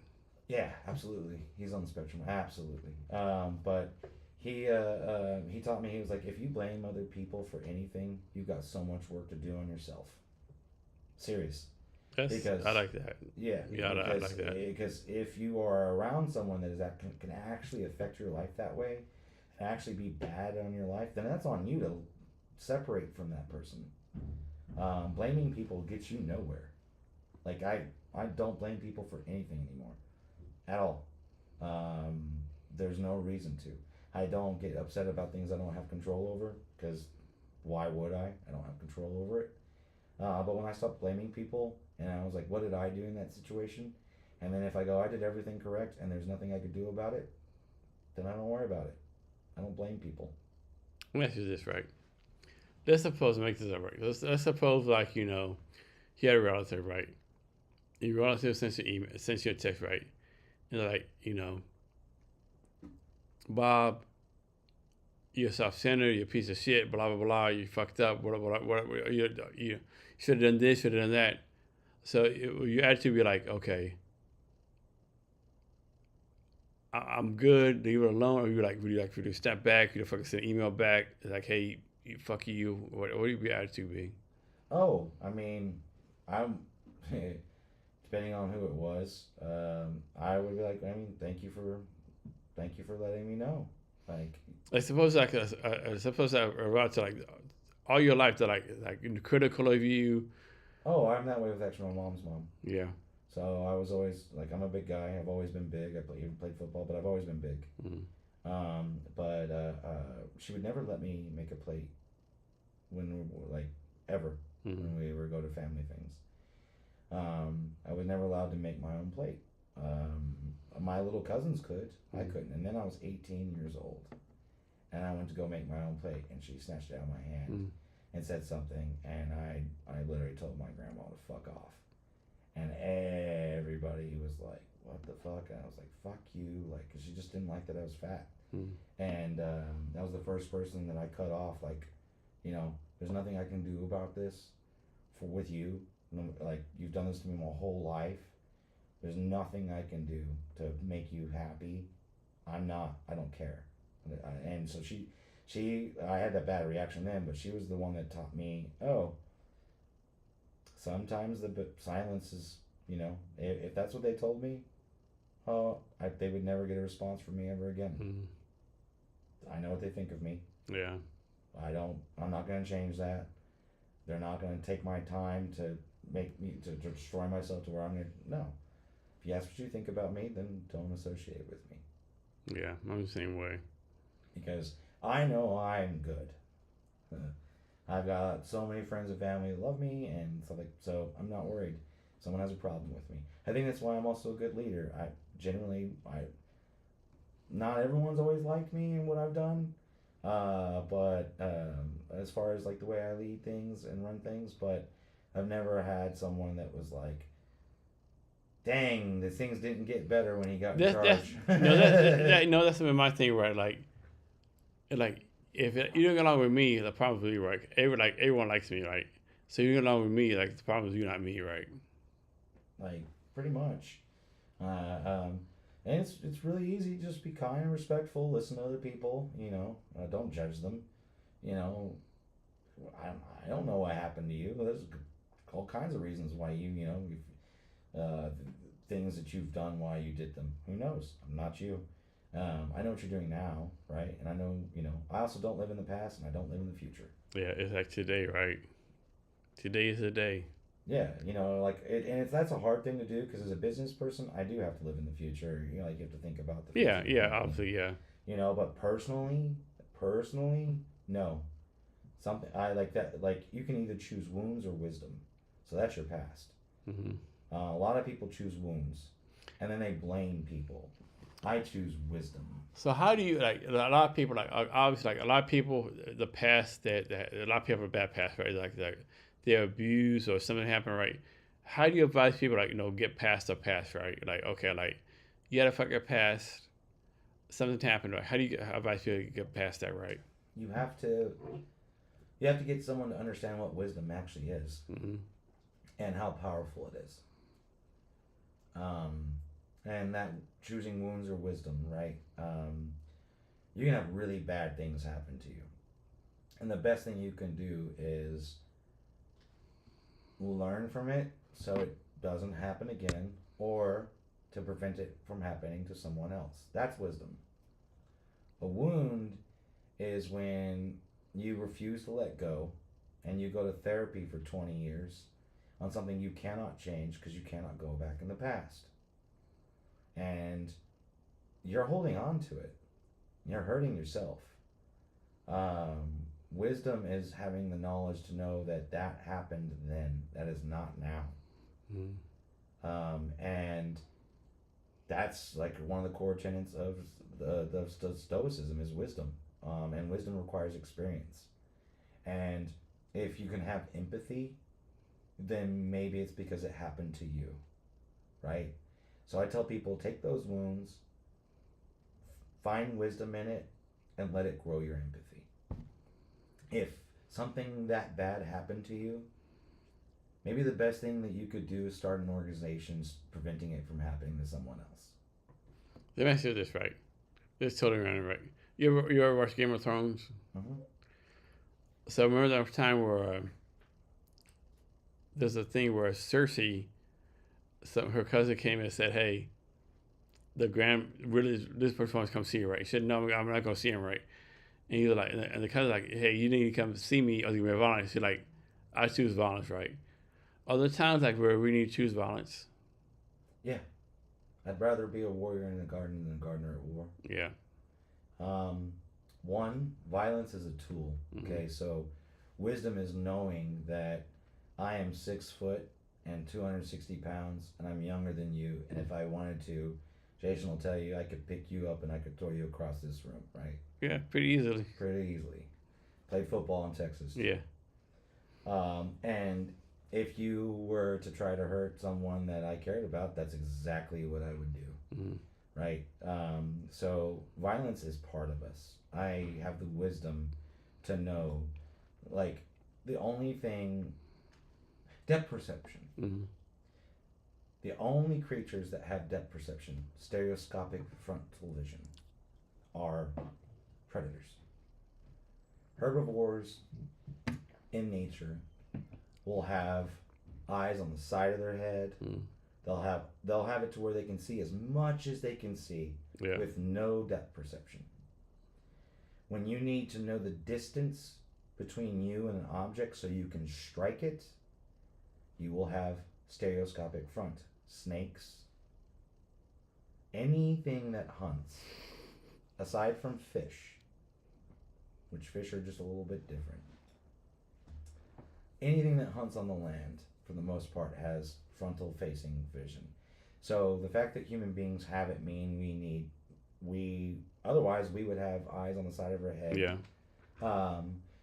And that's why peripheral vision can trigger responses to you when something enters your periphery. Yeah, you're like, oh shit. Yeah, like you heighten response. We actually use these things in human systems interface design. Google does this. So like, why do you have ad banners come in from the side on a monitor and not from the front? You're triggering the peripheral response that we know exists from just fight or flight, survive. You're out there in the wild. So violence is a survival thing, right? The end result of what is progeny, right? That's the way species survives is progeny. And if there's going to be a creature that's going to try to eat my baby, the only thing that I can do is to get violent. Yes. And kill it with no intention to eat it. Just kill it. And violence is in all of nature. Like, people think you can go pet a hippo. Don't do that. Right? Honey badgers, like, they don't give a fuck. Oh no, honey badger don't give a fuck. There's a video on Nature Channel like honey badger don't give a fuck. Yeah. So I think that one of the things that does make us human is that we choose. Now, sort of. The fight or flight is real, right? I even learned that at CHOP. There was people that, when the shootings started happening, you had people that ran towards the bullets, and you had people that ran away from the bullets. And I was one of the people that ran towards it. And that's when you learn, like, your adrenaline, you either get feared or you get a hypersensitive awareness. Fear is still there, but it's funneled, it's channeled. Like more focused, right?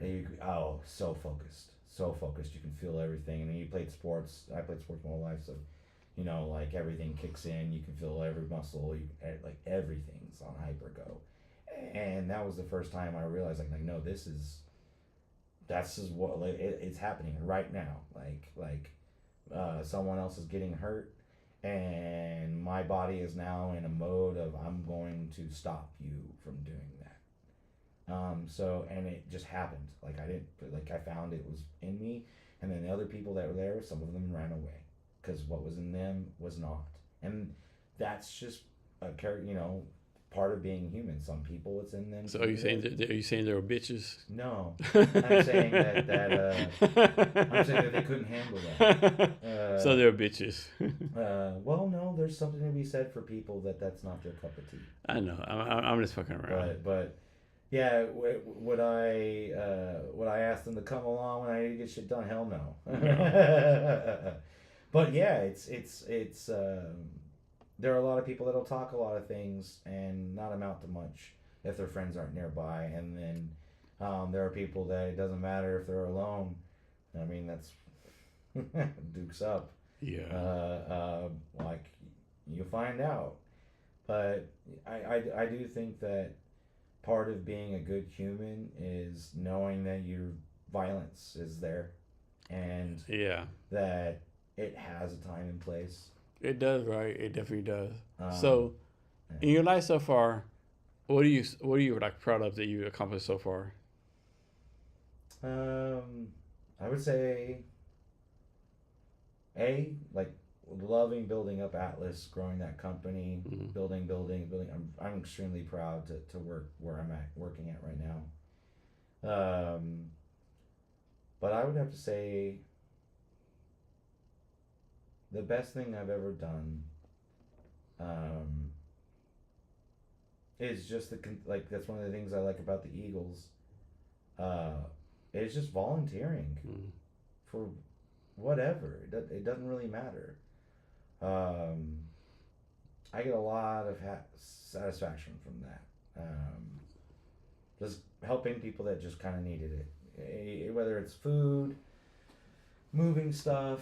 I don't know. That's because I don't have children, Mm-hmm. and I don't. Oh, actually, no. The best thing I ever did was the second shooting at shot.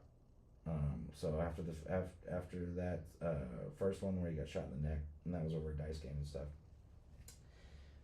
There was a second shooting. It was on 12th Street. I heard it off. I heard it sound like a 22 mag. Mm-hmm. So I go to it, and then he slumped over the car, right? And I go over the car, and I'm like, oh, and I roll him over, and then I see the blood. I was like, oh shit. And at that point in time, there had already been shooting, so we had actual combat medics, and we had already agreed that if another one happens, they're in charge because A, they've been in real gunfights before, and B, they're medics. They know what to do. So I got on the radio and I'm like, fucking like I need like medic, right? And so he get there and we like rip off his like cutting his shirt off, rip off his shirt, identifying the wounds and like it was crazy because like he was like, don't be worried about his pain because we're gonna that's not what we're here for. We're here about say so like you gotta find where he's shot, and they got this thing where it's like this it inserts a foam thing that kind of expands to try to stop the bleeding and stuff, but you got to stick it in him to do it, and it's not very comfortable. But he's sitting there like another lady that was there. She was holding his head. He starts crying for mama, right? I was like, that was a fucking surreal moment when like this grown ass man shot up. I was like, yeah, sounds like we all die the same way, crying for mama. And at that point, the medic was like, he was like, he's got to get to the hospital. So like, I was like, I don't know what to do. I just picked him up, and we found a van and I threw him in the back of the van. And that I have to think about, like, I found out, because I don't want to name his name or anything, but he did survive. And I think that's the best thing I've ever done for another human being is I saved his life. And I didn't know what I was doing at all. But I did it anyway. Yeah. So, what's a problem you want to solve you have not solved yet?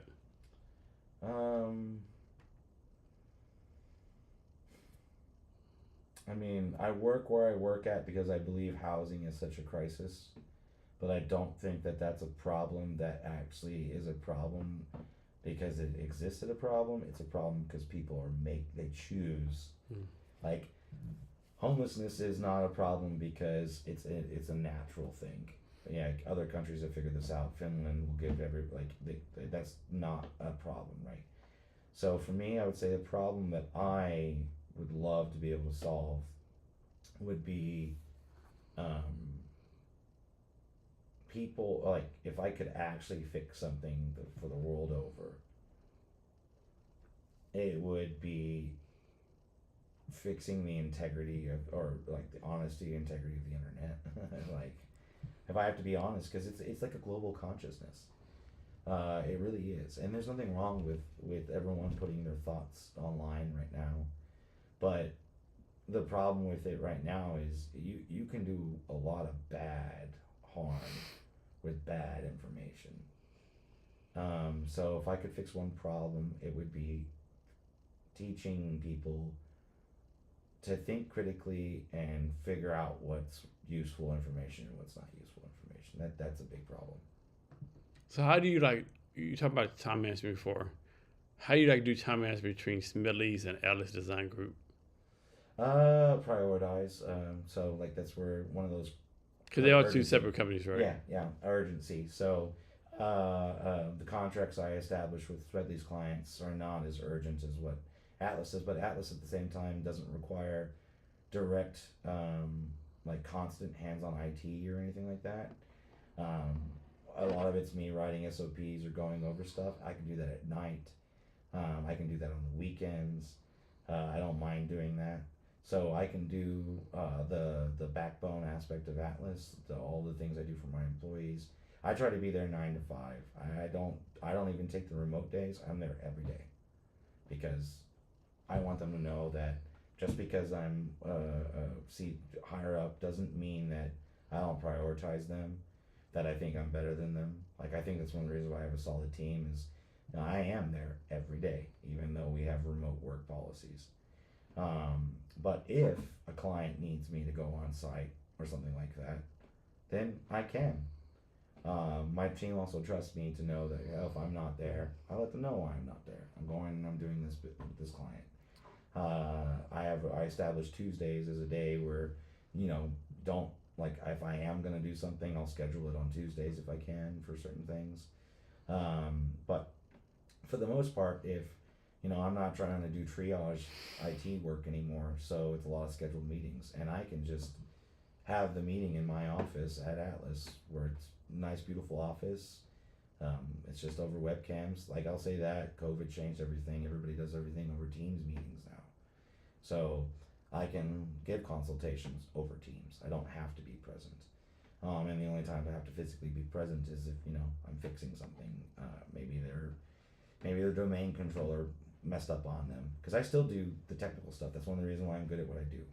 I'm more than capable of fixing your computer and fixing your domain and fixing your network, because I make sure I still know how it works so I can consult on it. But for Smedleys, it's consulting a lot, so I can do that via Teams. So it's all your tech stuff. So what's like? Okay, obviously, I know what you're doing, right? But there's something as far as considered tech, where the CIO, two-factor authentication, cybersecurity, is something like, oh, you know what? I need to get better at this. Oh, absolutely. That's the one thing you can't slip up on. Like you gotta keep up with that. Hackers are clever. Hack. I grew up with hacking, meaning also Lubbock, Texas. If people didn't know, is where the Cult of the Dead Cow started, and the Cult of the Dead Cow is the longest running hacking organization in the world. They did a lot of cool things, and it's not like malicious hacking. In Lubbock, Texas. Yeah. Yep.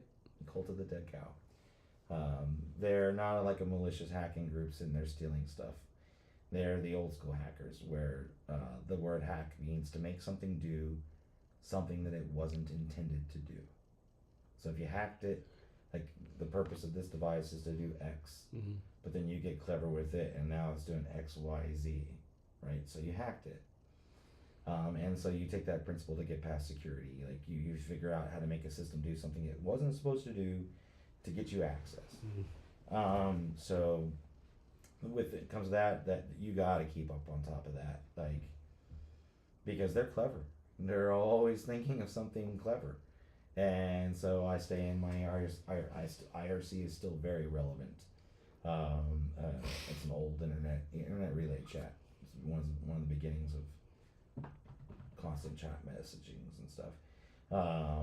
So there's some stuff, old message boards and BBBs and stuff like that.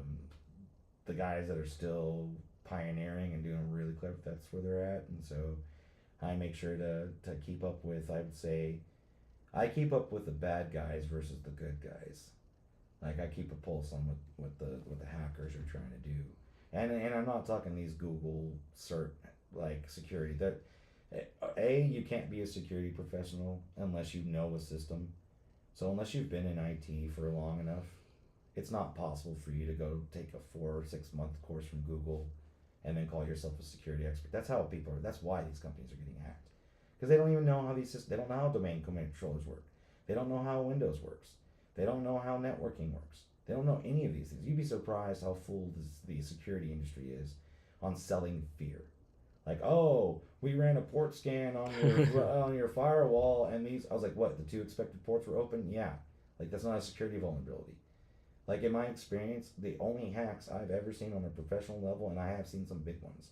Fiber Rio was a company in Austin, Texas. They were a graphene nano company. These guys were making crazy interesting stuff. Stuff for the rich people to never die type shit. So they came up with this artificial kidney, right, that would have graphene nanotube delivery systems for chemicals. So we do chemotherapy, and chemotherapy is like using a shotgun, right? We can't target the bad cells, not with laser focus or anything. So we just bombard the body with chemicals to kill the stuff, right? Now there are chemicals that are really good at killing cancer, but if you were to try the chemo style of shotgun, it would kill you. So how do you deliver that and with laser precision? Well, everything in our bodies, for the most part, is proteins when it comes to interacting with something. So this company figured out how to encapsulate medicine in these graphene-based capsules, essentially, which graphene is, but just carbon. But they figured out how to make a capsule that contains medicine that has essentially a protein interface that will only interface with the cells that it's supposed to attack. And then you could deliver very targeted medicine to whatever you needed. So the problem is that, with that one, unfortunately, China does force people to steal shit. So in that case, an instance, what they did was they arrested their family. And then the individual was told, you are going to steal this intellectual property, or your family is never going to see the light of day again. So of course they stole it, right? Wouldn't you? You would. And they now, this IP, which hasn't been patented, because the moment you put a patent in, then everybody else knows what the hell you're doing. So there's a lot of companies that have intellectual property that they can't have patents on, because then their competition will know what they're up to. So it's all very hush-hush and secret. Well, that got stolen, and we're talking like well over $1 billion worth of research. Just gone. Like, now, X company in China's got it. And that's the biggest hack I've ever seen. And the reality China's known for, like, quote-unquote stealing stuff, right? Well, they don't have copyright respect, or for a long time didn't have the same laws we had. Yeah. But they just don't respect copyright, not in that sense. And also, they're not in America, so what are you going to do? You going to go over there and do anything about it? No. Nope. Right? So leave it to them. If they can take it from us and we can't do anything about it, that's them. The cost of doing business, right? Cost of doing business. And you have to be cognizant of that. So, computers don't get hacked anymore, people do. Social engineering has always been the most dangerous and fundamental risk to any infrastructure or any person. And that's where two-factor authentication does really is helping on that, because social engineering, it just takes tricking people. I believe the world's largest bank heist was done over the phone in the lobby of the bank. Yeah. So whenever you're going to move a certain amount of money, it takes 2 authorization codes. Mm-hmm. There's going to be a bank manager code, and then there's a special room in all these banks that have these people that say you want to move over $10,000. Well, the government gets involved when the moment you start moving $10,000. And it takes a second authorization to actually move this money. Well, there's this technician that he was working on, I believe it was in the 80s. He's working on the computer systems at the bank. All the manuals for these computer systems are in that control room, right? So he's in that control room, and he's learning, listening, paying attention, and realizes, like, oh shit, this is a special room. Obviously, they do something very special here. And he just listened to the conversation. He was like, oh, they're moving money. Like, when someone wants to move $1 million, $10 million, whatever, these are the ones that are making the phone calls and authorizing the transactions. And they're giving a passcode. And so he just started hacking the people, and he realized, oh, he knew that there was a passcode involved, so he also knew that people don't have memories like him, and that they're flawed, and if the bank's constantly changing this password, they probably write it down, and because it's written down in a controlled room that you can't get into, it's safe to leave it on a sticky note. Well, he had eidetic memory, so he saw a sticky note in the president's office with the password, saw the sticky note essentially in that controlled room with the password, put two and two together, and transferred money out of that bank to Russia. He only got caught because he got turned it into diamonds, and he got caught with the diamonds coming back to America. But it was one of the largest bank heists ever, and it was done with a phone. And it's done by hacking people. So, like the reality is getting past a firewall is pretty freaking hard. It's really hard. Unless they're just really stupid or it already came pre-compromised, right? Which is real because, Israel just did those exploding pagers. So yes, they can intercept shipments and do shit. Supply chains can be subverted. That's some wild shit. Fucking exploding page. That's fucking like that's that kind of wild genius shit right there. I think. Yeah, that's a hack. Like if they want in, they can get in, and they're gonna go after people to do it. There's actually it's a concept for security. Reason why you split up access that way people can't be forced, because I told you about the power of negative thought, right, and how you use it for disaster training and awareness for your business, for business continuity. So if your data is worth enough money, what's stopping someone from kidnapping one of your employees' children? Damn. And then that's kind of fucking deep right there. And then just saying you will do this or your kid dies. Damn. Well, the only thing that stops them from doing it now is that one person is no longer capable of just doing that, so it's pointless. But if they could, they would. If I mean, honestly, like if all it took was doing that, shit, everything would be getting robbed. But we separate things and we use security layers on purpose to prevent that, because if you have one point of failure, it's done.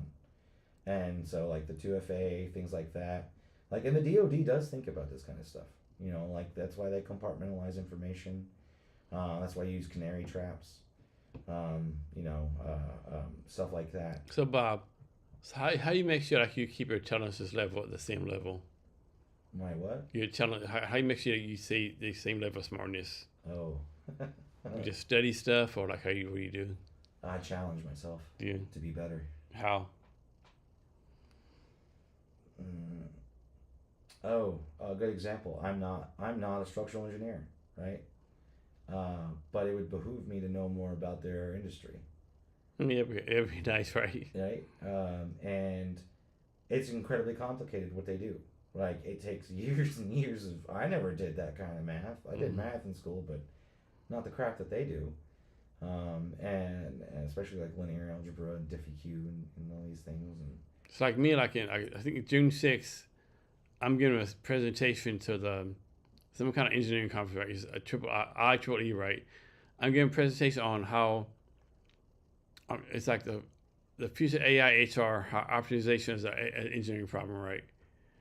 I have all these fucking charts and stuff. I'm like, fuck, how am I gonna fucking do this, right? I memorize it, I fucking speak some heart right, so yeah, I'm doing that too, yeah. Yeah, and so like for me, right now I'm actually trying to learn more about their industry, and I'm in deep water. I'm just out there sinking, almost not swimming, as far as understanding it. Mm-hmm.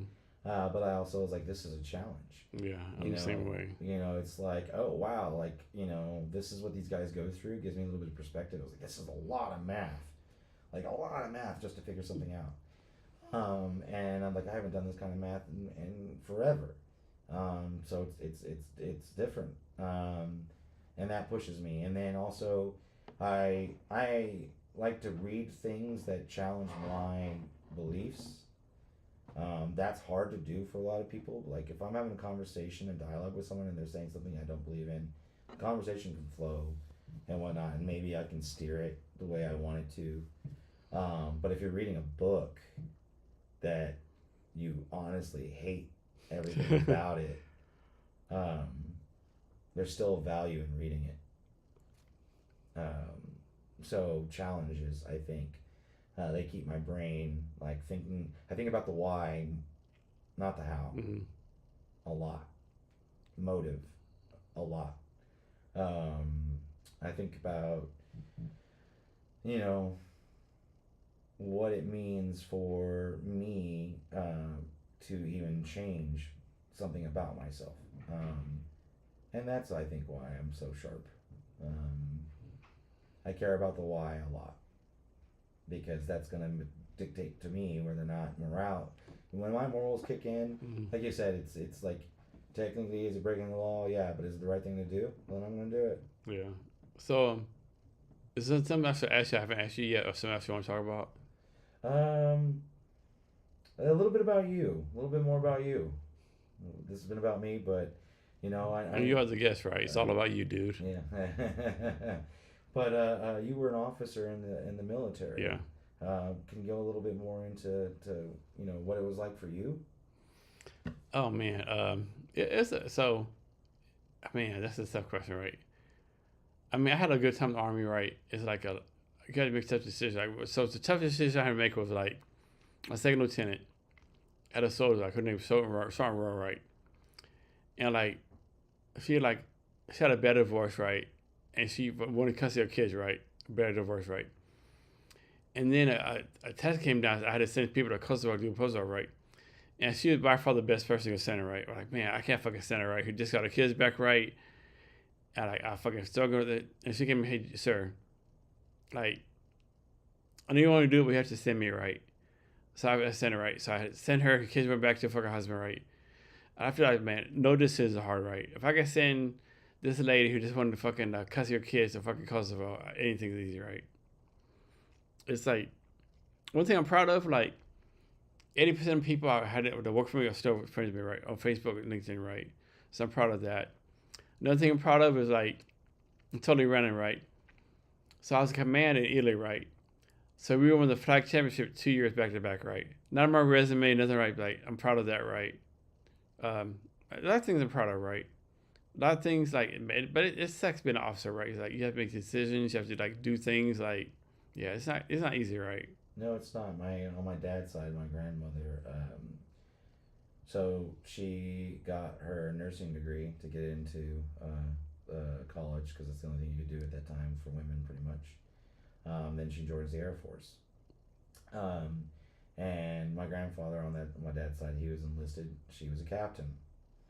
But my grandmother deployed in Korea and Vietnam.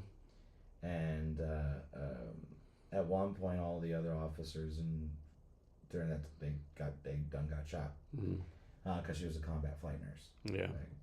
And it got to the point where Harriet Smedley in command, and she did talk about that. She was like, I joined being a nurse to save the GIs, and then bad things happen, and I'm the one telling them to go die. Right? Yeah, it's like that stuff you gotta do. Is like, man, fuck it, like. Yeah. It's like it's not easy, right? It's like I remember one time, like, so one time, like, so in the Army, like, there's a thing where, like, like, if like some of your family dies, you gotta go home, right? Yeah. And so we had a soldier, right? We got a message, hey, this dude's like daddy died, right? Hey, your daddy died, right?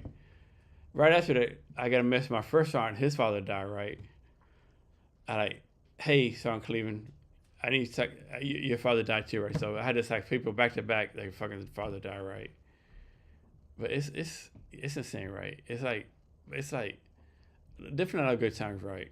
But there's like I'm like I would never say like we need to serve like you need to like do 2 years in the military, but like, maybe you do need to do 2 years in the military. Maybe you need to do 2 years, doing something right. I mean, I think the structure helps people, but at the same time, Boy Scouts, There's no different ways, right? Well, the Boy Scouts was created to get people ready for the military. So if we had this one dude, right? I mean, his name is Joseph, right? This dude, he's from Kentucky. He was off fucking chain, right? This dude, he was on 24/7 every day, right? He was always fucking drunk. You do PT, he would fucking fall out or whatever. He was the only guy in my tears coming out I actually punished, right? Now he's a fucking like a deputy a sheriff of fucking Kentucky, right? like he's like top notch dude, right? Like, dude, what the fuck you doing, dude? Yeah, it's like I met so many good people, right? But it's like I don't know, a lot of good stories, right? Yeah, I mean, obviously it shapes you to make to pursue HR as a career, which Yeah, I think it drives you, right? Like it's like so many people. Like I have one good friend, like Michael Ricardo Jackson, like one of my best friends. He's like fucking this dude's so fucking smart, dude. He I think he runs like Indianapolis medical school in Indianapolis, right? So yeah. But yeah, and then if you could change one thing about you, given that you with your experience and everything, if you actually could, maybe at an event in your life or something, would you? So I would like make me have more patience. God, I have no fucking patience, dude. None. I have no patience at all, man. I wish I had more patience, right? Like, I have empathy. I care about people. Like, it's like I'll be like, what the fuck you doing, guy? Like, it don't take you that fucking long, right?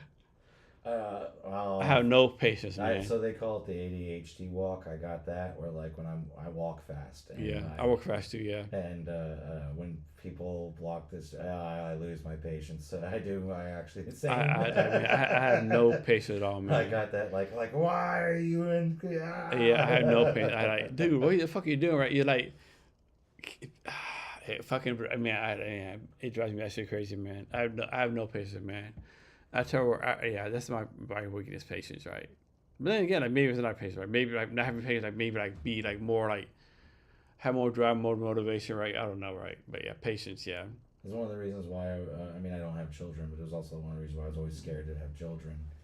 I was like, I don't know if I've got the patience to make this child happy. Yeah, I may have empathy. At least I think I have empathy, right? I care about people, but man, it's like, speed the fuck up. Like, what the fuck you doing? Like, dude, like, yeah, like. That was my hardest management training. Like when I was just like rising up.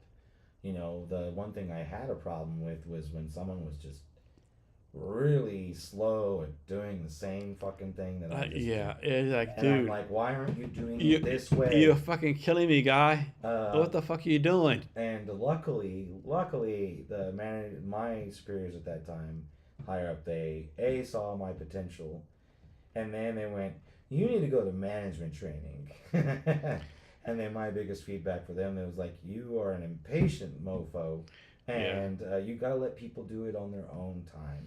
Like, there's a time when you say, okay, we've done this a few times now. I need you to get more efficient and faster because that's business. But if they do it a little bit slower than you, so be it. It's another reason mine too is like maybe it's not weeks, but like my thing is like sorry, and so like my thing is like I don't think I'm the smartest person in the world, right? So like my thing was been like, I mean, how was this like? If I figure it out, 3 + 3 is 6, right? You can't like, what the fuck's wrong with you, right? Like if I can figure it out as dumb as fuck as I am, and you can't, like, what can I do with you, right? Yeah, I have no patience for the lack of common sense. I learned that. Yeah. Like when I'm just like, are you serious? Like, whoa. But then I go, guess maybe it's not so common. Or maybe they just don't pay attention. Common sense ain't common no more, yeah. Yeah, because, sometimes I'm like, common sense, yo. And they're like, really? I'm like, yeah, like. I mean, every times the Army does different things, like, okay, like, I figured this out, but you can't, like, okay, I'm confused as fuck right now. Like, how did I figure this out, but you can't, right? Right. Or when people travel the world, they're like, hey, like, it's dangerous. I was like, not if you have common sense. Yeah. Common sense is don't go looking for drugs in a foreign country. Goddamn right. Common sense is don't go down an dark alleyway in a foreign country. Yeah. Like, common sense. And then when you hear about all these bad things, I was like, there was a severe lack of common sense. Yeah. or like, so I have no patience for people, especially, I guess, at that point, willful ignorance also. Yeah. If you're willfully ignorant. That's true too, yeah. I just, because there is a difference between ignorance and just plain being stupid. Because ignorance you didn't know, so can't hold that against someone if they didn't know. No. But if they choose to not learn so that they don't know, they're being, willful. That's why that's saying ignorance is bliss. People that choose to not know are much happier than smart You're people. Yeah. The higher your IQ, probably the more sad and depressed and manic you are. Yeah. I'm thinking, like, I'm not the smartest person, but I had a guy on the podcast one time where he's like, I laughed. He said, like, I don't want to be the smartest person in the world, in the room, but I don't want to be the dumbest person either, right? Right. So, okay, that makes fucking sense, right? I don't want to be the dumbest person either, right? That's me. Because if you're the dumber person, you have no idea what people are talking about, right?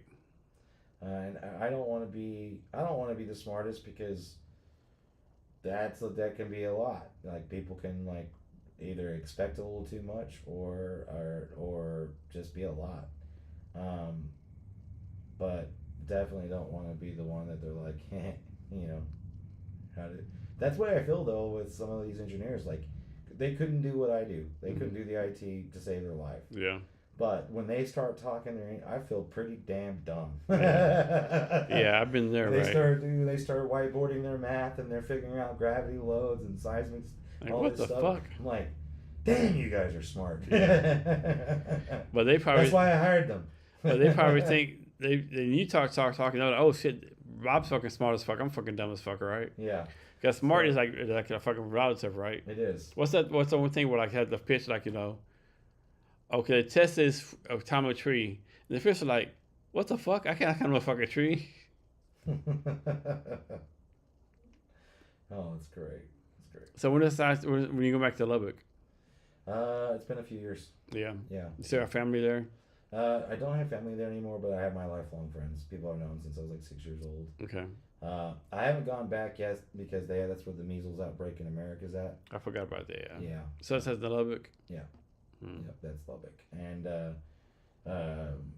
I'm waiting for that to maybe get a little under control. Yeah. Yeah, because like when I had Crohn's, you take steroids. Steroids makes you immunocompromised, and a lot of people don't know about measles is measles resets your immune system's ability. So your immune system remembers what it's encountered. That's why you have the immune system. One of the side effects of catching measles is it resets it. So everything you've ever built an immunity to, you are now susceptible to. Okay, didn't know that. Yeah, that's actually why it's so dangerous. It's crazy that we're having measles back again, though. I also, like, the first engineering firm I worked for, the CEO had polio, and he had to pick up his right hand and arm to move it. Damn. I don't think people don't realize how many diseases we had to back past that recently occurred, right? Polio got rid of, measles got rid of, chickenpox got rid of. I don't think people realize, like, electricity is like a new concept, right? Like 1857, there's no fucking electricity, right? Not to the level we have it, right? Yeah. Yeah. Now they had direct current and stuff like that, but not to what we were. But it's like, there's no fucking toilets, no fucking electricity. Like, people don't realize this, right? It's like really realize a new concept, right? Well, like instant hot water is actually new. That's 1950s. Hey, here's one for you. So you have all these people now this thing right now. Oh, I'm taking a cold shower. Like, fuck that bullshit, right? Because a motherfucker like 1821, I can't take a hot shower, cold shower.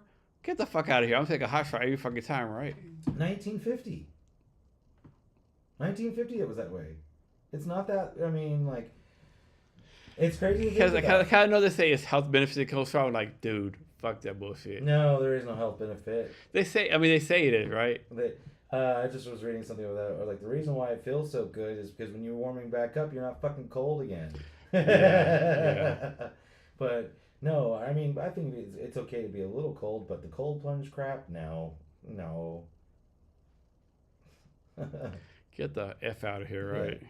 That's just people being weird. But I like some random dude, like if you ask some dude from the Roman Empire, want to take a hot shower or cold shower? I can take a hot shower and be warm. Right? Yes. I would let you fuck all my wives, but let me take a hot shower, right? Right? Like, it's one of those things. Like, I mean, even refrigeration. Yeah, air conditioning. it's not. Oh, that's not. It's not that. No, it's not. Indoor plumbing. It's not as new as taking a bathroom in your house. You know, that's actually the designation. The plumber's oath or whatever is about the health of people. Mm-hmm. It's like it's a thing that's just not talked about anymore. But like it was like the plumber's creed, and because water is life, and sewage management is even more important. So that's why first world nation designation is access to clean running water, and sewage management. And the fact that we've got Flint, Michigan in America that doesn't have that makes you really think, like, are we first world nation if we don't have clean running water in America? I tell you one thing, being over in Vietnam and like 80 for this 90 days is like, damn. Oh, we are first world third. Oh, we're a third world country with a good military, right? Because it's like in Vietnam, Asia, it's so there's no potholes, the roads are perfect, right? It's like you got to ask yourself some questions like, what are we doing over here? Well, I also think that Americans don't realize what America actually is, and how it actually functions, and that's a problem. I mean, because we are a capitalist, socialist, democratic republic. We are socialist because roads are socialist, cops are socialist, firefighters are socialist, libraries are socialism, highways are socialism. That's socialism. Yeah. We're capitalist because you can also make money doing whatever, like you can capitalize on things. Yeah, you're right. We're a democratic republic though because the electoral college elects the president. Yeah. And we elect the electoral college. People don't know that, but our founding fathers did that on purpose to stop a demagogue.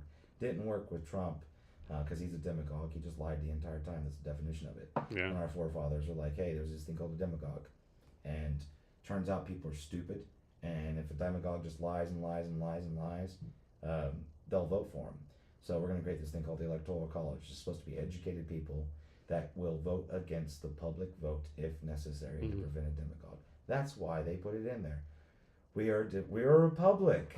A democratic republic. Yeah, so real republic. We're like, oh, we're this America's this capitalist democracy. It's like, the fuck we are. Like by our design. We are not a democracy. By our design and our current function. We are not democracy. We are none of those things. We are a socialist capitalist democratic republic. Yeah. and so that's also the situation why we're in. People don't even know how we are. This is not one. You don't vote for the president, despite what people think. But they also don't teach history anymore, so. Well, like how many times you see on the internet, like they do this, you have some on the internet, like these little interviews. Hey, what's the capital of the United States? Kansas, or like what's this? That's a crazy question, right? Like, how do you not know this, right? Or like, what's this? It's this, right? That's completely wrong answers, right? And there is a dumbing down of America that I do think is discouraging. Like when I was going to school, young engineers programs, all this stuff, and that's all gone. Like, I don't know why. It makes no sense. And I'm a little concerned about that. I will say, and it's not to knock on the Gen Z guys, but man, hiring them can be interesting. And it's not their fault. I have the wherewithal and the empathy and the presence to know that that's not their fault, but they have a hard time acclimating to the reality of the world that they live in. Do you think it's because they went through COVID, or? I think COVID, really did, like that absence, and then, but yeah, basic skills can be very lacking, even with college graduates. It's just showing up to work. Like, I've only terminated people for good cause, right? Mm-hmm. One, you lied, like to big boss man and me, like, if you lie, like, you tell me the truth. I am a brute. People have always said I'm blunt. I was like, because I don't like being lied to, so I'm not gonna lie to you. Mm-hmm. So if you don't like what I have to say, at least I told you the truth. You lie to me, my relationship with you is going to change a little bit. An employee lies to me. What's the motive? Is it something they did wrong? Like it's going to affect the company? I'm going to handle that way differently than like, you know, a little white lie or whatever, right? But I had to let go of a recent employee. I mean, just showing up to work. Like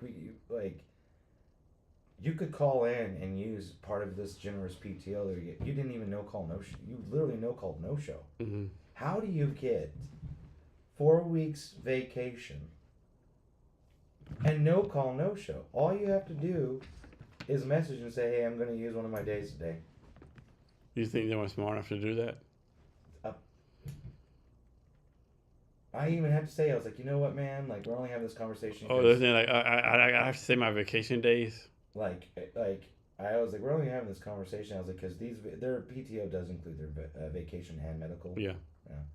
Because no, I'm not giving them that much. But I was like, hey, man, like the reason why this is an issue is you have a team, and you didn't even say nothing to nobody. You didn't let them know that you're not coming into work. You know, so this is a respect thing. And they depend on you, all that kind of stuff. Yep, and this is now a respect issue. So you don't respect anybody here. So basically you say, fuck your team, fuck everyone. Yep, so I'm getting rid of you. Oh, I'm sorry. No, I was like... It's like, too late for that. Yep. I was like, you could have messaged at 8 o'clock in the morning saying, hey guys, I'm not coming in today. Done. Expectations have changed for the day. If they were depending on you, maybe they'll change. They'll know the urgency. They'll know how to be agile. They'll know like these systems that I try to put into place and enact in technology is because of things like that. But it does take the participation of the employees. Have you ever fired somebody and you like later on like, man, I shouldn't have fired this person? No. No, because the only firings I've ever done was either I didn't choose to fire the person, I just had the job of firing. And so when I had to do that, I didn't have any thoughts about that. That was my job at the time. Yeah. And I didn't make that decision. Usually when people get fired, they fire themselves, right? Yeah. It's in my experience. I've only seen like actual malice, like, you know. Isn't it like you like randomly say, okay, I don't like Jason, I'm gonna fire Jason today, right? Right. I've never seen that. I have seen, or at least not in my work environment, I have seen it at, there's a bar close by that one of the bartenders previously, not currently, previously had already slept with the now interest of the bar owner. And because of the fact that he had already had sex with her, he got fired. That's so fucking messy. That's messy as fuck. And so I've seen other people do that petty shit. I'm like, that's pretty petty. But for me, I've like, I don't need you to be my friend to be my employee. I just need you to be respectful. So when you hire someone, how you know you're hiring a dog versus hiring a kid? That's actually that's a hard one, because even some grown-ups are still kind of young, mental or emotionally intelligence-wise.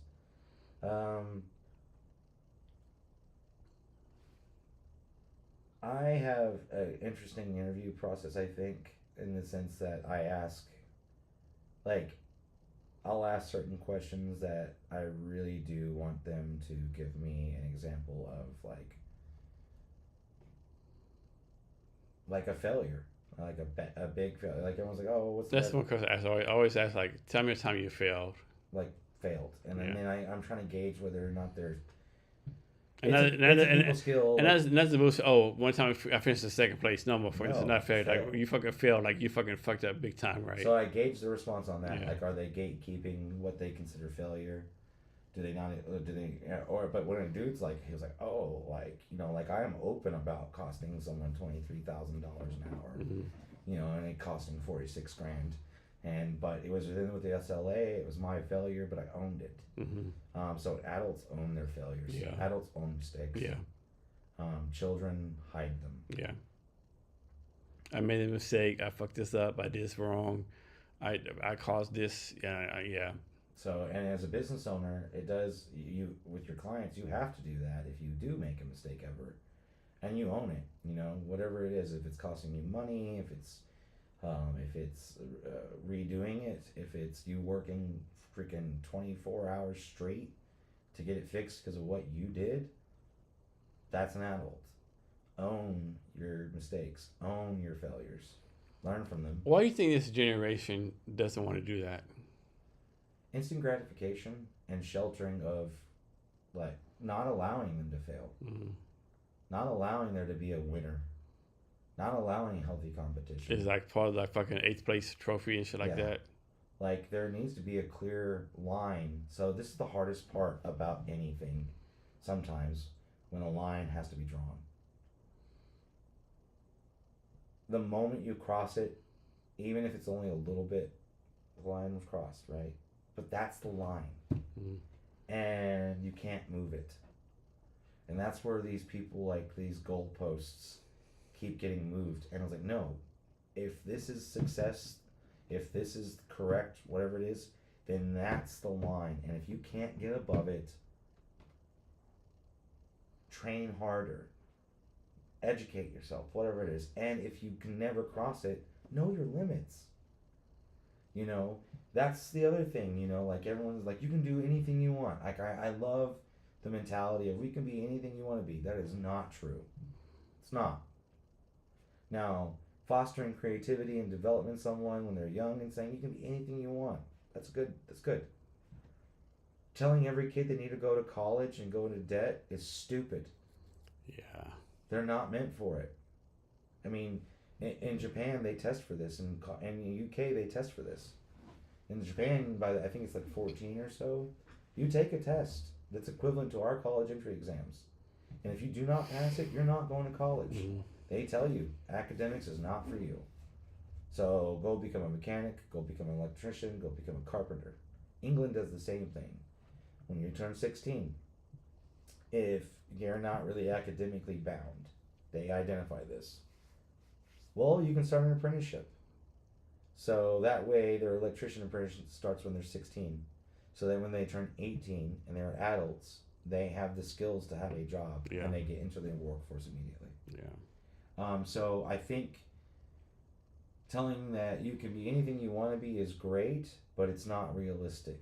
And living in the real world is what happens, but to when you turn 18 and the rug gets pulled, the blinders come off, you can go to jail, you can go into debt, you can be arrested and go to prison, not little smack on the hand anymore. And nobody's like, it's like all these little YouTubers going around smacking people, pushing people, messing with people.